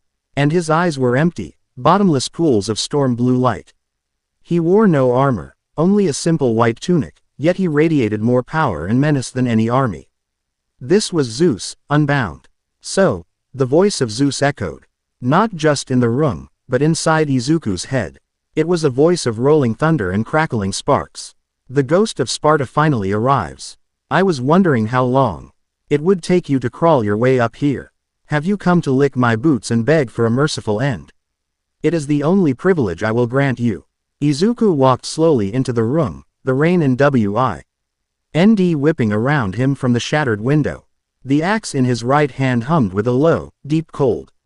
The blade in his left burned with silent fury. I've met a lot of kings who thought they were gods, Izuku said. His voice a low growl. And I've met a lot of gods who thought they were kings. They're all the same, arrogant, loud, and they all end up in the same place. Zeus laughed, a sound like mountains breaking apart. You speak of the past, you pathetic creature. A past where you were nothing but a blunt instrument, a mad dog eye, and the others pointed at our enemies. You were a tool, Spartan. Nothing more. And when you were no longer useful, we cast you aside. He turned, his storm blue eyes fixing on Izuku, and the sheer pressure of his gaze felt like a physical weight. Look at this world. This mistake. Billions of mewling mortals granted a fraction of our power, and what do they do with it? They create chaos. They play at being heroes and villains, a childish game that threatens to tear this planet apart. They are an infection. I am the cure. I will restore order. The divine order. With me as its absolute ruler. You want to rule a graveyard, Izuku countered, taking a step forward. You don't care about order. You care about control. About kneeling. You're not a king. You're a tyrant. Semantics. Zeus roared, and the sky outside roared with him. A bolt of lightning, thick as a skyscraper, slammed into the tower, and the entire building groaned in protest. The energy flowed into Zeus, making his form shimmer and glow with unbearable brightness. I offered you a place, Spartan. A chance to be my right hand. My enforcer. The glorious position you were born for. But the mortal filth has infected you. That pathetic boy's weakness still clings to your soul. That boy's weakness, Izuku retorted, his voice rising, is the only thing that makes me stronger than you. Zeus's patience finally snapped. Enough. He didn't move. He simply raised a hand, and a bolt of pure white lightning erupted from his palm. It wasn't a natural phenomenon. It was focused will, a spear of divine judgment. Izuku reacted on instinct, a flicker of movement honed over 2 lifetimes of combat. He brought the Leviathan axe up, not to block, but to catch. The flat of the blade met the lightning, and for a heart-stopping second, the weapon glowed white-hot, absorbing the cataclysmic energy. Frost exploded outwards from the point of impact, coating the floor in a sheet of ice. The force of it threw Izuku back several feet, his boots skidding on his own frozen battlefield. Before he could recover, Zeus was on him. He moved with the speed of a thunderclap, his fist wreathed in electricity, aimed directly at Izuku's head. Izuku ducked, the blow sailing over him and smashing into the wall behind, leaving a spiderweb of cracks and a car-sized crater. Izuku swung the blade of chaos in a low arc, aiming to sever Zeus's legs. The god was no longer there. He was back by the window, an amused, cruel smile on his face. You are fast, monster, Zeus taunted. But I am lightning itself. The fight became a blur of elemental fury. Zeus didn't fight like a brawler, he fought like a storm. He threw chain lightning that leapt from wall to wall, forcing Izuku to stay constantly mobile. He summoned orbs of crackling energy that detonated with the force of grenades. The entire top floor of the HPSC tower became their arena, and it was being systematically torn apart. Izuku was forced onto the defensive. He used the axe as his shield, its ancient runes glowing as they absorbed the worst of the electrical attacks. He used the blades as his anchor, the chains lashing out to grapple onto debris, pulling him out of harm's way at the last possible second. It was a desperate, chaotic dance of survival. He is testing you, Athena's voice cut through the roaring chaos in his mind. He's gauging your limits, trying to find a weakness. Do not let your rage consume you. Remember your training. Zeus saw a flicker of distraction in Izuku's eyes. He seized it. He vanished and reappeared directly in front of Izuku, his hand clamped around Izuku's throat, lifting him off the ground. The electricity that coursed through Zeus's body now flooded into Izuku, a tortuous, searing agony that felt like every nerve was being set on fire. Remember this feeling, Spartan. Zeus hissed, his face inches from Izuku's. This is the power of the king of the gods.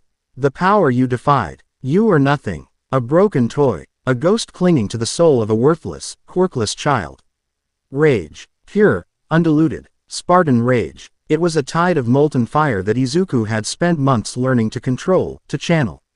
But in the face of this agony, this supreme arrogance, the dams began to break. The memories of Kratos flooded his mind. The betrayal on the summit of sacrifice, the cold indifference of the gods, the endless, grinding cycle of violence. The blades of chaos on his arms flared. The divine fire burning so hot it turned from red to white.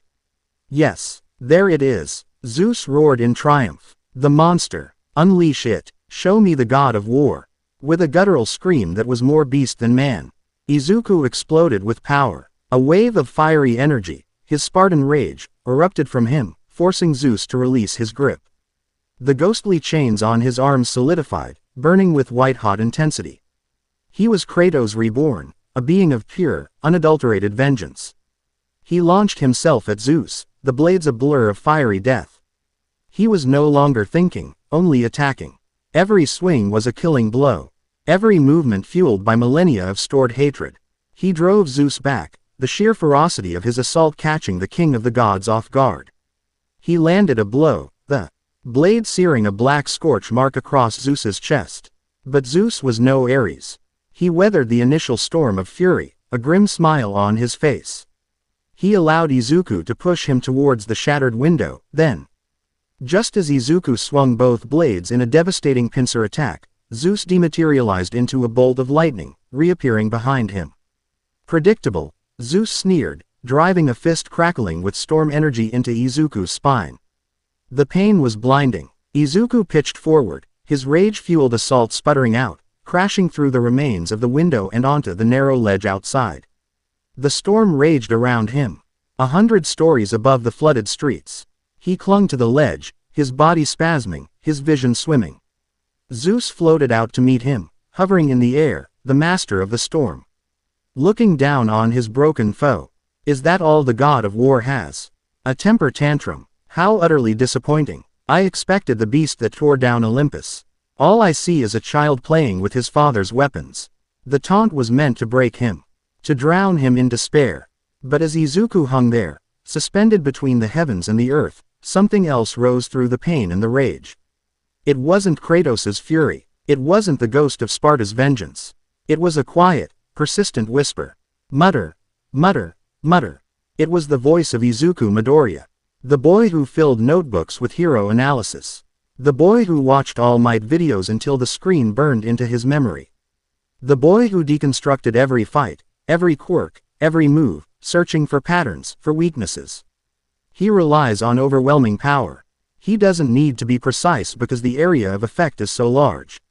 But it takes a fraction of a second, a quarter of a second, maybe, for him to gather the energy for a major bolt.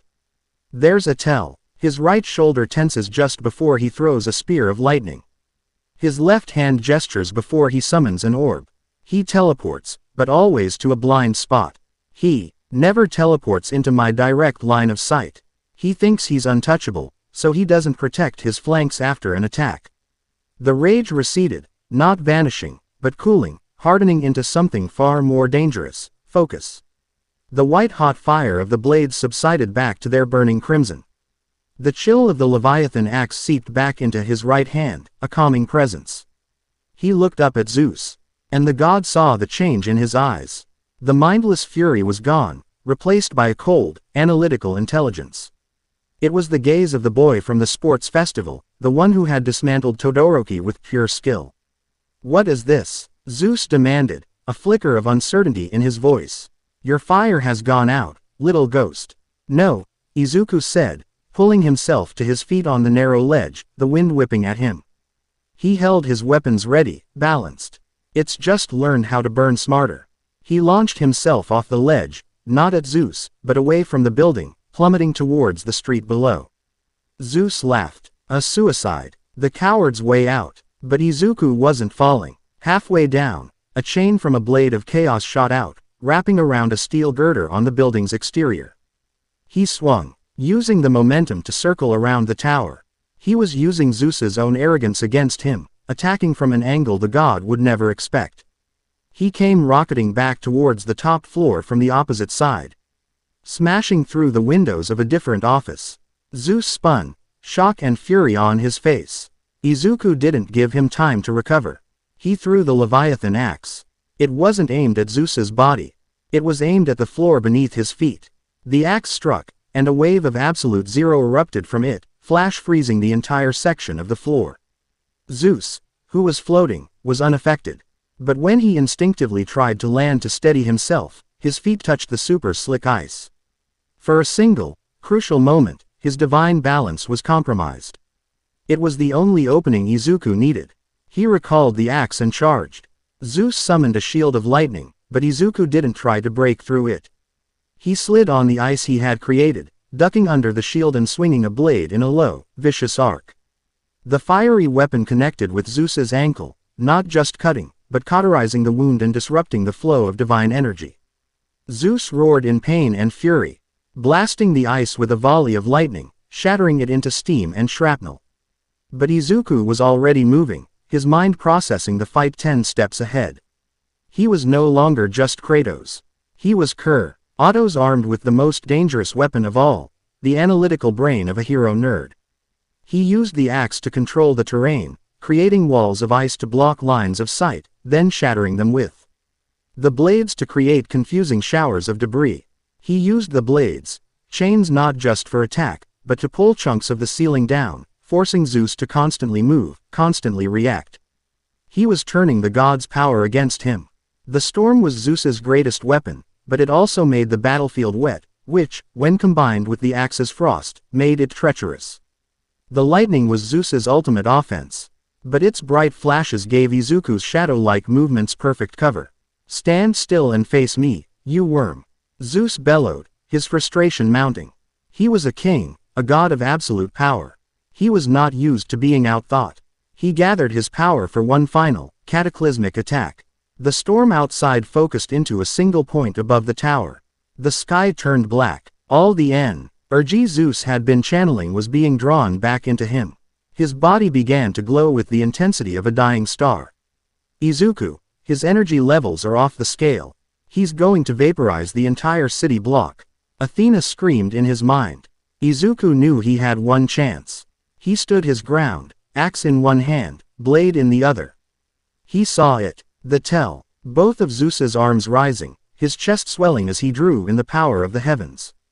It was his ultimate attack, but it was also his moment of greatest vulnerability. Izuku threw the Leviathan axe with all his might. It spun through the air, not at Zeus, but high above him, into the vortex of the storm.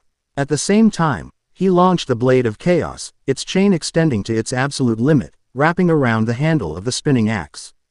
He pulled. He used the chain of the blade to alter the trajectory of the axe in midair, pulling it down like a meteor, directly on top of the unsuspecting Zeus.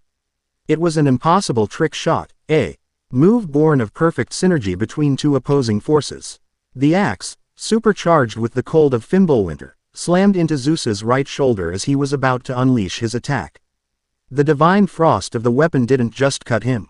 It plunged into his very essence, a wave of numbing cold that smothered the storm within him. His connection to the heavens, to the storm he commanded, was instantly and violently severed. The lightning around him sputtered and died. Before Zeus could even register what had happened, Izuku was there. The god's ultimate attack had been snuffed out, leaving him momentarily defenseless. Kratos' instincts screamed for the kill. A single thrust with the remaining blade would end it, would finish the cycle of vengeance. He could see the fear in Zeus's eyes, same fear he had seen in the eyes of so many gods before. But Izuku Midoriya held the blade back. He looked into the eyes of his ancient enemy and saw not a god, but a frightened, power-hungry man. And he made a choice. He would not be the god of war. Not anymore. With a final, resolute cry, he lunged forward. But he didn't stab. He slammed the flat of the fiery blade against Zeus's left shoulder, while simultaneously recalling the axe, which ripped free from the right. The combined impact of searing heat and absolute cold, applied directly to the conduits of his divine power, created a feedback loop. Zeus screamed, a sound of pure agony as his own power turned on him, burning him from the inside out. The light in his eyes flickered and died. The crackling energy that wreathed his body dissolved into nothing. He collapsed to the floor, his form shrinking, the divine power that had defined him for eons stripped away, leaving only the mortal shell of Kaminari Hisashi, gasping and broken. Izuku stood over him, breathing heavily, his weapons hanging at his sides. "It's over," Izuku said, his voice quiet but echoing with finality. "The old ways, the patricide, the tyranny, the endless cycle of gods killing gods. It ends. Now." The storm outside broke. The black clouds parted, the deluge softened to a gentle rain, and a single, defiant ray of sunlight pierced through, illuminating the ruined office.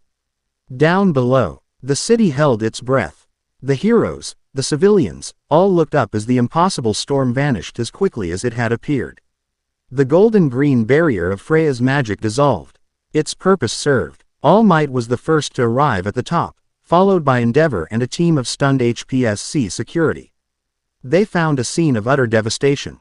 And in the center of it, a boy standing over the unconscious form of the man who had, until an hour ago, been one of the most powerful figures in Japan. Izuku didn't resist. He simply pointed at the powerless Hisashi with the tip of his axe. "He's all yours." The world changed in that moment. The footage from inside the tower, the testimony of the heroes on the ground, the irrefutable evidence of a man commanding a hurricane, it all came out. The secret was broken forever. Gods were real. They walked among them. Izuku Midoriya, the quirkless boy from Musudafu, became the most famous, and most feared, person on the planet. He was hailed as a savior, the hero who stopped a divine tyrant. He was also viewed with deep-seated terror, a being with the power to fight gods, a power no one understood. Days later, when the chaos had subsided into a nervous new reality, the five of them stood on the roof of the sanctuary, which now felt less like a hideout and more like a home. The city below was already rebuilding, the sounds of construction a testament to its resilience. Freya stood beside him, her hand resting on his arm, a silent, steadying presence. Artemis leaned against the ledge, her sharp eyes scanning the horizon. Ever the guardian, Aphrodite was on her phone, a small smile on her face as she single-handedly dismantled the rest of the Pantheon Commission's corporate and political structures through stocks and scandal. Athena stood slightly behind them all, the strategist watching her plan come to a successful, if chaotic, conclusion. "They're calling you a god," Freya said softly, her eyes on the city below. "I'm not," Izuku replied immediately. "And neither are we. Not anymore." Athena stepped forward. "They need a name for us. Something to call the power that saved them. Let them call us guardians," Artemis suggested, not taking her eyes off the skyline. "Protectors." Izuku looked at each of them. The wise warrior, the grieving mother, the wild huntress, the master of hearts. They had come together as a necessary alliance for survival. But somewhere in the crucible of battle, in the trials of ice and fire, they had become something more. A family, a new pantheon, forged not of blood and betrayal, but of choice and sacrifice. He reached out, and Freya took his hand. Then Artemis took his other. Aphrodite pocketed her phone, her fingers intertwining with Freya's. Athena completed the circle, her hand resting gently on Izuku's shoulder. They stood together, five beings who had straddled two worlds, looking out at the city they had saved. "A pantheon of guardians," Izuku said, a faint smile touching his lips for the first time in what felt like an eternity. "I like the sound of that." He was not Kratos, the ghost of Sparta. He was not just Izuku Midoriya, the boy who wanted to be a hero. He was the anchor, the leader, the center of this strange new family. He was their god of a new age, and their work was just beginning.